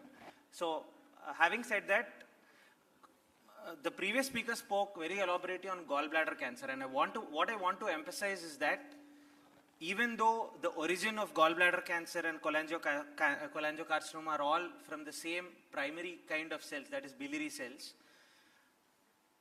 when you talk about staging and how you manage them, we usually try to separate out gallbladder cancers from cholangiocancers, and that is what this slide usually says. So cholangiocarcinoma usually means anything that arises anywhere along the point of the biliary tract from the bile duct cells. Traditionally, what it was classified broadly into extrahepatic type, then you have a primary liver type, and you had a gallbladder cancer, and at the end you had ampulla. But now modern classification totally separates out gallbladder cancer, and when you focus on cholangio, there are 3 different subcategories. One is the intrahepatic cholangiocarcinoma, then you have the perihilar, and the last one you have the distal cholangiocarcinoma. So all through, I expect that you keep this slide in your mind, where we here show that whatever is in the biliary radicals that are inside the liver, the secondary biliary radicals, usually comprises the intrahepatic cholangiocarcinoma. And the extrahepatic component is divided into 2 parts. One is the distal segments, where it is distal to the cystic duct insertion, and you have the perihilar segment, where it is in and around the primary bifurcation of the biliary tree. So this was the anatomical classification, and you see the imaging for this. There's another way in which people usually tend to subclassify these. One is the mass forming type, which is most common in the intrahepatic type, and the other two are the periductal infiltrative and the intraductal type. And this particular slide you must all be very familiar with. This is the bismuth classification of perihilar tumors, and I wanted to highlight that this is very specific only for perihilar form of cholangiocarcinomas. This does not give you a prognostic kind of staging like how the TNM gives, but it is a useful parameter for you to keep in mind so that you can plan your surgical treatments. So clinical presentation essentially is patient presenting with jaundice, which is usually painless and progressive. Apart from that, you have other symptoms like pruritus, clay-colored stools, abdominal pain, or weight loss, which are contributory factors. And in intrahepatic forms, usually you don't even have jaundice. Usually the only sign is usually some vague dull aching pain, weight loss, or an increase in ALP. So in the laboratory findings, you definitely want to evaluate them for the extent of jaundice, where you have an increase in direct bilirubin. Apart from that, you have an elevated liver enzymes like ALP and GGT. And initial stages, usually AST ALTs are normal. Only when liver failure sets in, usually AST ALT are elevated. And in the radiological findings, classically when the patient usually goes for an ultrasound, you find a dilated biliary system without any obvious stone disease or other forms that can be attributed to this. And that is what prompts you to suspect a cholangiocarcinoma, a jaundice in the background, and an ultrasound that shows a dilated biliary system without any stones or history of a mass.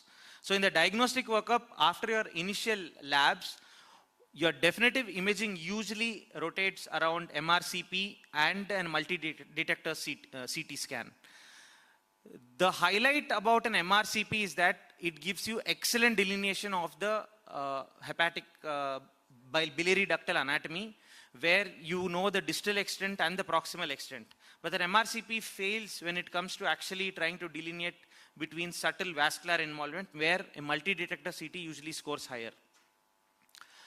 And once you have crossed your imaging phase of your evaluation, the next step is to decide whether you actually need a biopsy or not. So these tumors, which are classic radiologically, and you know that they are operable, they usually do not require a biopsy from a surgeon's perspective. But in case you want to go for a drainage procedure, so an ERCP at the same time can give a breast cytology in these patients, especially in distal and hilar. And in intrahepatic cholangiocarcinoma, usually the entire thought process is to differentiate this between HCC versus intrahepatic cholangio, and you have to go for a CT-guided biopsy. So the same point where I said biopsy is not mandatory, but you tend to get it where there are indeterminate lesions, or when the family is very insistent or the surgeon is insistent on it, or when you want to go for a non-operative form of treatment. And at the end, you do a distant metastatic workup. Though we tend to get PET CTs very commonly, the evidence is lacking for that. However, due to convenience and availability, we usually go for a PET CT, but a CT scan of the chest, abdomen, and the pelvis is as good. So this is the broad surgical strategy that I want you to remember. And always remember, an R0 resection is probably the only curative option that patients with cholangiocarcinomas have. And once they cross this, all that we tend to do is try to probably downstage them or bridge them or palliate them. So the surgical strategy, before you go into the decision for surgeries, usually you tend to evaluate these patients wholesomely with respect to what their resectability is, that is the anatomy per se. Also, the pre-op liver function is quite essential to determine if this patient will be fit for a liver resection or not. And the next two preoperative questions are, does this patient require a biliary drainage or not? And does this patient have an adequate future liver remnant if you go for a resection? And the point I wanted to make is, there has been a lot of talk about biliary drainage, and that surgeons don't want biliary drainage as an essential thing before going for surgery. Yes, that holds true usually for distal lesions, but the more proximal these lesions go, that is perihilar or type 3 types, usually these patients require hepatic resection, and a cholestatic liver usually is a little difficult when you think about the FLR. So usually we tend to do a biliary drainage in this patient. And also the advantage of biliary drainage is it increases the future liver remnants. So when you drain the remnant, so it increases the FLR. So this is the distal cholangiocarcinoma. I start with this because this is the easiest one to decide on surgical management. So when you have a tumor that is distal to the CBD cystic duct junction, which are called the distal cholangiocarcinomas, usually they go for a Whipple's procedure, and there is a no-brainer about this, and it's a standardized procedure. And the other end of the spectrum, when you look at intrahepatic cholangiocarcinomas, what we have to determine is which segments it is affecting and what sort of major liver resections would benefit this patient. Again, this could be a right hepatectomy or a left hepatectomy or a trisectionectomy. And just like any other resection, the usual preoperative evaluation of a CT volumetry and if there is adequate FLR and all has to be done. What I want to spend most of my time is actually on perihilar cholangiocarcinomas, where the management is a little tricky or not very straightforward. And again, the Bismuth classification helps us to some extent in trying to determine what management these patients eventually get. So at the lower end of the spectrum, a small perihilar cholangiocarcinoma with a type 1 bismuth usually can get away with the extrahepatic biliary duct excision along with the reanastomosis or hepatocogegnostomy. Beyond that, when you go, usually they require one-sided hepatectomy also to get an adequate margin along with the caudate lobe resection. So this is the bismuth classification, where type 1 does not involve the hilum, but it is below that. Nevertheless, it is perihilar because this classification is for perihilar. Type 2 is involving actually the bifurcation that you see over there. Type 3, it has involved the bifurcation and gone on to the right primary duct. Type 3B is to the left primary duct, and type 4 is usually where there is extensive involvement. So as I said, perihilar cholangiocarcinoma require a different sort of approach. Their anatomy is more complex, especially because the portal vein and the right hepatic artery are right behind the confluence. Also, whatever you do, usually when the patients are referred to you, their resectability is usually around 20 to 25% itself. So take a note on this slide. What I have highlighted there in the diagram is actually the bile duct confluence. And when you see just posterior to that, the confluence of the portal vein is right behind the biliary system's confluence. However, what is actually involved with respect to the artery is only the right hepatic artery. So remember, perihilar, if they invade vascular structures, it's usually the confluence of the portal vein and the right hepatic artery. And this is the biliary anatomy, which is actually quite complex once you get into the secondary and tertiary radicals. But what you need to remember is largely when you think about this biliary anatomy, you have to think of them as three different sections of the liver: the right posterior, right anterior, and the left section, which actually helps in getting a surgical plan across. So always do your staging before any intervention. That involves, if you want to do a biliary drainage or a PTBD or a endoscopic drainage, don't jump into it. First do your staging investigations, because a lot of it actually gets obscured once you put a stent or you put a PTBD. So your MRCP is to know the longitudinal extent and the radial extent to a bit. However, an MDCT can exactly tell you if there's portal vein invasion or hepatic artery invasion. Also, it also goes to point out these few pointers that actually the position of the patient when they get an MRCP also is important, because as you see in a supine position, the 8C and 4B ducts actually look very close by here or here. However, when the patient is in a lateral position, they are separated out. So these essential things have to be kept in mind by a surgeon and also a radiologist, because if there is something involving those segments and you are not able to determine if it is a right-sided or left-sided, positional changing and imaging also helps. So this is again another caveat. When you do an MRCP and you think a block is here, you think in the initial image it's a type 1 type of block. But actually when you do an ERCP, this turned out to a type 3A type of block. So there's a wide variety of what you offer for a type 1 versus a type 3A. And the reason why this has happened is again because of the position and because of how the ducts, the biliary anatomy is positioned in the body.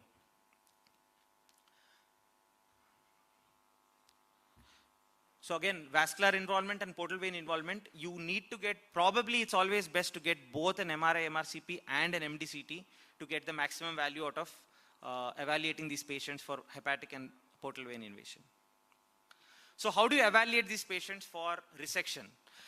So if there is, especially I am talking about only perihilar cholangiocarcinomas here because we have already finished distal and intrahepatic. So in a perihilar cholangiocarcinoma, if there is only involvement of the first order ducts or a second order duct without any vascular invasion, that is a right duct or a left duct, these are resectable tumors. Or in the other extreme, if it involves a vascular structure that is on the same side of the majority of involvement, say for example there is a 3A or a confluence lesion involving on the right portal vein, that again is resectable along with the portal vein resection and reanastomosis. However, resectability is not only about the anatomy of the tumor, it also involves you assessing the functional status of the liver, which we have spoken since morning. So the liver state is assessed by the presence of cirrhosis, if the patient is in failure, and how his parameters are.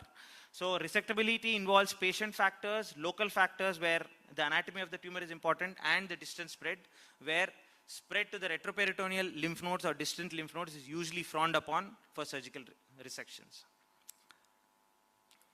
So regarding the preoperative drainage, which is very important for surgeons, most surgeons today tend to actually go for a drainage if there is a major hepatectomy involved. And usually the preference is to do it with a PTBD rather than a endoscopic drainage, usually because of the way the anatomy is. So for example, if you see over here, if you do an endoscopic biliary drainage in a very proximal lesion, usually the direct path of entry is into segment 8 duct. This runs the risk of not draining the left-sided or the right posterior segments. So all these small aspects have to be kept in mind before your surgical planning. So what are the options? Once you have decided this patient is resectable, be it simple resection with a hepatectomy or a vascular resection, the options are actually 4 major options. One is a right and a left hepatectomy, or a right trisectionectomy and the left trisectionectomy. But these were the base surgical procedures that we all tend to do. But beyond this, many surgeons in Japan and also in the East are going one step ahead than general curative resection surgeries, and that is doing a portal vein resection at the same point of time, or doing a hepatic artery resection and doing an anastomosis. But always remember, the prognosis of a portal vein resection is better tolerated than a hepatic artery resection. And the supramajor of all of this is, if the patient has an extensive disease, he might require a hepatectomy along with the resection of the portal vein, along with a Whipple procedure. Not very often done, but there are many case series on this. So you see a patient that you feel is not upfront resectable. Do you have any downstaging options? Yes, there are some downstaging options, especially with neoadjuvant therapies, with chemotherapy and radiation therapy, which the further speakers will talk. But most of these fall short in the kind of responses that we expect, even though there are some small case series where patients have been converted to resectable forms. But if not resection, what else? So the next obvious question that comes is transplant, because we've been talking about transplant in HCC scenario. But always remember, the data is not as robust as it is with HCC. Whatever data we have usually for transplant is mostly for perihilar cholangiocarcinomas, where there's a Mayo protocol, where these patients are put on chemotherapy, external beam radiation and brachytherapy, following which if there's no progression, they go for transplant. This is an established criteria by the Mayo Clinic, and not many centers following it in India, but there is data for this. If you look at the other end of the spectrum, where there's intrahepatic cholangiocarcinoma, say for example a small cholangiocarcinoma, patient has cirrhosis, however fit, but not resectable because FLR is low. These patients can go for transplant, but always remember, they should have a very low volume disease. The higher volume disease, usually they tend to fail later on. And the data for this is not very robust. So as I said, the role for transplant currently is only acceptable in perihilar, just coming into the picture for intrahepatic.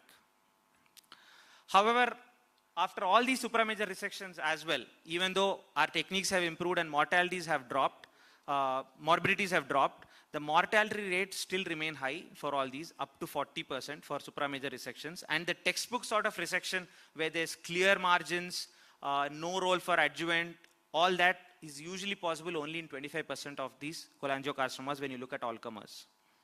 And the patterns and the reasons for this is because the patterns of spread, usually they have intrahepatic metastasis along with nodal, liver and peritoneal metastasis.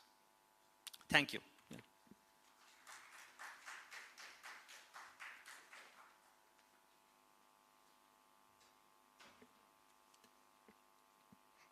Thank you, sir, for that insightful talk. It is my pleasure to invite Dr. Sarita ma'am, Consultant Medical and Hemato-Oncologist at Medicover Cancer Institute. Ma'am will be presenting on personalized approach in systemic therapy for biliary tract cancer from chemotherapy to targeted and immunotherapies. Over to you, ma'am.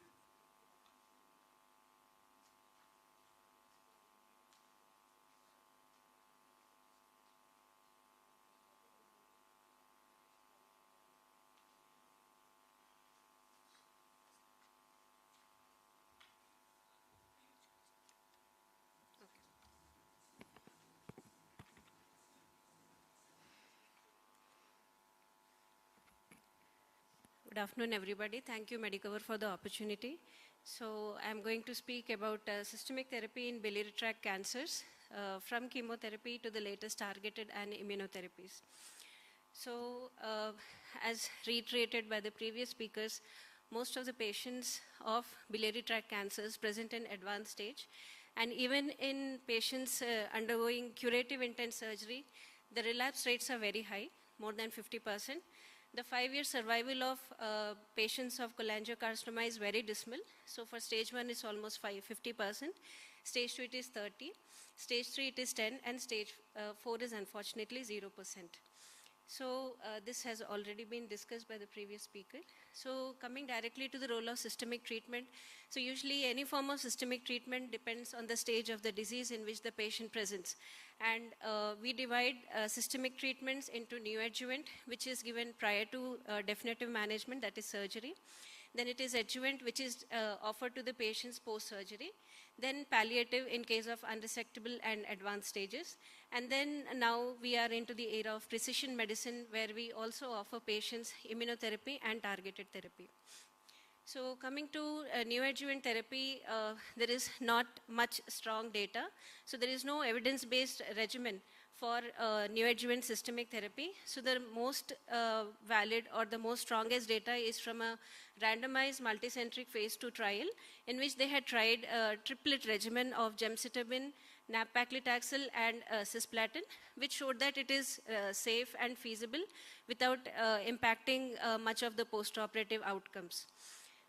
Coming to adjuvant chemotherapy, as endorsed by majority of the guidelines, we offer adjuvant capecitabine for all patients of resectable cholangiocarcinoma starting from stage 1B. So the evidence came from the BILCAP study. So this was a randomized phase 3 trial in which patients post-surgery were randomized to capecitabine at a dose of 1250 mg per meter square BD for 8 cycles versus observation. And in this, the intent to treat analysis didn't show a statistical significance. However, the per protocol results showed that yes, capecitabine really had an improvement in overall survival. So the median overall survival was 51 versus 36.4 months for patients in observation. Next, apart from capecitabine, we also have a phase 3 data from a Japanese study. So in this adjuvant S1 is a combination of Tegafur, Jimidacil and Oteracil. So this has also shown an improvement in overall survival.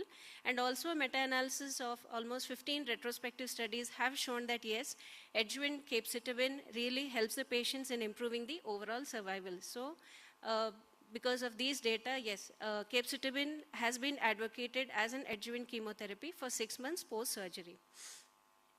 Next, coming to systemic therapy for unresectable and metastatic biliary cancer.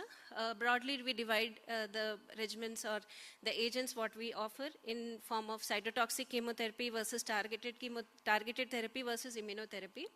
So now we are in an era of precision medicine. So, and however, the evolution of data or the evolution of evidence had been quite slow compared to what we had in the previous decade. So starting from 2009 to 2019, there were almost no approvals for biliary cancer in particular. So in 2009, we got the evidence of GEMSIS as palliative chemotherapy in case of unresectable biliary cancers. So from then onwards till to 2019, we almost didn't have any approval. So in 2019, we got an approval in the second line for FOLFOX regimen. And after that, there has been a plethora of evolution of medicine, precision medicine. Especially, we have got approval in 2020 for FGFR2 and IDH1 inhibitors. Then in 2022, there was a major breakthrough wherein we got an approval for immunotherapy along with chemo in the first line treatment of metastatic disease. So there were two immunotherapy drugs which were approved subsequently in 2002, followed by 2022 and 2023. And then in 2024, we got another agent, trastuzumab deruxtecan, which has shown really great response rates in all the tumors which express HER2. So coming to the historical data, the thing in 2009, so this was the evidence from the ABC2 trial in which they compared gemcitabine versus gemcitabine cisplatin. So in this, there was a significant improvement in overall survival, so 11.7 versus 8.1 months in patients receiving GemCis versus gemcitabine alone. And also there was an improvement in the progression-free survival of 8 versus 5 months. Then these were the other trials. So apart from gemcitabine cisplatin, gemcitabine S1. Now this regimen was compared to the standard of care, that is gemcitabine cisplatin. So this also showed that this regimen was not inferior to GemCis. So any patients who have any condition hindering the use of cisplatin, yes, we can offer gemcitabine S1 to such patients. However, the addition of a third agent, that is when we have a stage 4 patient, we offer 2 chemotherapy drugs.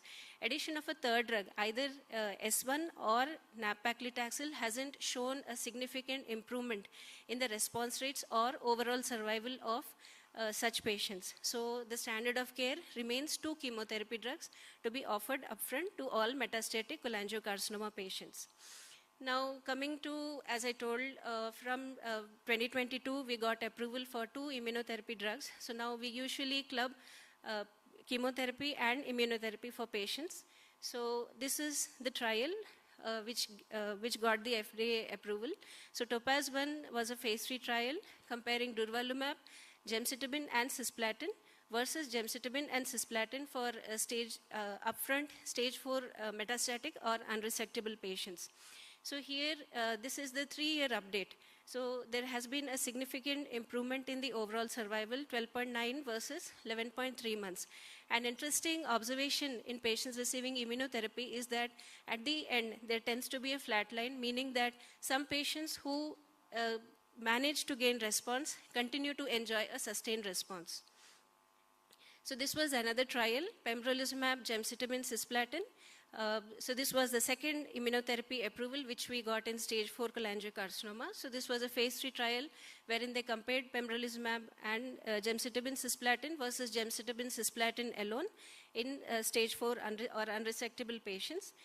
Here also there was a significant improvement in the overall survival. So 12.7 versus 10.9 months, the results being statistically significant.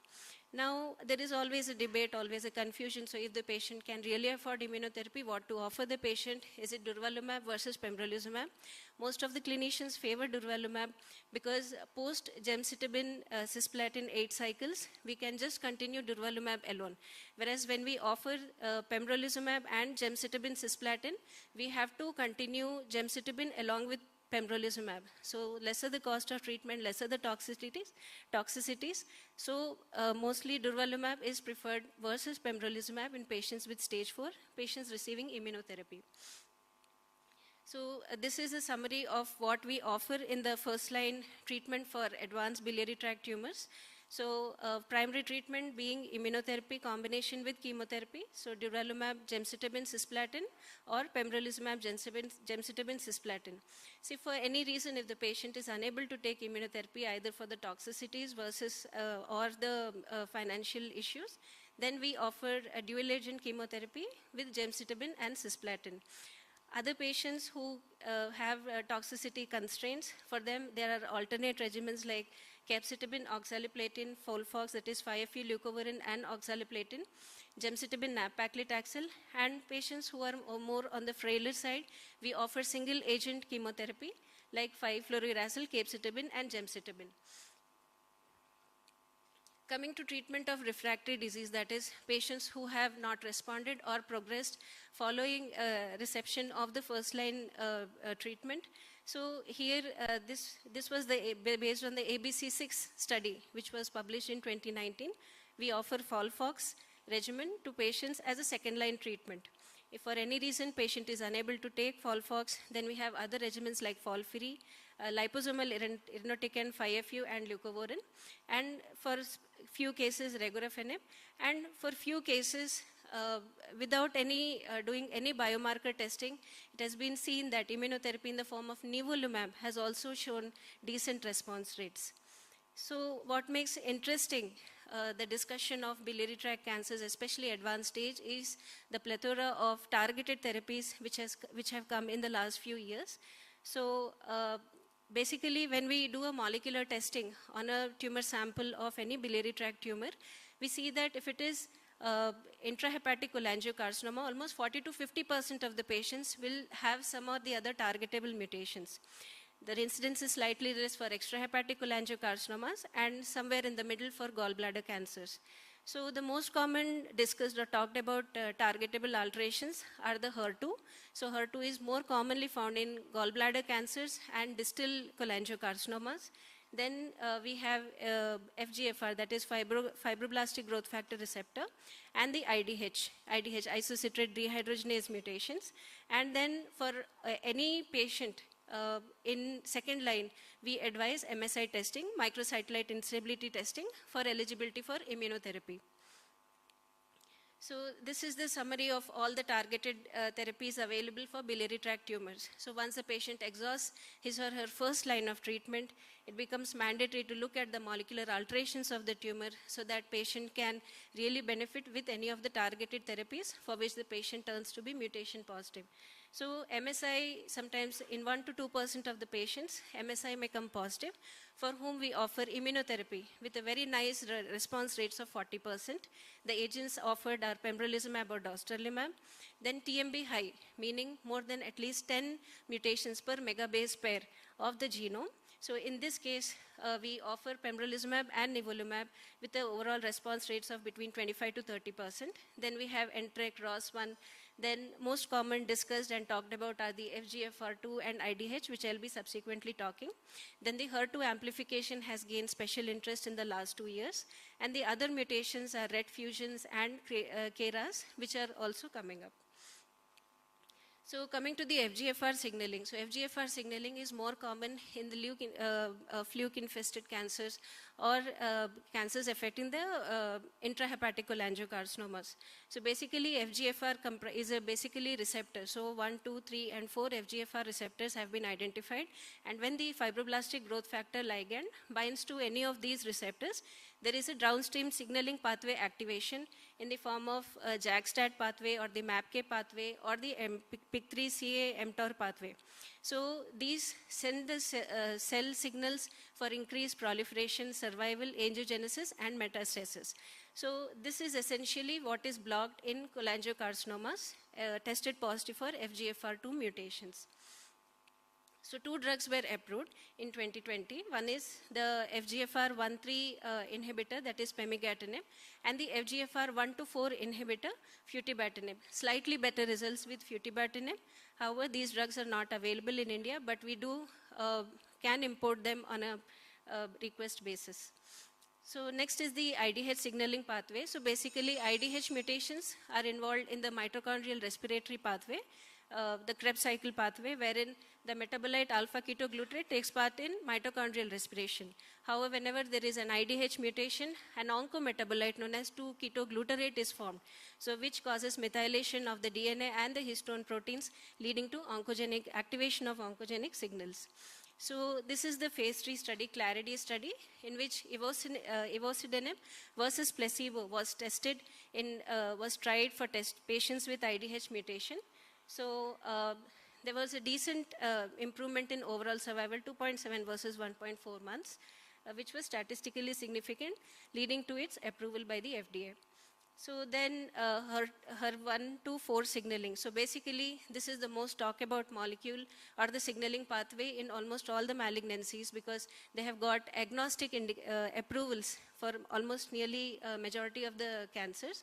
So basically, human epidermal growth factor receptor basically comprises of 4 receptors. So they basically either homodimerize or heterodimerize, again causing proliferation signals leading to tumor survival, proliferation, angiogenesis, and metastasis. So especially for biliary tract cancer, there was this My Pathway study, which was a phase 2 study testing 2 monoclonal antibodies, trastuzumab and pertuzumab, for biliary tract cancers who had exhausted previous lines of treatment. So in this, there was a decent improvement in the progression-free survival of 4 months and overall survival of 10.5 months. So next is the trastuzumab deruxtecan. I think this is the most talked about molecule nowadays in any medical oncology forums. So this is an antibody drug conjugate. Basically, it's an antibody targeting the HER2. It has a cleavable linker, which is linked to a cytotoxic molecule. So whenever we offer this drug to the patient, it is absorbed is taken up by the cells which express HER2. It is metabolized inside the cell. The cytotoxic payload is released, and this payload starts causing the DNA damage. So there were 2 studies for biliary tract cancers. One is the HERB and the Destiny, which have shown nearly overall response rates of 40 to 50% and significant improvement in overall survivals. Then there is another molecule, tucatinib, which we often combine with trastuzumab. This has also shown decent response rates. So this was a recent approval in December, zanidatamab. So this basically targets 2 different locations of the HER2, enhancing the signal, causing a more complete blockade of the HER2 signaling. So this was a trial which led to the approval of zanidatamab in December 2024.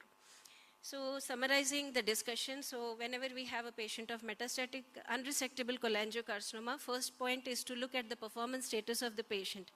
If the patient's performance status is very poor, we just offer best supportive care. But if patient with a good performance status, we start with immunotherapy and combination chemotherapy. Following progression, the molecular information, the molecular genomics of the patient becomes very important. So if the patient is MSI positive, we offer immunotherapy. If the patient is FGFR2 positive, we offer either pemigatinib or futibatinib.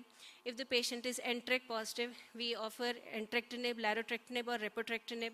If the patient is IDH mutation positive, we offer ivosidenib. And there is emerging data for BRAF mutations. Then for HER2 mutations, almost 4 different combination of drugs have been approved, and KRAS mutations for which new drug approvals are in pipeline. Thank you.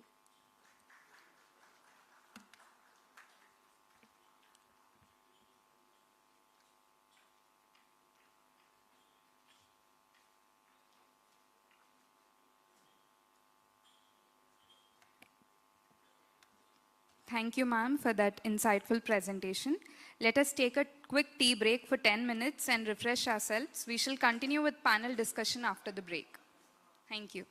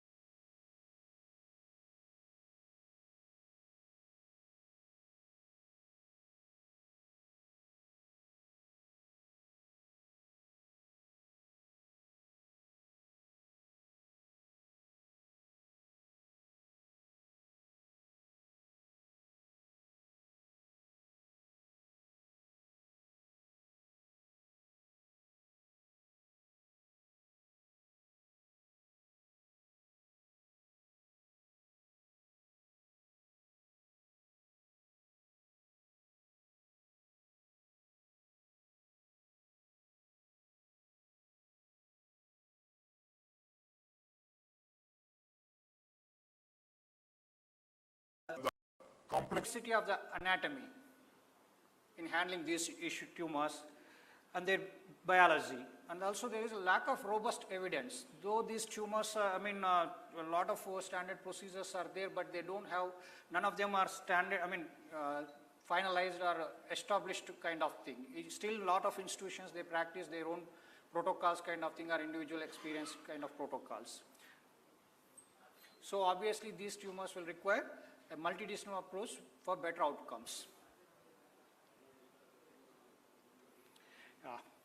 Coming to case 1, it's a 65-year-old male, diabetic and hypertensive, presented with painless progressive jaundice and pruritus of 4 weeks duration. The bilirubin was 12.2, ALP 450, and CA 19-9 is 440. Ultrasound, there is bilobar biliary dilatation with normal distal CBD. How to proceed further? Sir, we will first consider doing a baseline investigations like MRCP to localize the lesion, whether it is distal or hilar stricture causing the bilobar IHBRD. Based on that, we'll proceed with the ERCP and diagnostic biliary brushings, and then proceed with the biliary stenting because there is a high bilirubin levels. The preoperatively to decrease the bilirubin levels. Okay. So what about, next imaging, which is a preferred imaging for you? Is it a CV, CT abdomen, triphasic or MRI, MRCP? CCT abdomen, we will consider if it is like a metastatic. Otherwise, for procedure, pre-procedure, we want to see the MRCP for, we are planning ERCP. Sir, surgeon perspective. Yeah. I think in this patient, elderly male with high jaundice and CA 19-9 is significantly high. I think first attempt should be made for a cross-sectional imaging to rule out distant metastasis rather than localization of the lesion. So I think a good triphasic CT scan liver would be in the first in order to rule out metastasis. Okay. The imaging wise, it's a 2.8 centimeter enhancing mass at hepatic hilum, type 3A, involving the right duct also, with no evidence of vascular invasion or distant metastasis, enlarged periportal lymph node, with the liver volumes right lobe 65% and left lobe 35%. The performance status is good. How to proceed further?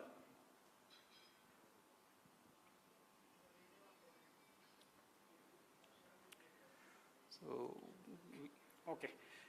Surgeon's question. Would you like to keep this case in MDT or directly would like to take upfront surgery? When we have a imaging which is very clear that there is no vascular involvement and with lack of a very good scientific data to tell us about the benefits of a neoadjuvant setting in the intent of cure, the only reason for me to think of a neoadjuvant therapy here after doing discussing with the radiologist would be because of the size of the lesion. A 2.8 centimeter lesion onto the right side of the duct. So the right artery and portal vein could be a blur. If this CT scan is correct after having discussed, then if patient is a good surgical candidate, as you have said, the performance status is also good. So then upfront surgery would be the initial choice after getting down the bilirubin and improving his nutrition if required. How do you prepare this patient for surgery, sir? So we will plan ERCP and Y stent to be placed at hilar region, sir. Okay. And consider decreasing bilirubin over a period of 2 to 3 weeks, bilirubin to drop less than 3 milligram per deciliter.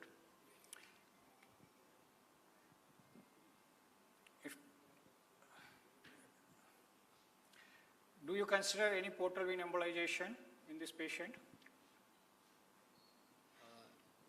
Not necessarily, sir, because of the size of the tumor. This is, I think this is a straightforward procedure, so there won't be any need for portal vein embolization. Volumes are also adequate. Most probably, upfront surgery will be justified for this patient. What would be the extent of surgery in these patients?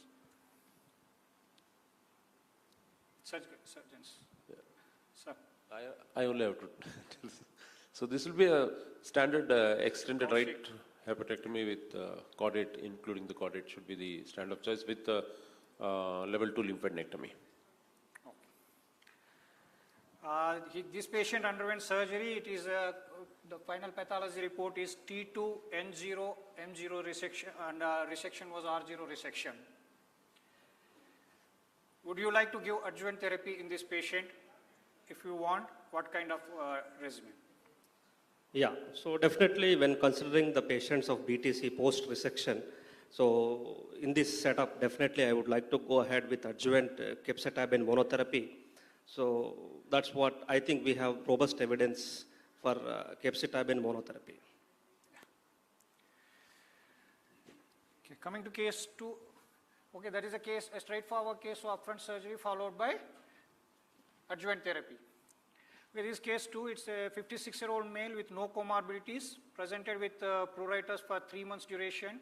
The LFT bilirubin was 4.2, ALP 604, and the CA 19-9 524.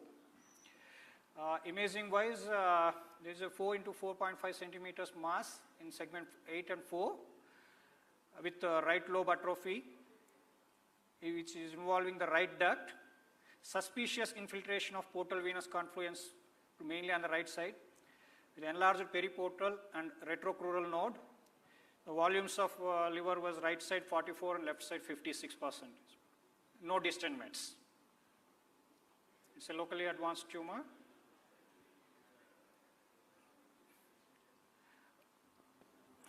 How do we proceed next?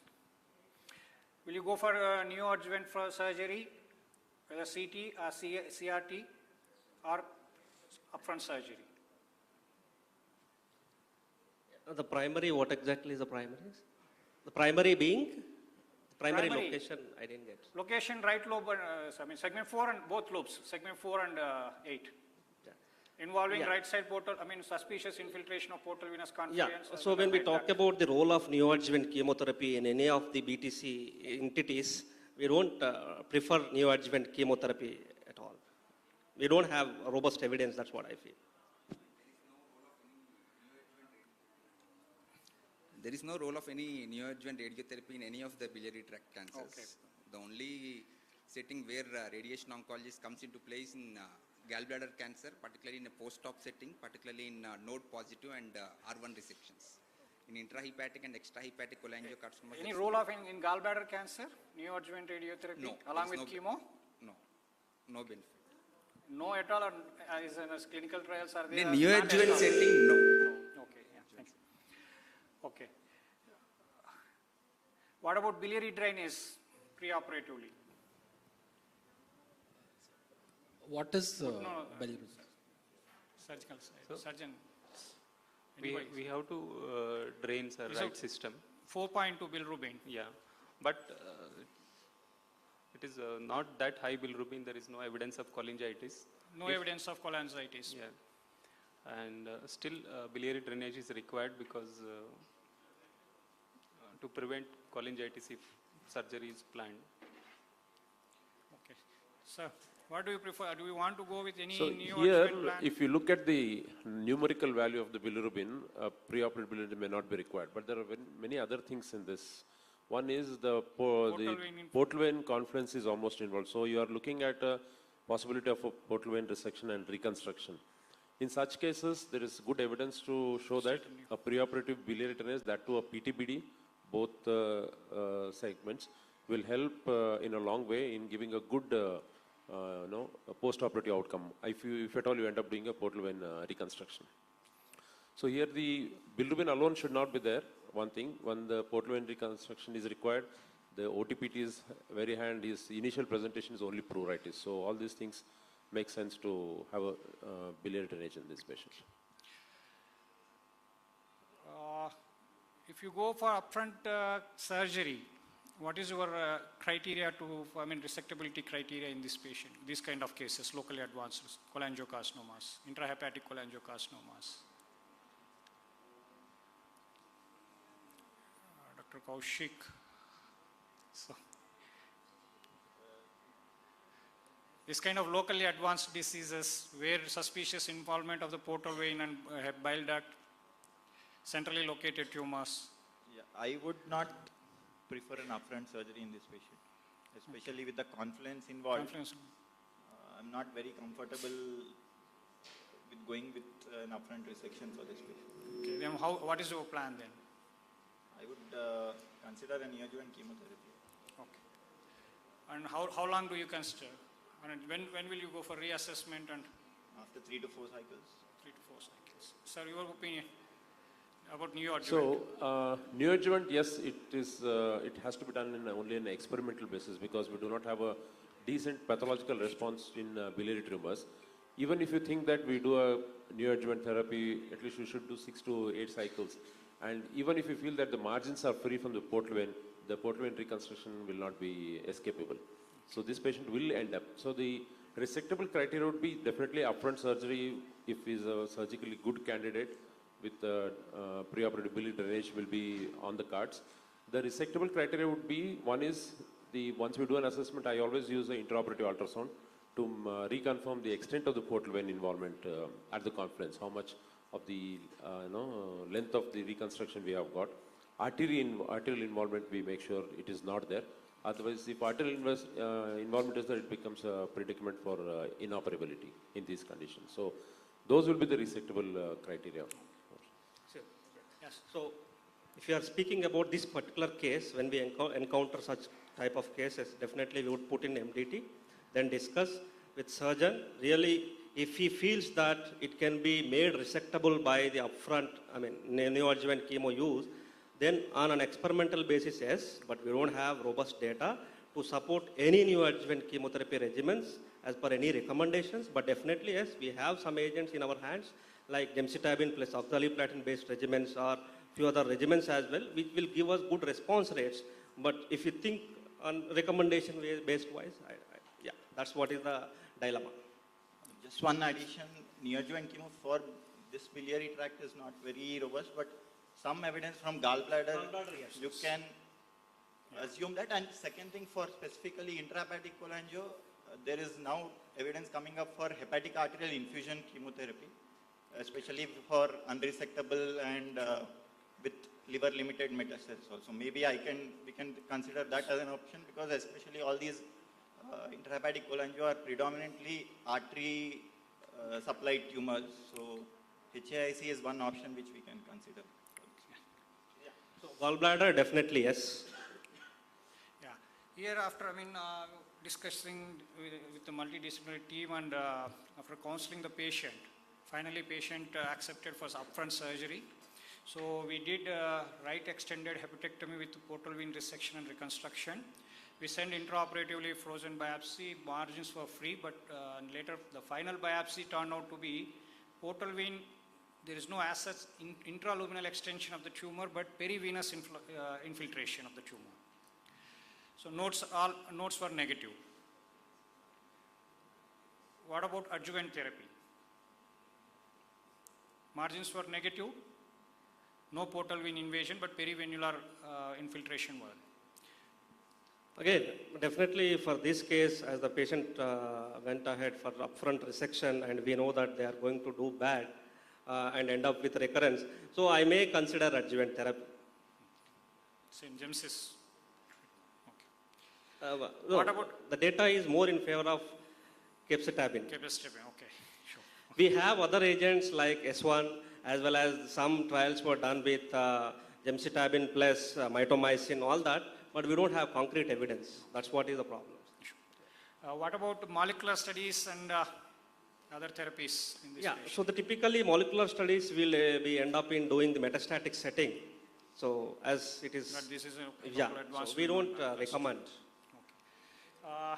Just one thing in molecular studies, I know, see, to generate evidence is very difficult, but sometimes, if these patients turn out to be HER2 positive, they actually respond reasonably well to something like a trastuzumab. Maybe upfront also you can, even before surgery. Actually, this patient on follow-up later, after 2 months, we identified a lung lesion.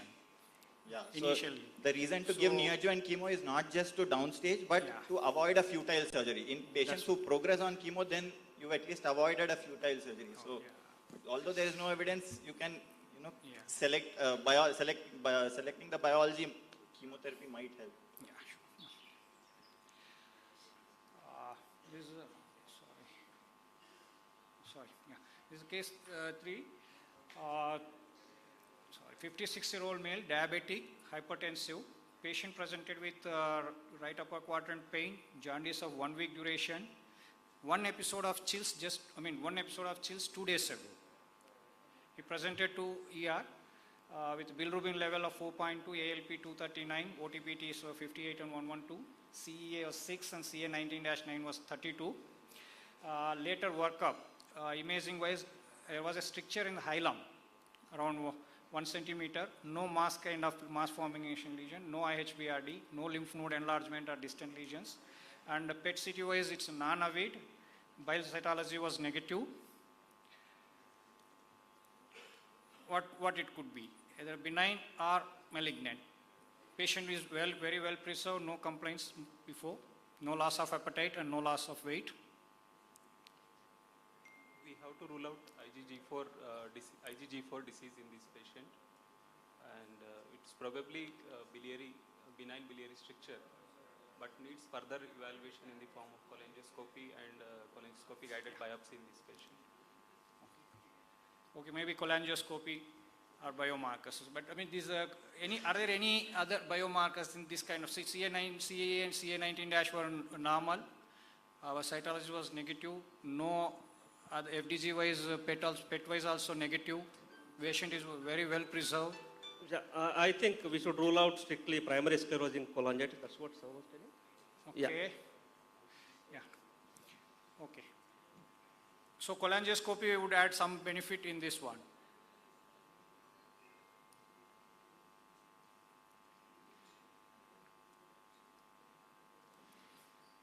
We have to rule out primary sclerosing cholangitis. He doesn't have any bowel symptoms or any other sclerosing cholangitis features kind of thing. So, and in liver biliary tree also no other abnormality identified, only the stricture. So cholangioscopy will help us in diagnosing this stricture. Yeah.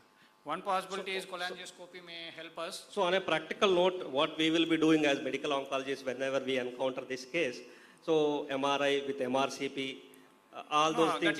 All that imaging, finally this was the picture. Yeah, stricture and hilum, and on MRC, this is a hilar stricture, no mass, no IHBRD, no lymph node enlargement. Yeah, see here, important thing is this patient reasonably middle-aged, with that bilirubin having chills, well preserved, non-PET avid lesions, we should be putting more efforts to rule out benign disease, even if it amounts to over-investigation in terms of biliary brushings or cholangioscopy. Any attempt is worthwhile avoiding a major surgery in this patient.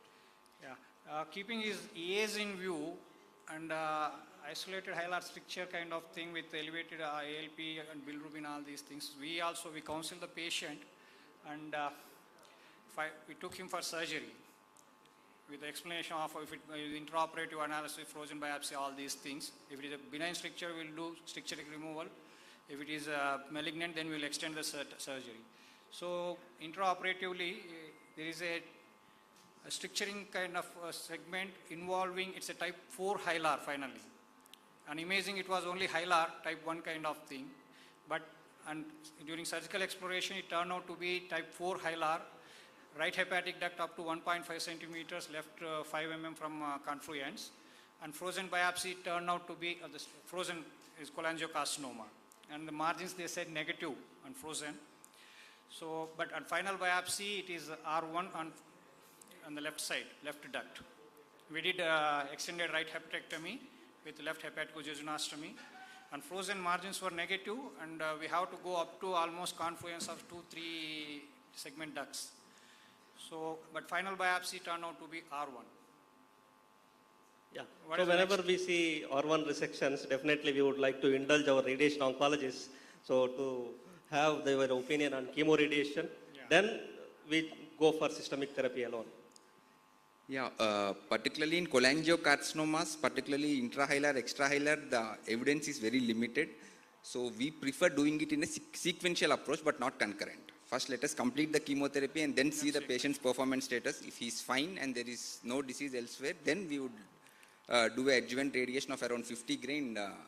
If it is R0 resection, No role. node positive. Node positive, yes. Obviously. But again, the benefit is again in node positive only in gallbladder cancer. In cholangiocarcinoma, only locoregional control If benefit. it is R0, N0 disease, no radiation. No radiation. If it is R1, N0 also radiation. If R1, N0, radiation. Yes. N1, N plus also radiation. Yes. Yeah. Only Chemo node followed positive by and radiation. Yeah. In essence, any node positive will be receiving chemotherapy as well as radiation. R1 will go for both again. I think that's Okay, thank you. This is another case of a 47 years old female presented with right upper quadrant pain and jaundice of 2 weeks duration. Bilirubin was 2.2, ALP is near normal, I mean slightly elevated, and CA19-9 was 132. And imaging, there is a mass replacing the gallbladder with the liver infiltration, infiltrating segment 4 and 5, abutting hepatic flexure and duodenum, with enlarged periportal lymph nodes and retroduodenal lymph nodes, no distant metastasis. Looks like seems to be locally advanced disease. What is your call? Yeah, very lucky to have him still in the operative radar, but he would be requiring a multivisceral resection, but only after periodic sampling frozen, because gallbladder cancer involving colon, unlikely that it will not be a metastatic disease. Yeah. So here definitely we would like to go ahead with neoadjuvant as we have got some evidence for gallbladder neoadjuvant. So typically what we will be doing is at least 2 to 3 cycles of gemcitabine based regimens here. So gem-cis is the ideal combination what we go. Wherever cisplatin, if not eligible for, we will be replacing with carboplatin or the oxaliplatin as well.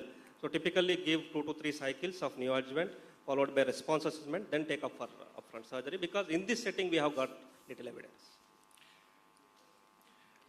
Also would prefer neoadjuvant chemo in this patient, and just wanted to ask, what is your opinion for gemcis? And now I've seen a few people adding nab-paclitaxel with gemcis, nab-paclitaxel. Yeah, so the robust data is in any of these cancers we have got the most data is from gemcis. So gemcitabine plus cisplatin. By whatever reason, if they are not eligible for cisplatin, we will be substituting with other platinum compounds.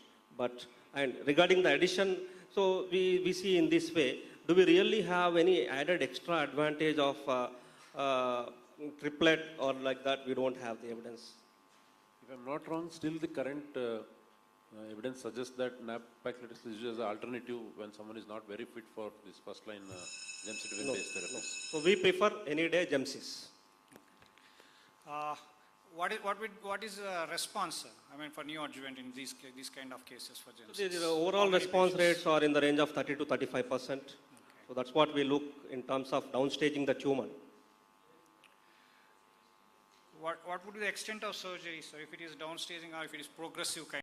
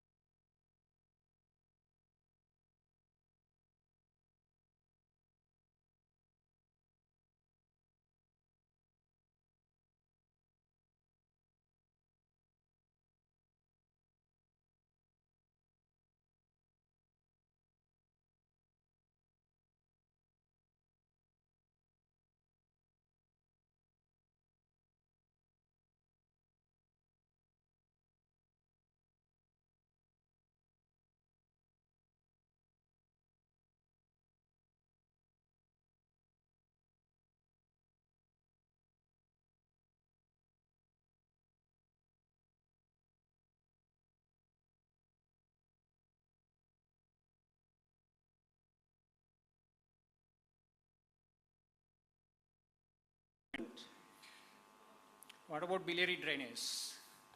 Is it endoscopic or here in this patient or percutaneous? First we'll try and do ERCP plus metal stenting. Endoscopic approach first, followed by, if not feasible, then only we can consider PTBD. But considering palliative care here, we will consider placing a SEMS in this patient. Regarding pain?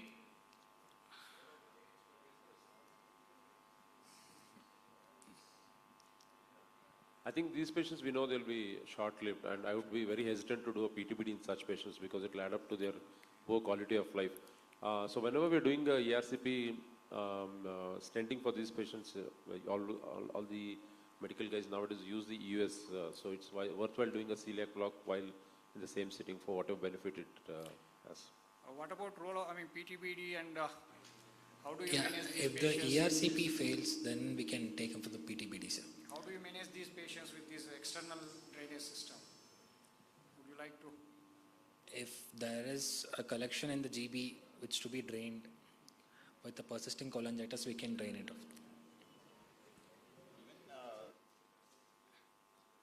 Even with PTBD, quite a few times you end up internalizing it and being able to put an anti-grade stent most of the times. Very rarely you have to keep them permanently on PTBD, and in that scenario even ERCP would not have helped.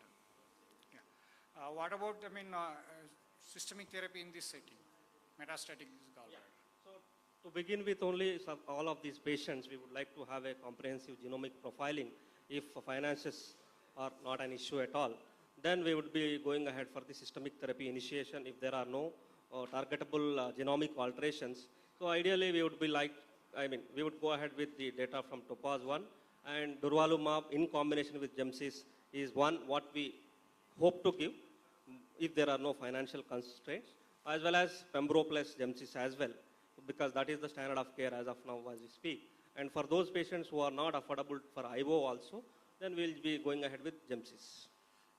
Have you noticed any change with these additional, in CAGB patients, survival or prognosis after addition of these therapies? Yeah, recently? definitely. So if you speak about the plain chemotherapy only in the form of Gemcis, the median overall survival is 11 months, roughly as per the data available in our hands. And when we add IO through chemotherapy, that is combination of IO plus chemo, definitely median overall survival has improved by 2 months. So that's what definitely it counts.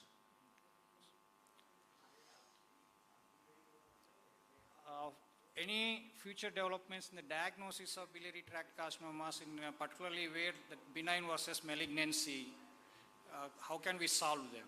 No. Any of these liquid biopsies or something. Does it helpful? Yeah. Particularly such kind of benign versus malignant suspicious strictures kind of thing. You're talking about benign versus malignant, sir? Now, previous case what we have earlier, such kind of cases before planning for surgery, is there any modality to diagnose those kind of things? No liquid biopsy investigations available to differentiate between benign versus malignant. But at the same time, BTC is a very potential area where we would like to have all the genomic alterations in our hand, because we have many good molecules. For example, I just want to take this opportunity on this platform. So we are running a trial, phase 3 trial, global trial. So HER2 positive, that is over-amplified or HER2 overexpression BTC. So we are running a trial with Gemcis plus Durva plus anti-HER2, that is zanidatamab. So definitely, so HER2 expression, over-amplification, all that, not just that, we have many more like NTRK fusions, all that can be found by NGS testing. Okay, this is a question, okay. Definitely the multidisciplinary approach will give encouraging results. So we should encourage because of lack of robust evidence, we should always encourage the patients to participate in clinical trials. I thank panelists for their inputs. Thank you.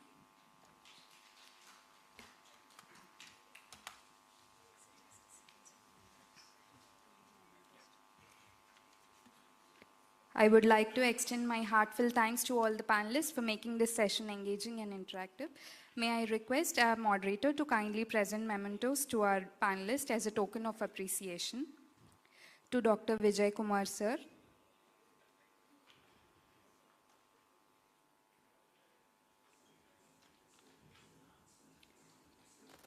Dr. Santosh Narayankar sir.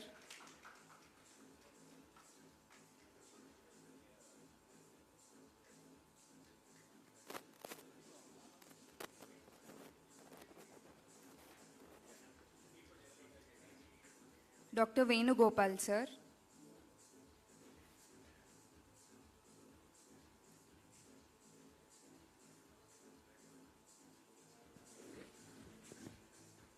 Dr. Kaushik sir.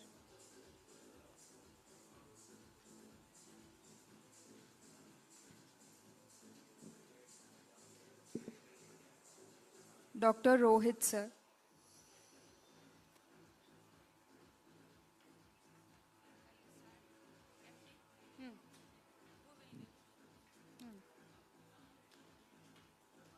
Dr. Sai Teja sir.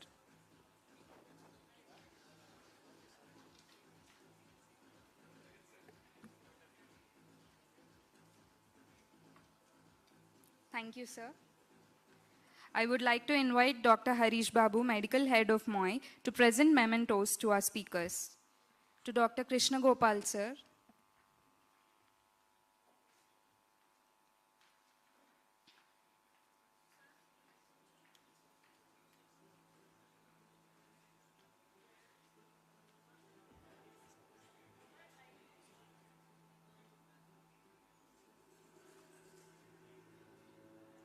Dr. Kiran Kumar, sir.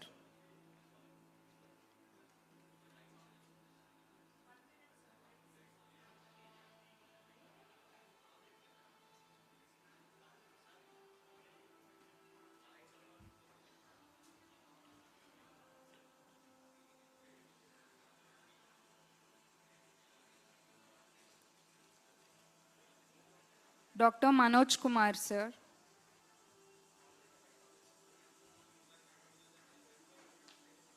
Dr. Sarita, ma'am.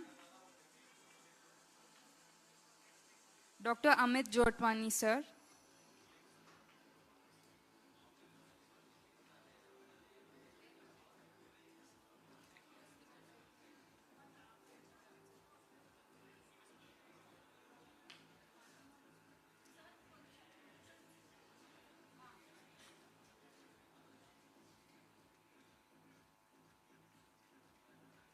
Dr. Raj Bharat, sir.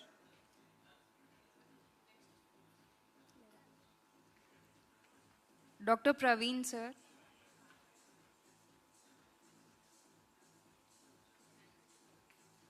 Thank you.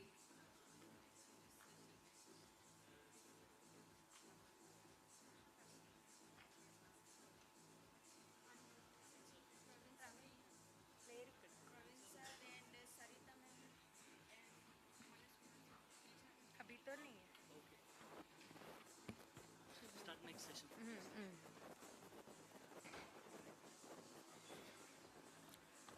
As we begin the next crucial segment on pancreatic cancers, it is my privilege to welcome the chairperson for this session, a highly respected figure in HPB and GI surgery. Please join me in welcoming Dr. Vijay Kumar sir, Clinical Director, Senior Consultant Surgical Gastroenterologist, HPB surgeon and robotic GI surgeon at Yashoda Hospitals. Dr. Vijay Kumar sir is known for his surgical precision, deep academic involvement, and extensive contributions to hepatopancreatobiliary care. I now request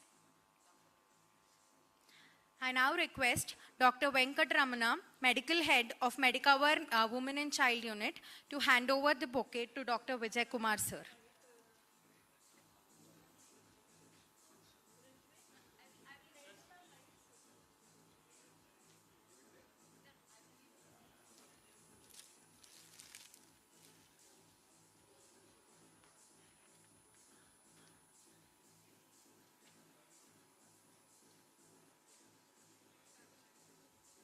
Thank you, sir.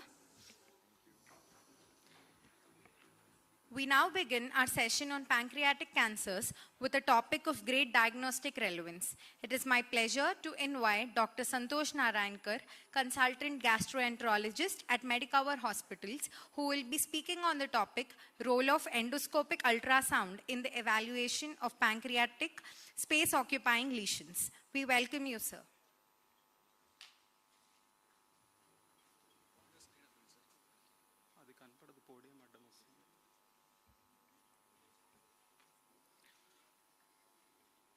Good evening, one and all. Now, as we are starting with pancreatic cancers, to begin with, we are discussing about the role of endoscopic ultrasound in evaluating these pancreatic lesions. Already, solid lesions has been discussed in morning session, so now we will be dealing with the role of EUS in pancreatic cystic lesions mainly. As we know, there is an increasing use of cross-sectional imaging for multiple reasons. There is an increasing incidental detection of pancreatic cystic lesions has been seen.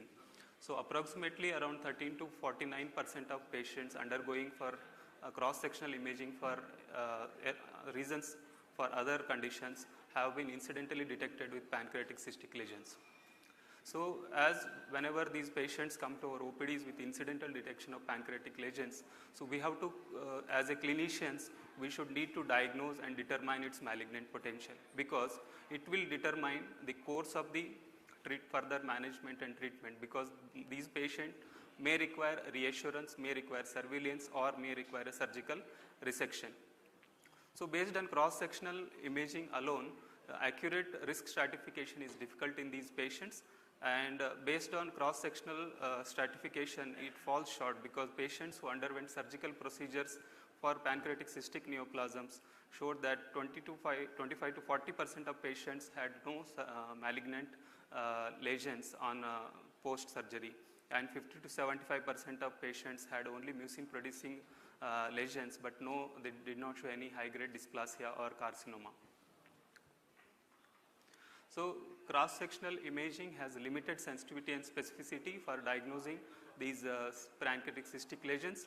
Hence, EUS with or without tissue fluid acquisition often helps in comprehensive management of these lesions. So what are the common indications for evaluating these pancreatic cystic lesions? There are different authorities have advocated different guidelines.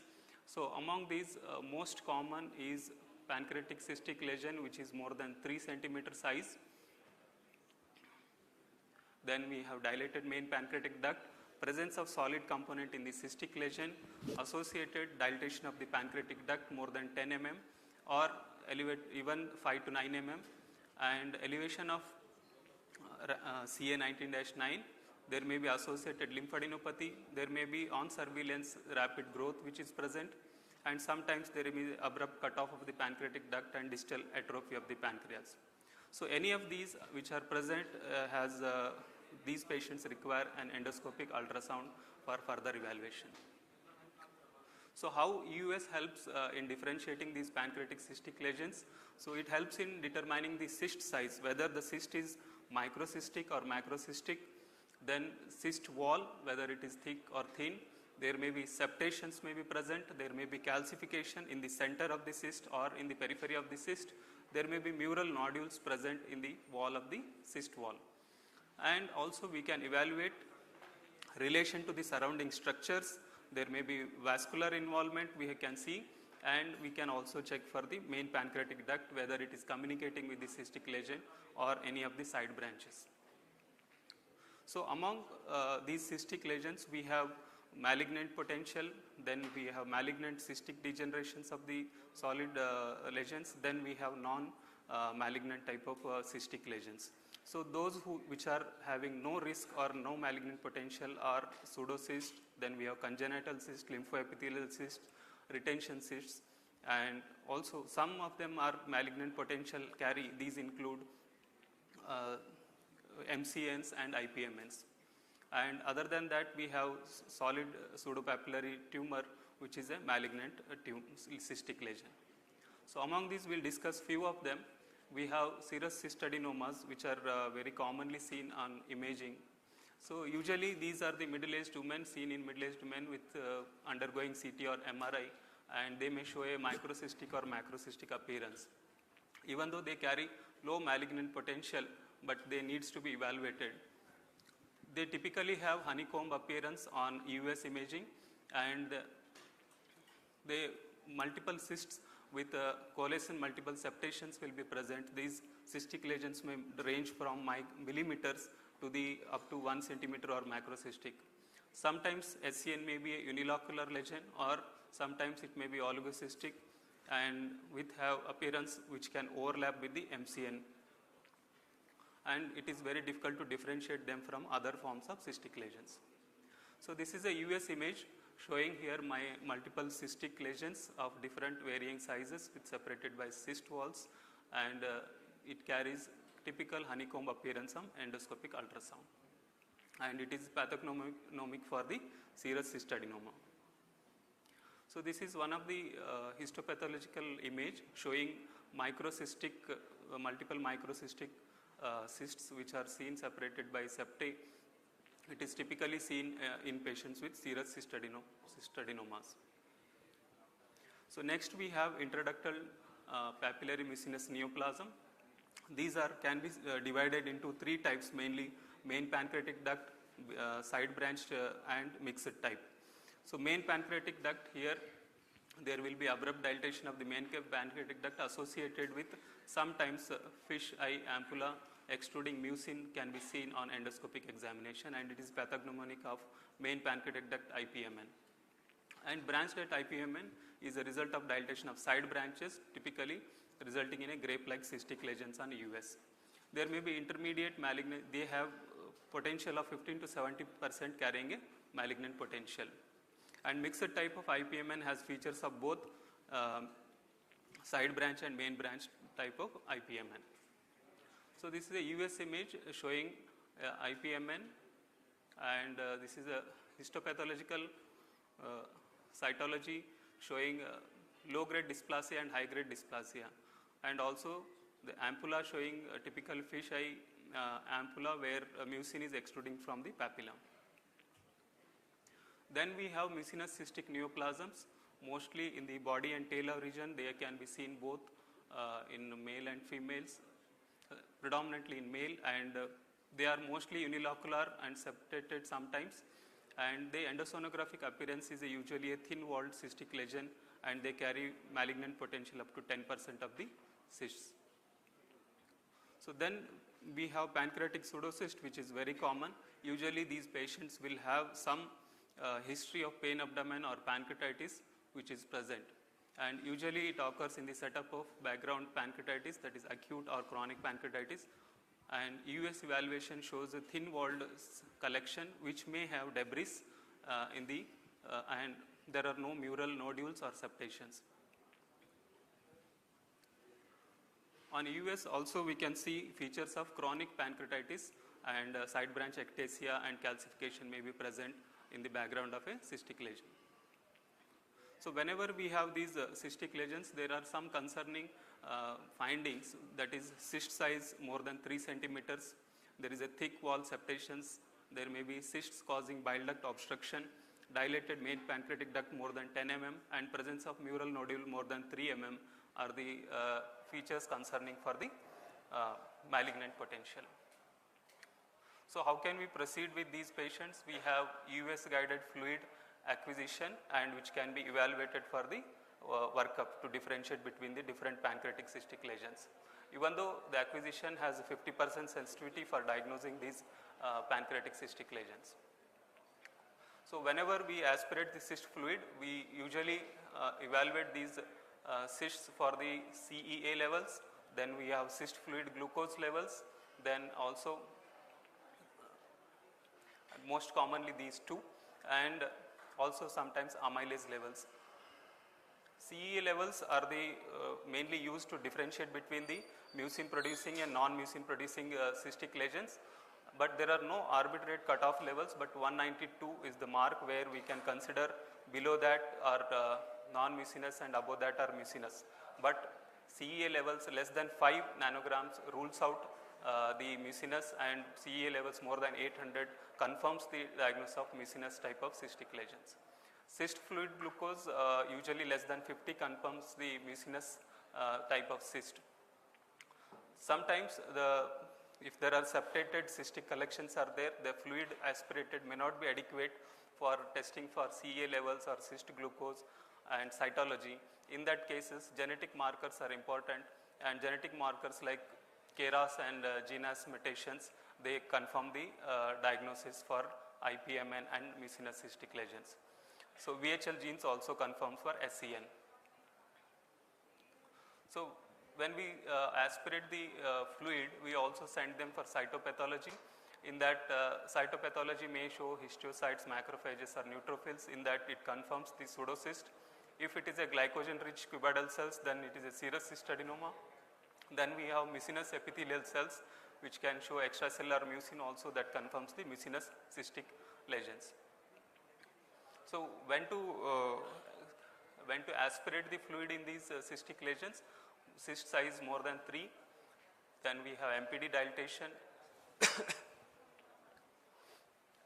So other than that, we also have endoscopic ultrasound guided fine needle biopsy. When the mural nodules are more than 3 mm or 5 mm, we can send smaller biopsies through the 19 gauge needle under endoscopic ultrasound guidance and take biopsies from the mural nodules, which increases the diagnostic yield and detects the carcinoma in situ or high grade dysplasia in a suspected malignant cystic lesion.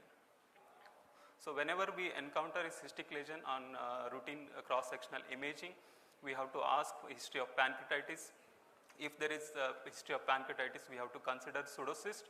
If there is no history suggestive of pancreatitis, but concern is there that the cystic lesion has caused pancreatitis, then we have to consider USFNA again. But if there are no other main duct diameter is more than 5 mm, cyst more than 3 centimeters, change in main duct caliber or upstream atrophy of the pancreas are present, then we have to go for USFNA.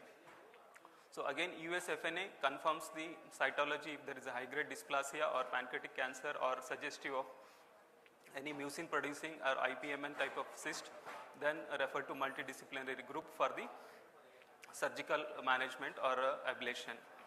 If there is no signs suggestive of malignant potential, then consider MRI in 6 months and follow up. If the cyst size is less than 3 centimeters, then we can consider them for surveillance. Less than 1 centimeter MRI in every 2 years, 1 to 2 centimeters in every 1 year MRI, or MRI can also be done, or US can also be considered in these patients, and 2 to 3 centimeters we consider whether it is a typical IPMN or MCN, then routine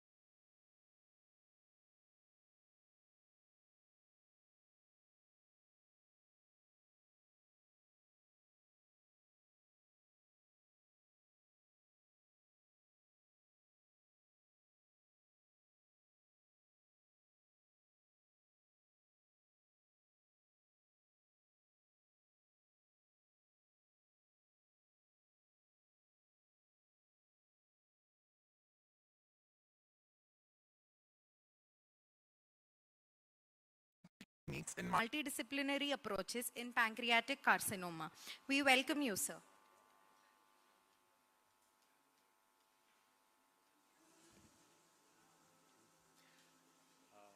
Very good evening to everyone. I think I see many weary faces, so I don't think I'll be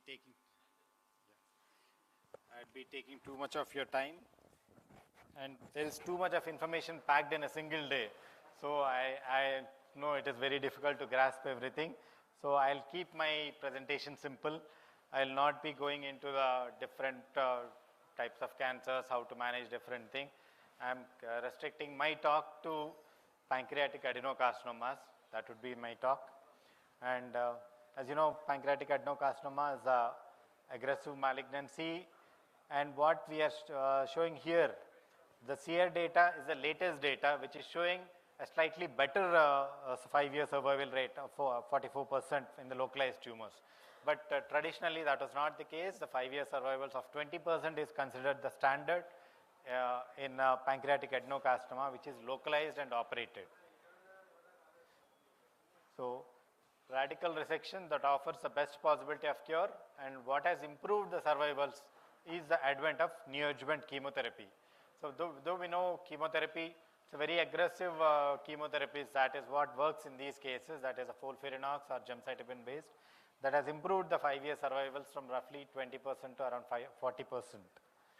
So, but what are the prognostic factors predicting the survival after pancreatectomy? So, you do a very good surgery and you see the patient coming back within 6 months with the recurrence in the liver or some other place. So, what are the factors which decide that one? Number one, preoperative CA99 levels, a positive resection margin, lymph node metastasis, and severe post-op complications, and not administering adjuvant therapy. So, the first and last are not in the surgeon's hands, but the rest of the things I think are in the surgeon's hands. So what is the kind of surgery we do for a pancreas? If it is in the tumors in the head of pancreas, it's a pancreatiduodenectomy or the Whipple's. For body and tail, the distal pancreatectomy, and total pancreatectomy rarely in cases which are locally advanced, multifocal or multicentric, and IPNMs with invasive disease which is diffused through the ducts. So these are the kind of tumors or extensive neuroendocrine tumors. Rare, these are the times when we do a total pancreatectomy. So why all the fuss about pancreatectomy or Whipple's resection? Because of the unique anatomy, as you know, the pancreas lying in the C lobe of the duodenum. So if you have to resect the head of the pancreas, you should always be, will always be removing the duodenum, the pylorus of stomach. The CBD will be draining into the ampulla, passing through the head of the pancreas. So you have to divide the CBD, so and the jejunum. So once you have resected such a thing, and you have to rejoin everything, so that makes the surgery more complex. And over and above that is the presence of vascular structures coursing through the pancreas. So standard steps, just to give a gist of what this surgery, why this surgery is so complex. So it is like we have described 6 steps here. So the first step is the exposure of intrapancreatic SVC. For that we have to mobilize the entire colon, that is what we call as the hepatic flexure should be mobilized, the Kettle-Brash maneuver, and then you identify the middle colic and follow it to identify the superior mesenteric vein. Okay. So there you can see it pointed with an arrow, and then the extended Cocker maneuver. So extended Cocker maneuver should be like, it should cross the IVC and you should be seeing the left renal vein. So there you can see the IVC is crossed, left renal vein, then only you will be reaching your superior mesenteric artery. So the next step would be the portal dissection when we have when we'll be doing so we'll be starting from there. We'll be doing the entire lymphadenectomy to expose all the structures, and then you can do a common hepatic duct division, right? And you can see the divided common hepatic duct and the CBD below that. Next is the transection of the stomach. next to the transection of the jejunum, and we divide the ligament of treads and bring it onto the right side of the patient. And then comes the division of the pancreas. That is usually the last step. So here we have divided the neck of the pancreas. You can see both the ends of the pancreas marked with P, and you can see the portal vein. And then slowly behind the portal vein is your superior mesenteric artery, which needs to be slowly dissected off. That is where usually we get the positive margins. So this is the bed of the tumor, bed of the after removal of the pancreas. So then comes reconstruction. It is the resection is clockwise while the reconstruction is anti-clockwise. That means you are going to do a pancreaticojejunostomy, hepaticojejunostomy, then a gastrojejunostomy, and we generally do a jejunojejunostomy so that there is no biliary reflux into the stomach, and obviously a feeding jejunostomy. So after the getting through a gist of the surgery, what is the role of minimally invasive surgery or laparoscopy? So first thing we'll be talking about is diagnostic laparoscopy. Why do we need to do a diagnostic laparoscopy? So it is recommended that you should always do a diagnostic laparoscopy before opening of the abdomen for a definitive surgery. Why? Because you can see that there's on opening the abdomen, you will be finding the metastatic disease in roughly 3 to 22% of the patients. So in the olden days, that's a different case because the people used to do triple bypass. So in a patient coming with an obstructive jaundice, they have decided, okay, if it is inoperable, I'll do a triple bypass, and this is not the case nowadays. So you have stenting, and the gastric outlet obstruction is hardly ever seen. So a biliary stenting can be done by a gastroenterologist. You don't need to open the abdomen or do any invasive procedures. So even in the recent times, you can see, there's a 10 to 25% of the patients you will find a metastatic disease. So what are the likely possible factors which are associated with a positive laparoscopy? That is elevated CA19 level, body and tail lesions, and tumors which are more than 3 centimeter size. So these are the patients who should always be considered for a diagnostic laparoscopy prior to proceeding with a definitive surgery. So advantages of doing a diagnostic laparoscopy: if you detect the metastatic disease, these patients are more likely to start adjuvant palliative chemotherapy earlier, and the time to initiation of chemotherapy is decreased very much, and these are more likely to receive chemotherapy. So that itself will improve the survival without causing too much of a problem to the metastatic. There is a controversy in this one is about the cytology. So if the cytology is positive, that means that it is a metastatic disease and you will have to abandon the surgery altogether. But the problem with cytology is you will not be able to get the report of cytology in the immediate during the surgery, unlike any frozen section. So that is the problem with cytology. So if you are planning to get a cytology, so when should you do a laparoscopy? The diagnostic laparoscopy should be done as a separate procedure as soon as the patient is diagnosed with pancreatic cancer before planning any other treatments. So that is why it is controversial. So whether to do it as a separate procedure, because majority of the people prefer it to be done at the time of the definitive surgery. So MIS has an advantages like any other surgery: early recovery, fewer complications, reduced hospital stay. But there are concerns with MIS, that is the longer operative duration and a higher conversion rates. Right? And a lot of studies which have reported inferior oncological outcomes, and there is an increased mortality reported in low volume centers. So the easiest surgery to do in a pancreatic cancer would be a distal pancreatectomy.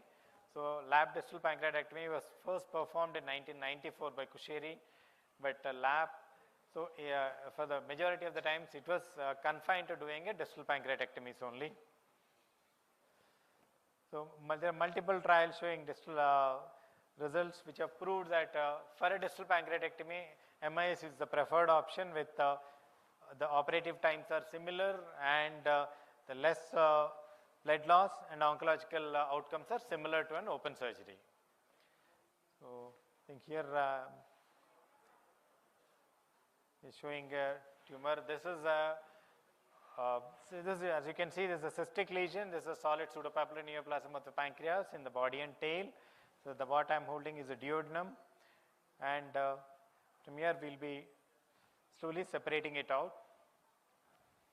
So this is just to show that not any kind of body and tail of the pancreas, any kind of lesions are amenable for a minimally invasive surgery.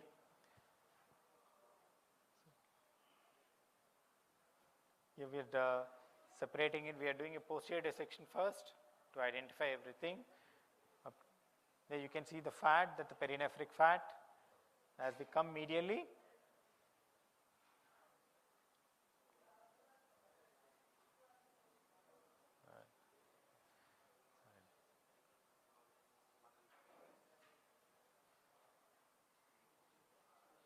you can see a branch going to the tumor, and what you see below that in my instrument is a splenic vein.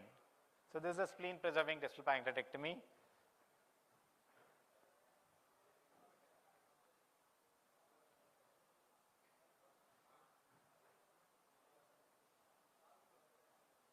You can see the splenic vein clearly, and slowly separated out from the tumor because it is very close to the tumor. I think I cannot forward that.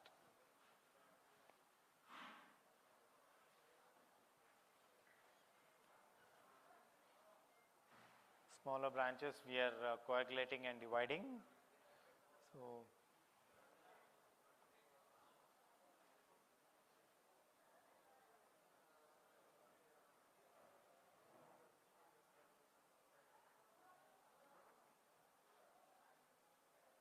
you can see the splenic vein there.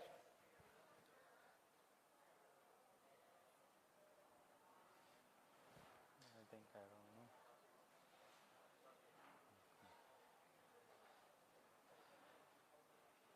And after gently isolating the splenic vein, we are dividing it with the stapler.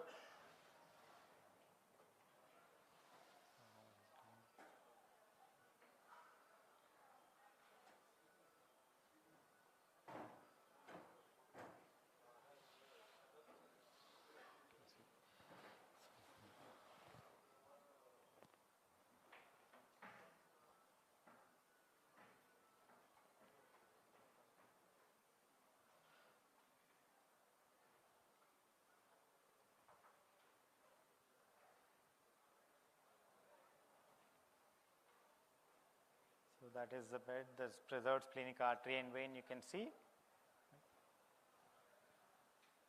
and that is placed in a bag and removed.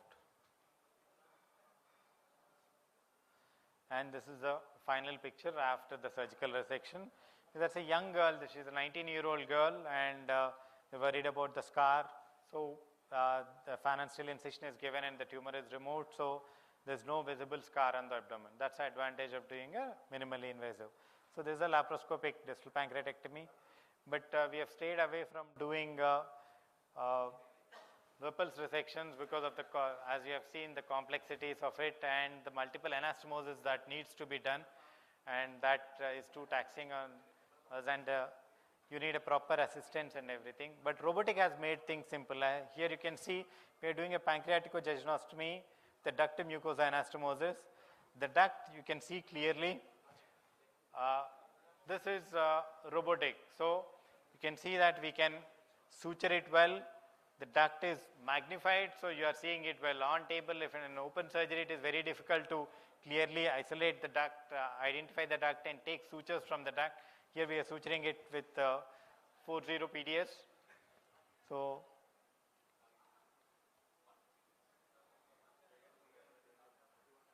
this amount of visualization and this amount of dexterity is difficult on a laparoscopy.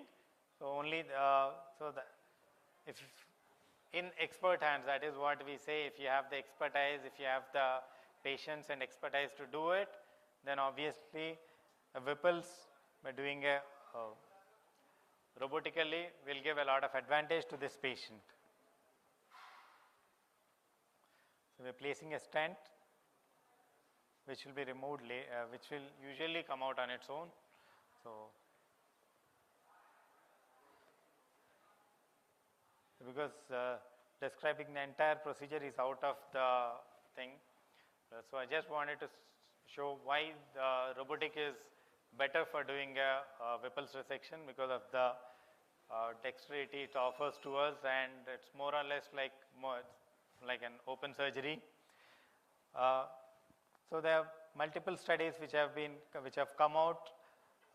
Not many RCTs, because that is relatively new, and most of them are single institute studies, but all of them have showed similar outcomes when compared to the open surgeries. So so this is just to show how it can be done by minimally invasive. So that way you are decreasing the immediate post-op morbidity, but how to improve the oncological outcomes is something which we need to concentrate on. So the margin status positivity is very high, because majority of the times it is the supramesenteric artery margin which comes positive. R1 positivity is very high if the pathologist carefully examines the specimen, and once the margin is positive, the overall survival falls drastically. And as you can see, there are three margins which are of concern in pancreatic surgery: the CBD margin, SMA margin, and the pancreatic margin. So 90% of the times it is the SMA margin which comes as positive. So how do we improve? That is the thing marked in yellow. That is the whole area, or that is the entire operation which decides the prognosis of the patient. That is a smaller area which decides the prognosis of the patient. So to decide whether it is operable or not, you can see the scans, go to the radiologist, sit, and they see it clearly. So you can see the SMA free here, and the second one is, we can resect it, but R1 is more likely. The third one shows R2 is likely unresectable tumors.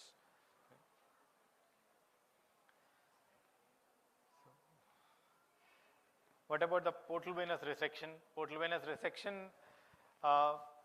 the biggest study has come from Heidelberg. So 1571 venous resection, right? Majority of them are Whipple's cases. The R1 positivity is around 89% in patients who underwent a portal venous resection also. That means that itself indicates that the tumors are advanced, and the 90-day mortality is slightly increased, but patients, even though it is an R1 resection, the patients did better. R0 patients did better, but yeah, all the patients you can see the overall survival is better when compared to unresected patients. So portal venous resection is perfectly safe and acceptable. It improves the outcomes. Multiple types are there, type 1 to type 4. So if you ask me what is my experience in doing portal vein resections, so I would say hardly ever we might have done type 1 portal resections. That is not by intent, but by accident. So that is the thing. We have not done any portal venous resection, so my experience in that is very limited. Lymphadenectomy, this is where the surgical quality shows. That means, so for a pancreatic duodenectomy, there is a Whipple's. The standard lymphadenectomy should include 15 or more lymph nodes which have been removed. So that will include levels 5, 6, 8, 12, 13 and 14 and 17A and B. For a distal pancreatectomy, you don't need so many lymph node stations to be removed. It is like 9, 10 and 11 and 18. To conclude, it's an aggressive cancer with poor outcomes. Surgical resection with neoadjuvant or adjuvant chemotherapy, that offers the best chance of a cure. MI is feasible with distinct early advantages. In expert hands, MI is safe with equitable oncological outcomes to an open surgery, and vascular resections can be considered to improve the resectability of these patients. Thank you very much for giving a very good overview of this one. So it's been a huge change in the last 1 decade, the way the pancreatic cancers have been managed. And especially the topic says the surgical advancements in improving the outcome. As you rightly mentioned, the addition of minimally invasive surgery has improved the outcome definitely. Right. Also the vascular resections, though not the arterial resections. What recent evidence is about venous resections, definitely yes, it improves the outcome. Yeah. Arterial resections only in select centers. So as a replacement of our arterial resections, now we are doing the arterial divestment techniques. So not actually doing the arterial resection, but divestment techniques. All of them have shown significant improvement in the overall outcome. And not the least, the neoadjuvant addition to locally advanced pancreatic cancers. So a decade ago, what a local advanced pancreatic cancers was thought to be an inoperable, incurable disease. There are hopes now with these advanced techniques. I think with this, if no questions from the floor, then we'll thank you very much for your good presentations. Thank you.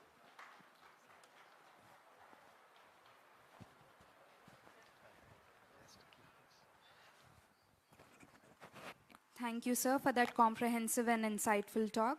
I would now like to invite Dr. Sriram, Consultant Medical Oncologist, Medicover Hospitals. Sir will be presenting on optimizing systemic therapy in pancreatic cancer, current strategies and future directions. Over to you, sir.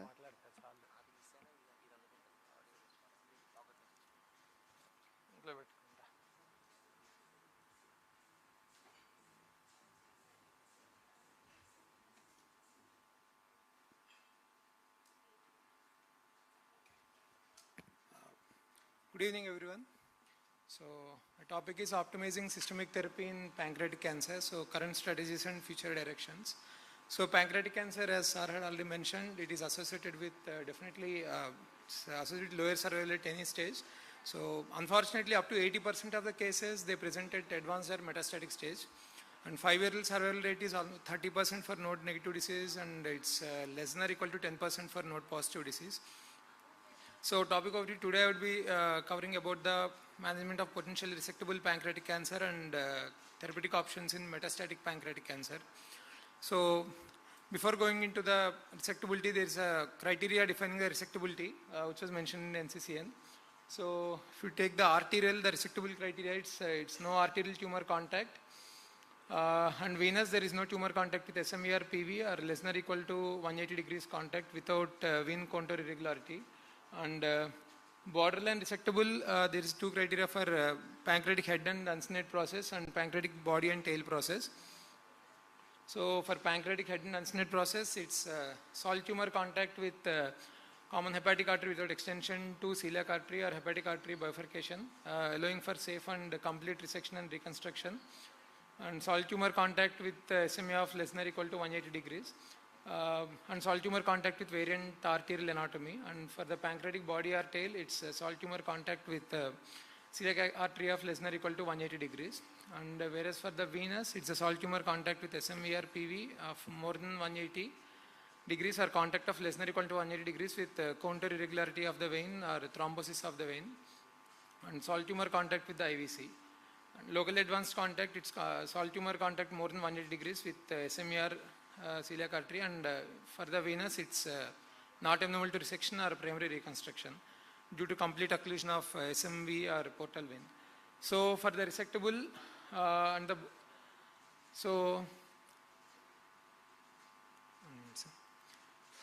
so for the resectable pancreatic cancer, irrespective of the stage, be it T1N0 or T2N0, definitely adjuvant chemotherapy is recommended because of the survival benefit and because of the high chance of recurrence, even if it's a stage 1 disease. So for the neoadjuvant therapy, so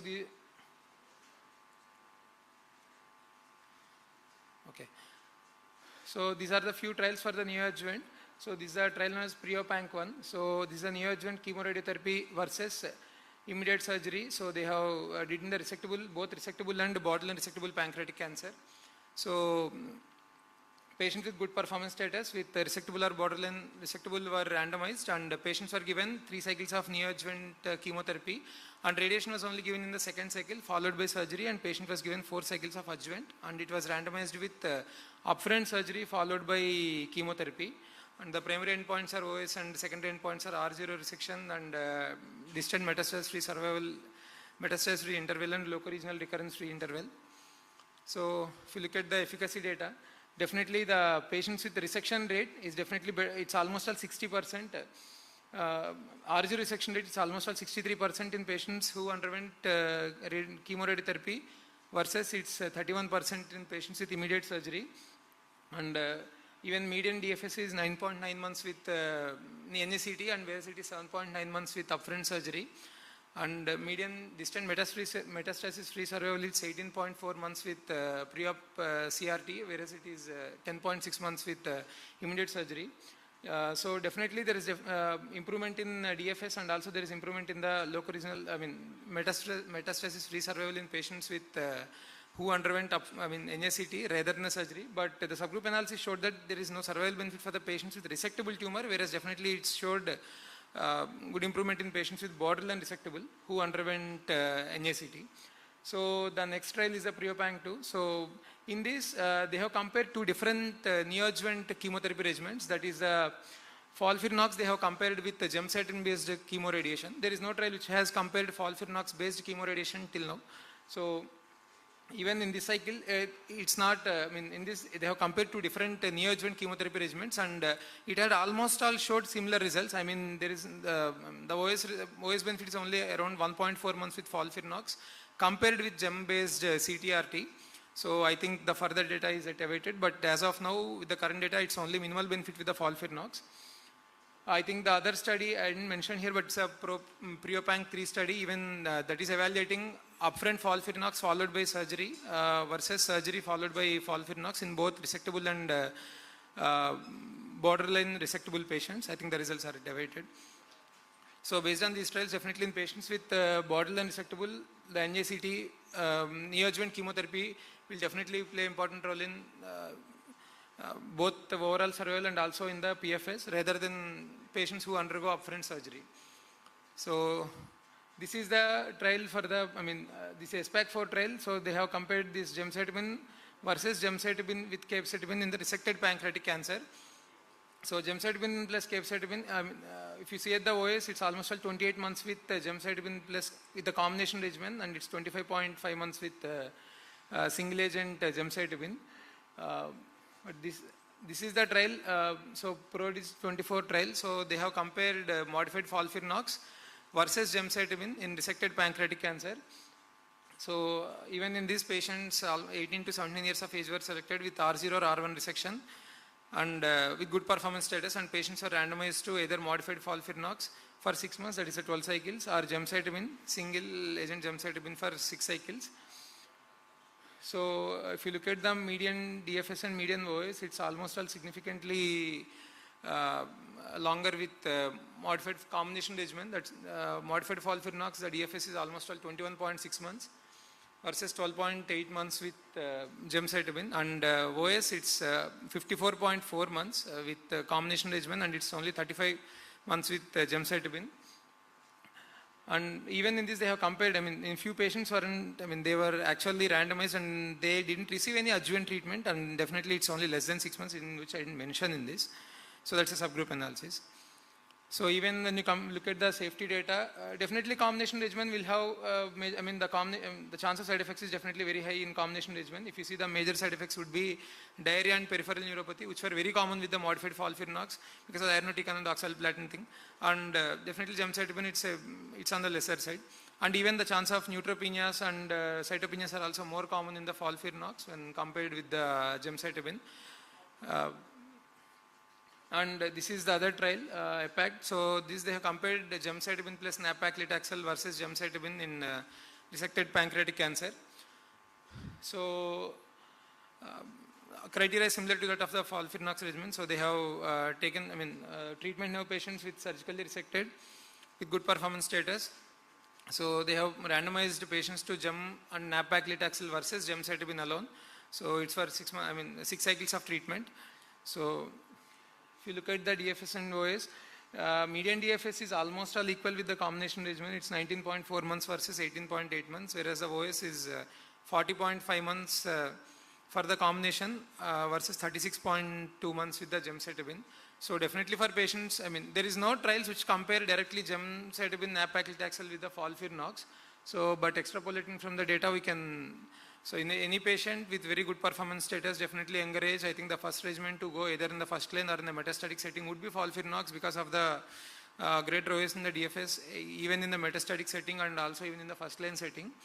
Definitely Gemna-paclitaxel is also an option, but I think it's for the patients with maybe elderly patients are definitely with poor PS, definitely we can go with that. Or any patients who develop serious adverse events on FOLFIRINOX, maybe we can change them into. So look at the safety data, it's almost all, it's almost all equal. So, Gemna-paclitaxel, hematological toxicities, that is a neutropenia is it's comparable. The neutropenia is 49% with the combination and 43% with gemcitabine. And the only complication which is significant I can see is peripheral neuropathy, which accounts for 15% in the combination. It's 0% in the gemcitabine group, and fatigue 10% versus 3%. So metastatic disease, the treatment options are almost all similar to that of the H1 disease. It's FOLFIRINOX or Gemna-paclitaxel in the first line. So even if you look at the metastatic disease, the trials are almost all similar. They have compared only with gemcitabine. There is no trial, there is no head-on-head trial with FOLFIRINOX with Gemna-paclitaxel. So even in this trial, they have compared FOLFIRINOX with gemcitabine. So even if you look at this, the OS is almost 11.1 months with FOLFIRINOX, whereas it is 6.8 months with gemcitabine. Even PFS is 6.4 months with the combination and 3.3 months with the single agent gemcitabine. And safety data, it's almost pretty similar to that of non-metastatic group. The most common complications are definitely neutropenia. It's almost 45% in the combination versus 21% in the gemcitabine group. And among the non-hematologic toxicities, most common complication would be neuropathy and fatigue, which is more common in the combination versus gemcitabine. So definitely the quality of life, in spite of adverse events with the FOLFIRINOX, definitely the quality of life is definitely better with the FOLFIRINOX compared with gemcitabine. And specifically there is longer time to deterioration in patients' physical, cognitive and social functioning, and symptoms such as fatigue, nausea, vomiting, pain, anorexia. So definitely the quality of life is going to be better with the combination. So these are the few trials which, apart from the FOLFIRINOX, so these are the other gemcitabine based combination trials. So these all, in these all trials, they have combined gemcitabine with different agents versus gemcitabine. Out of all the agents, definitely, in few trials, they had modest survival benefit. One is the gemcitabine with erlotinib and gemcitabine with nab-paclitaxel. Gemcitabine, erlotinib, definitely the quality of life and serious adverse events are definitely high with that regimen. So gemcitabine, nab-paclitaxel, even it showed modest survival benefit. Definitely the side effects and treatment interruptions are definitely lesser. So this is the impact trial. So this is the gemcitabine with or without nab-paclitaxel. It's an open randomized phase 3 trial. So randomized patients to gem plus nab-paclitaxel versus gemcitabine. So median OS is almost 8.5 months with the combination versus 6.7 months with gemcitabine, and PFS is 5.5 versus 3.7 months. Safety, it's almost all similar except for the fatigue and peripheral neuropathy which were seen in the combination regimen. Hematological toxicity, it's leukopenia, I think it's 31% versus 16% in gemcitabine group. So frontline regimens for patients in metastatic pancreatic cancer, 2 regimens, either FOLFIRINOX or gemcitabine nab-paclitaxel. It's modified FOLFIRINOX. FOLFIRINOX and modified FOLFIRINOX, it's almost all the same except for the irinotecan dosage, and definitely both of them have similar overall survival benefit. So modified FOLFIRINOX is equally acceptable. So there are no head-to-head trials, but definitely extrapolating from the data. So there was a paper which was published in 2022. It has compared, it was a random meta-analysis of different trials, and they have definitely seen better survival benefit with FOLFIRINOX and compared to the gemcitabine versus nab-paclitaxel. It's not a head-to-head trial, it's just extrapolating data.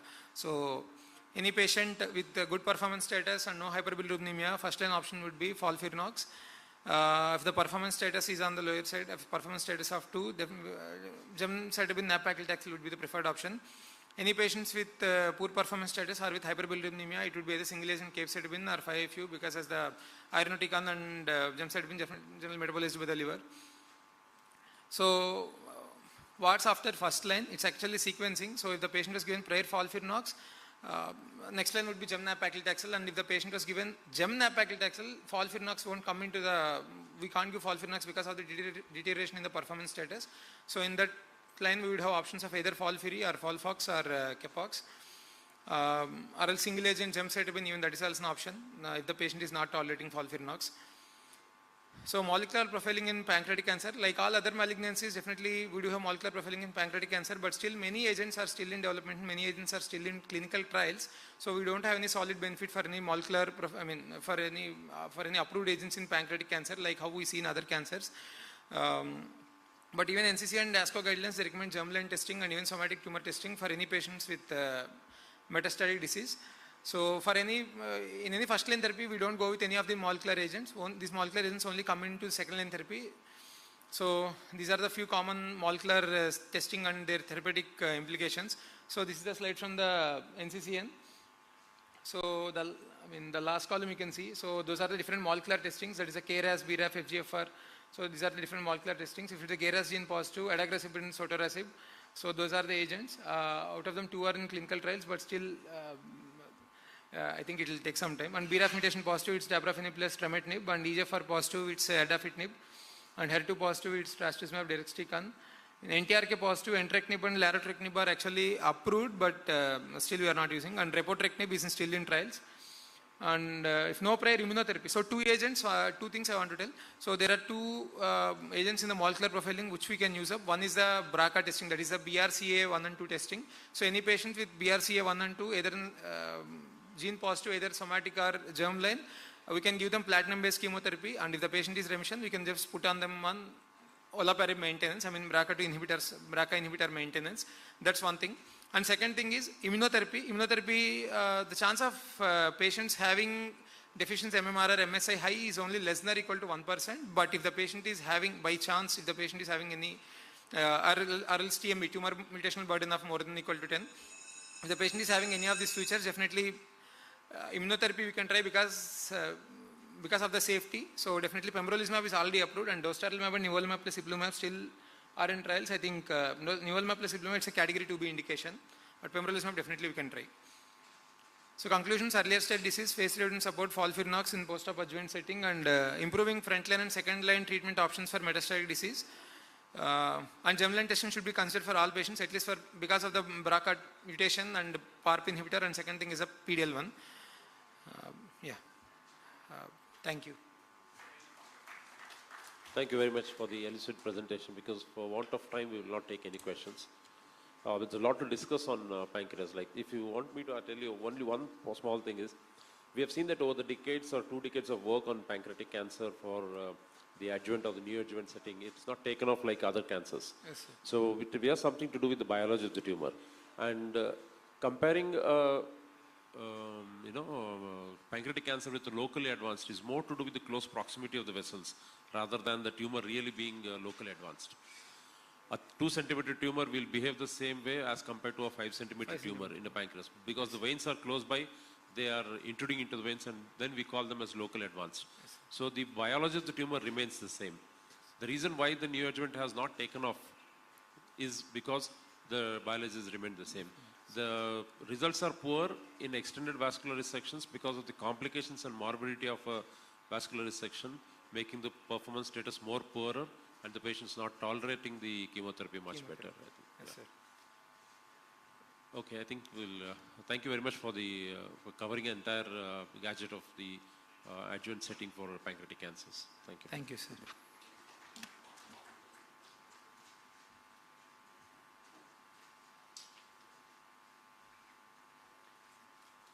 Thank you, sir, for that thoughtful presentation. We now invite our next speaker, Dr. Prashant Reddy, Consultant Radiation Oncologist at Medicover Cancer Institute. Sir will be speaking on role of radiation therapy in pancreatic cancer. We welcome you, sir.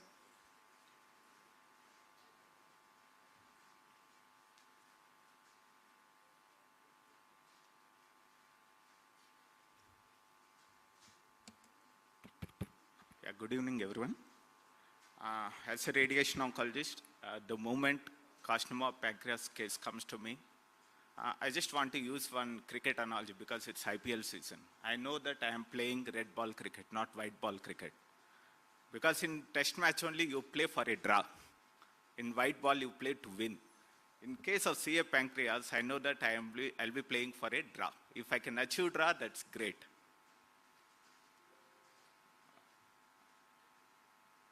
Yeah, next slide.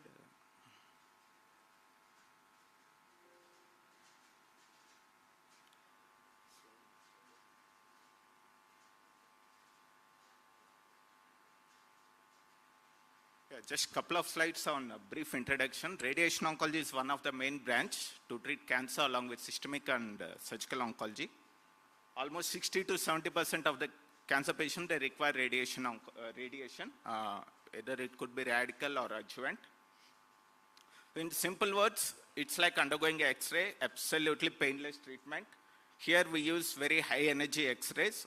You know, our conventional X-rays or CT scan, they use kV, kilovolts. In radiation oncology, I use MV, megavolt. That means 1,000 times more powerful than conventional X-rays or CT scan. So, so how radiation works? It works at the level of DNA. It damages the DNA either directly or indirectly. Cancer cells, they don't have ability to repair the DNA damage, whereas normal cells, they have ability to repair the DNA damage to a certain extent. So this is the mission, what we use. This is called linear accelerator. It produces very high energy X-rays in MV, megavolts. So the one more modality is proton treatment, where we use protons. We have only a couple of centers in the entire country. The advantage with this machine is you don't have this exit dose. Normally you have entry dose and exit dose. Unfortunately, the other side of the tumor also gets some sort of normal tissues get some dose, whereas in protons they don't have exit dose. One more is a cyber knife. It is just like a linear accelerator, which is a robotic mounted linear accelerator, where with this also we can treat coming to my main topic.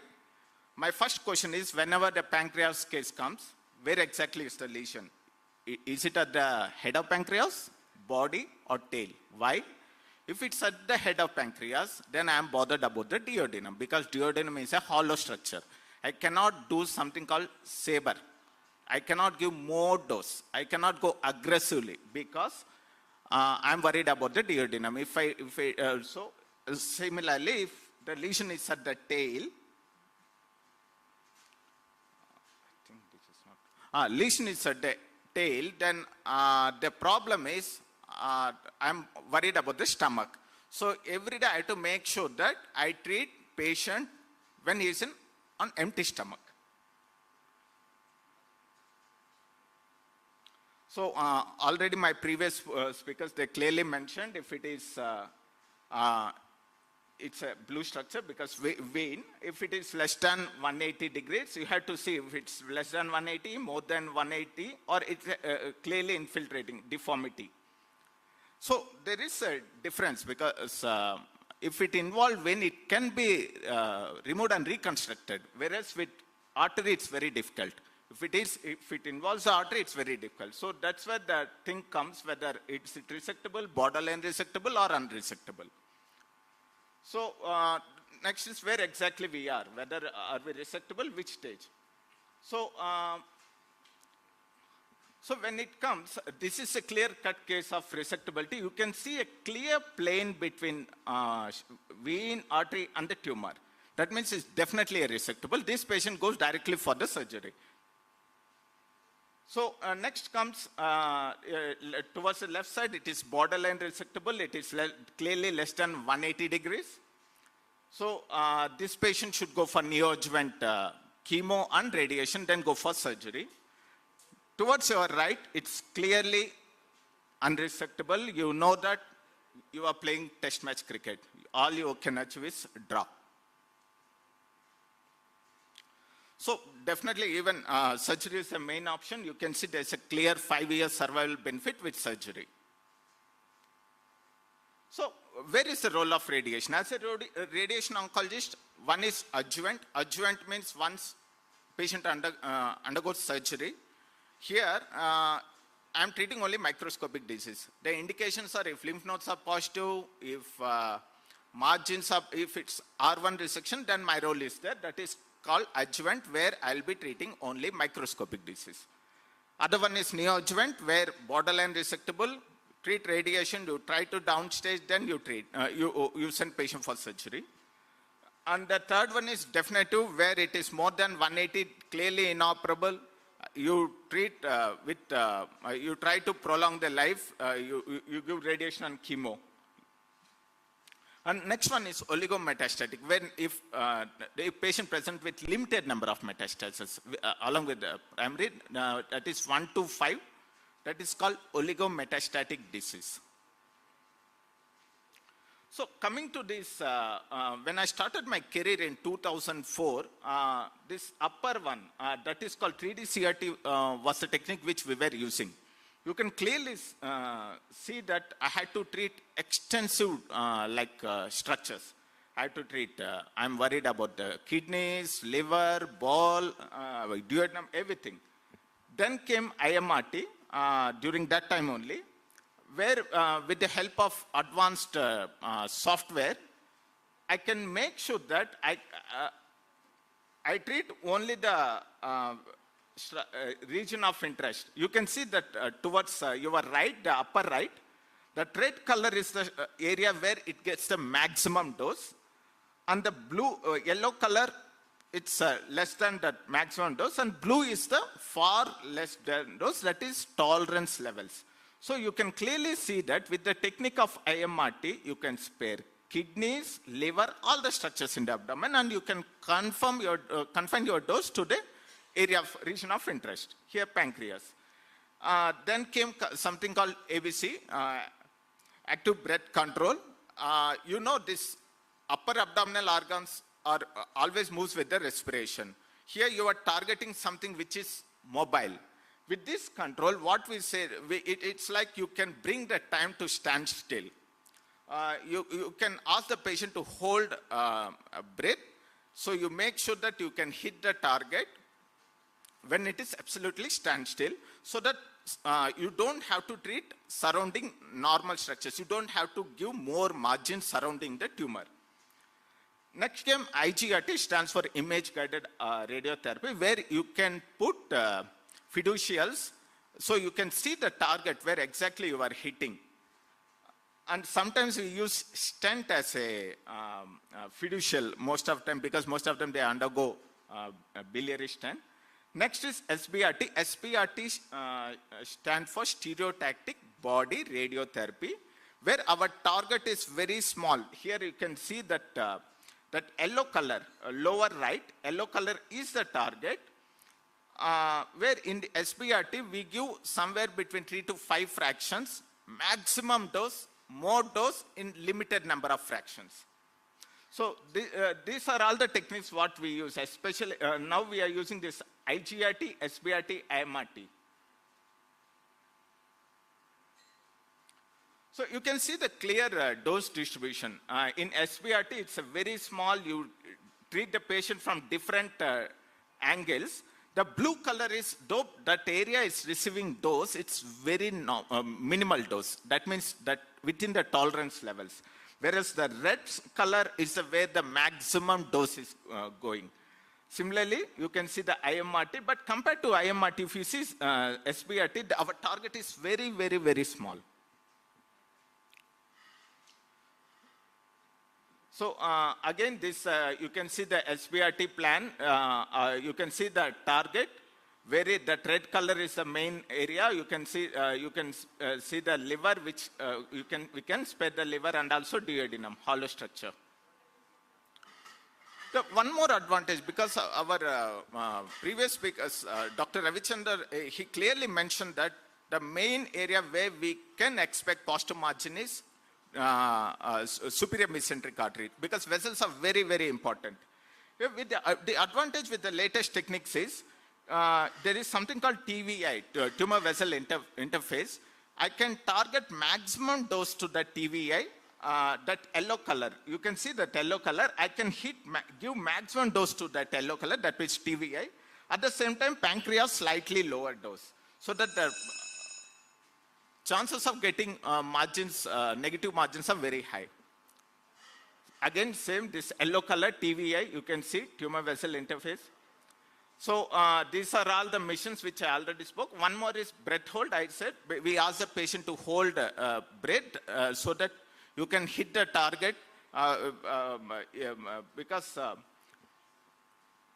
One more is MR guided radiotherapy is one more technique where linear accelerator comes with the inbuilt MRI, which has its advantages. You can visualize the target while you are treating.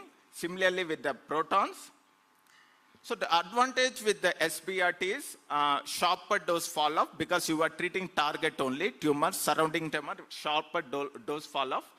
And the less acute toxicity, it's a short course. Hardly patient has to come for 1 week, 1 to 2 weeks. It's an outpatient procedure. Patient can come, take treatment and go home. No need for any admission and painless and good quality of life. Definitely less side effects. Of course, there are, that red color shows that there are some side effects because if it is, as I told, it's nearer to any hollow structures, you cannot deliver. At the same time, higher lead toxicity. And of course, you cannot treat lymph nodal areas. So definitely, various studies have shown that SBRT along with the chemo as definitely it's useful. And this has showed that it's superior overall survival in compared with conventional RT in locally advanced pancreatic cancer. So you have different options, like you can, which option you want to go. It all depends on our ultimate goal is to send patient for surgery, to get a negative, to go for R0 resection. Whatever you do, your ultimate goal should be surgery. So because you see, it's already, because margin, R0 margin has definitely had good survival rates. So adjuvant, as I already told you, will be treating only microscopic disease. This is one of the examples. This is how the radiation area looks like in adjuvant. You can spare the surrounding. This is a case with the Rapidoc technique. And so what are the benefits of neoadjuvant? You get R0, chances of increased likelihood of getting R0 resection. Of course, avoids unnecessary surgery and those less likely to get benefit. So which patient should be taken to surgery following? It doesn't mean that you give neoadjuvant surgery if it doesn't come down. If the size doesn't come down, it's not a criteria. Even though the size doesn't come down, you can send patient for surgery. Because they do not shrink after neoadjuvant surgery. So various studies have shown that neoadjuvant therapy improves 80 to 90% of R0 resection rate. And even though radiologically you don't see any response, you look at the good performance status, improved CA 19.9. Ideally, it should be less than 12 weeks after SBRT, you have to send patient for surgery. And one more is you can look at the SUV max levels in the PET CT. So can we give RT2 enhance, especially SBRT? It activates the immune system, and you can immunotherapy works better when you give along with the SBRT, because SBRT itself it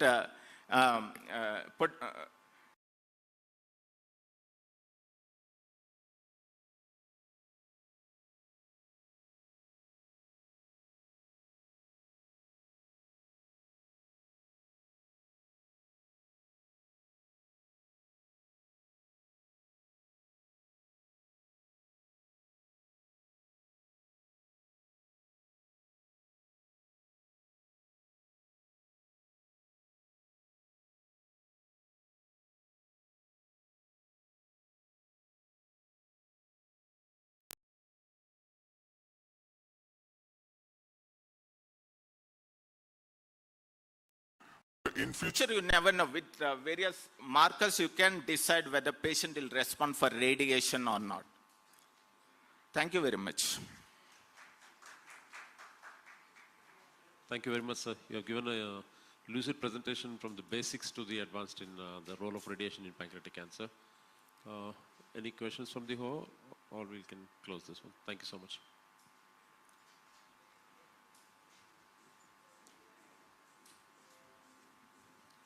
Thank you, sir, for a wonderful session which has added a great depth to today's discussion. I would like to extend my heartfelt gratitude to Dr. Vijay Kumar, sir, for chairing this session today and sharing his valuable insights. I now request Dr. Ravichandar, Senior Consultant, Surgical Oncologist and Robotic Surgeon, to hand over a token of appreciation to our chairperson.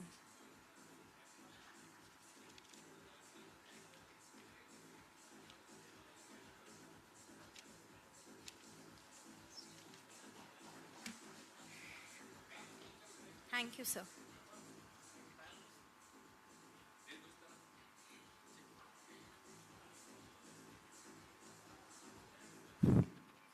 Very good evening to all of you. I think we got a clear-cut instructions from the organizers that we are running short of time by almost 45 minutes. So let us start the last case-based discussion. They promised that our dinner will not be served unless we finish all the 3 sessions. So let us finish that. So we have 2 case-based scenarios. I will be moderating the session. And our panelists are Dr. Ajay, a surgical oncologist from Medicover, Dr.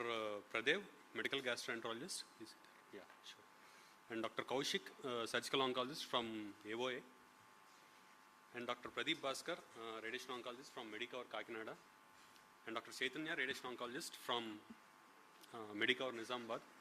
Sriram, what's up?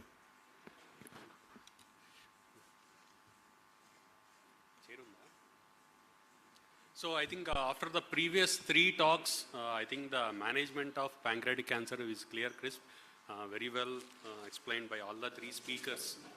We've seen that how aggressive this disease is and how late the disease presents and challenges that we face in doing the surgery in terms of vascular, neural and vessel involvement. Let us move to the 2 cases. So this is the pattern the cancer usually presents to us. Either it could be resectable, borderline, or locally advanced or metastatic. So the first case is a 56-year-old male. He's a chronic smoker. One of the risk factors for the pancreatic cancer. He's a non-alcoholic. He presented with jaundice since 1 week. Evaluation was suggestive of routine labs, routine hematological labs like normal hemoglobin, platelet count and WBC count. Creatinine is normal.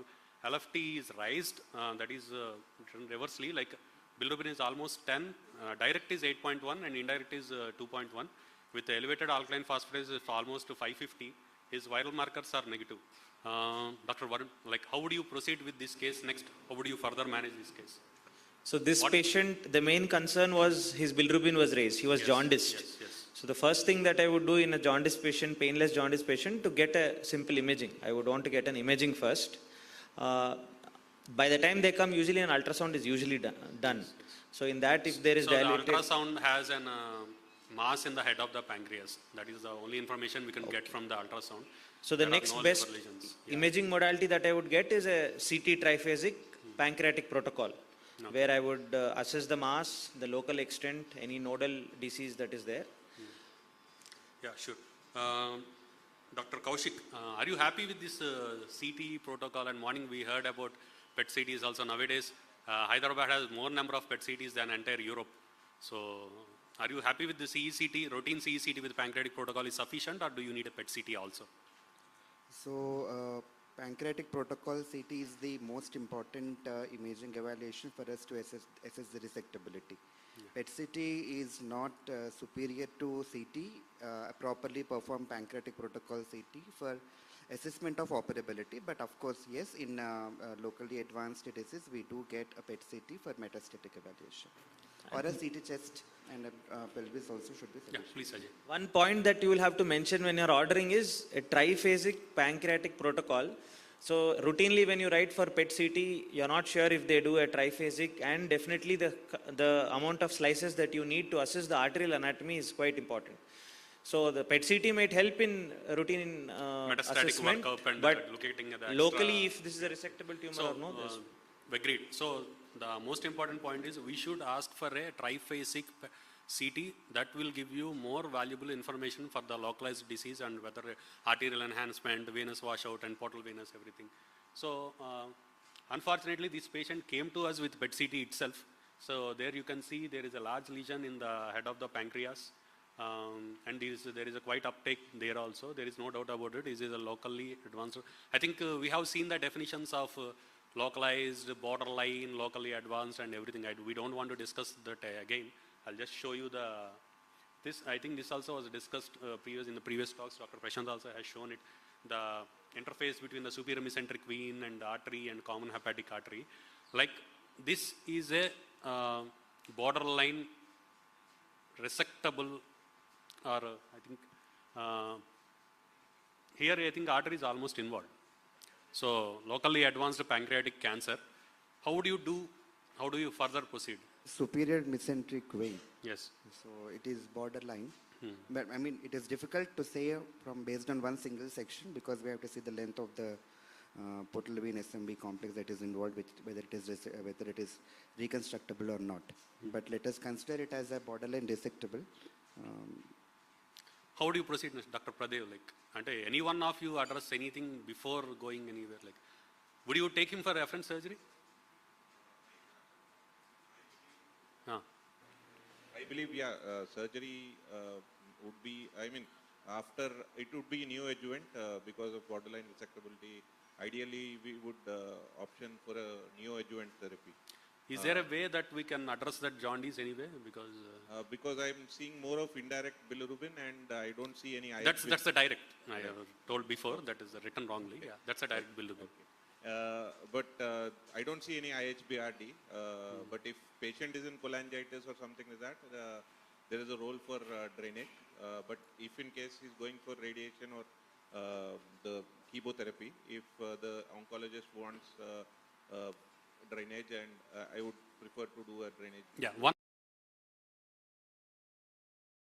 Okay. Head-to-head trials, but still it has got. Was given, then neoadjuvant. Okay, I think anything with positive margins or node positivity will be the role of RT. No. Sure. Now let us go to the second case.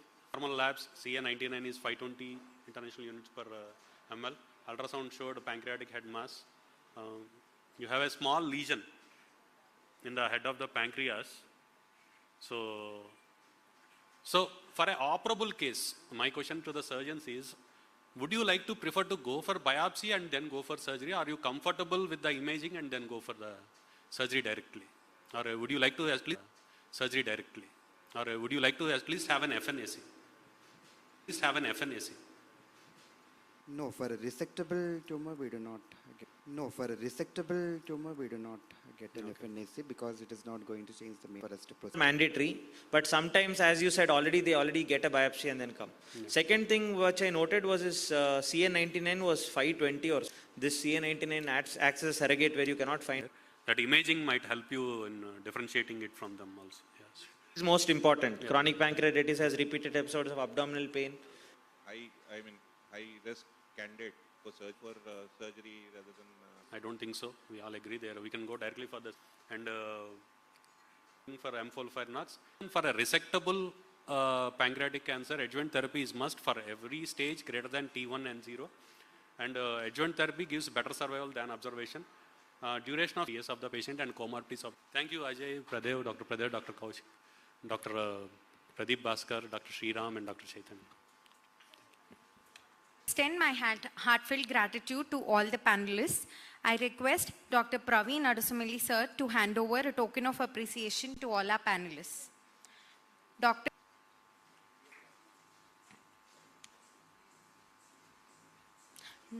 Pradev.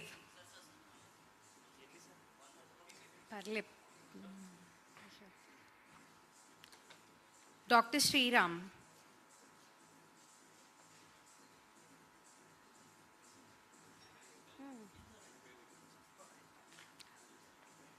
Dr. Pradev.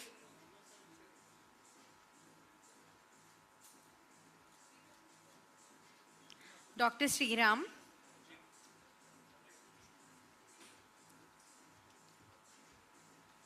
Dr. Pradeep Bhaskar.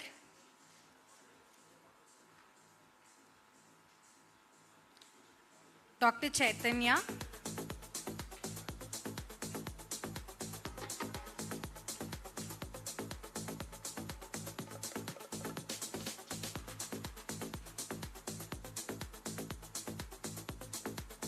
Thank you, sir. I now invite Dr. Dileep, sir, Medical Head of Madhapur Unit, to hand over a token of appreciation to.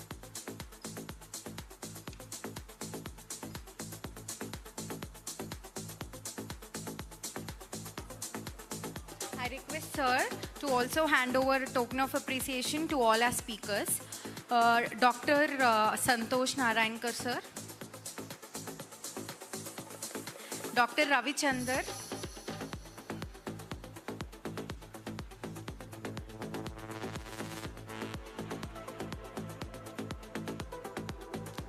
Dr. Prashant.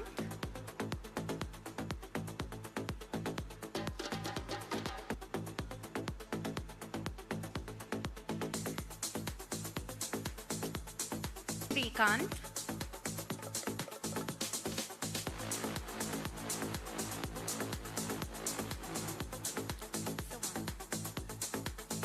Dr. Santosh.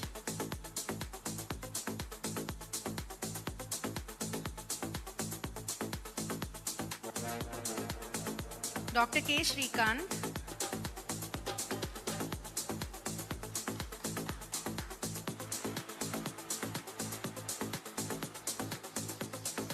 Thank you.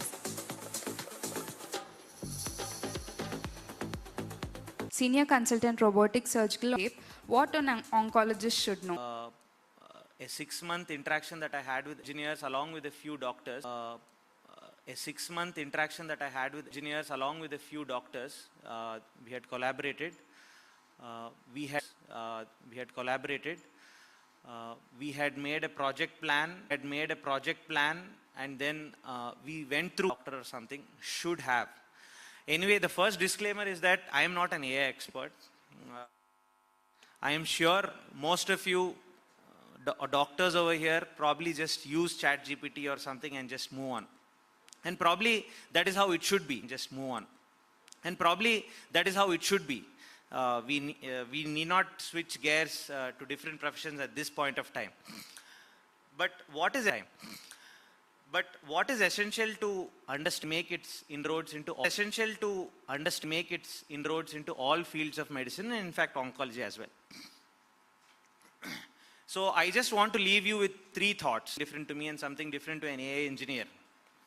Going on under the hood, because tomorrow if someone, third one is I just want to just practically tell you what has happened over the past 24 hours in preparation for today's CME. So artificial intelligence, as I see it, is a very difficult concept to define. Just like natural intelligence. Say someone who can crack jokes at the top of their hat usually is more intelligent. But all these definitions are just partially true. Just like how we define artificial intelligence for what artificial intelligence is. But what we know is that this is very easily recognizable, at least today, with the advent of the apps that are coming in. If someone opens chat, I am pretty sure when the calculator was first in school through rigorous math and mathematicians used to solve problems, and then when someone came up with the idea of a calculator, I'm sure this is, but when you think of it, at the core, a calculator is a problem solving tool. You input something, there is something that happens inside. We don't have to understand that. Into core, deep scientific reason. When we started doing MCQs was start putting the answers into the equation and get the answers. Maybe you thought that was a very foolish thing, but our brains intuitively do that. And that is at the core what AI is also doing in one way. So basically in AI, like ChatGPT, you give input. Now, write a poem on the Medicover Onco Hpb Excellence Symposium in the Shakespeare style. Something happens within the app or within the AI model. It's able to, within seconds, churn out a beautifully written poem, which I am sure you would be able to do only if you have studied Shakespearean philosophies or poems and everything. Now it's being done in a fraction of a second. So some problem is being solved. When 2 + 2 = 4 is a problem, even this is a problem. The whole problem existed is we never thought of language and pictures and this AI as a problem. We always thought math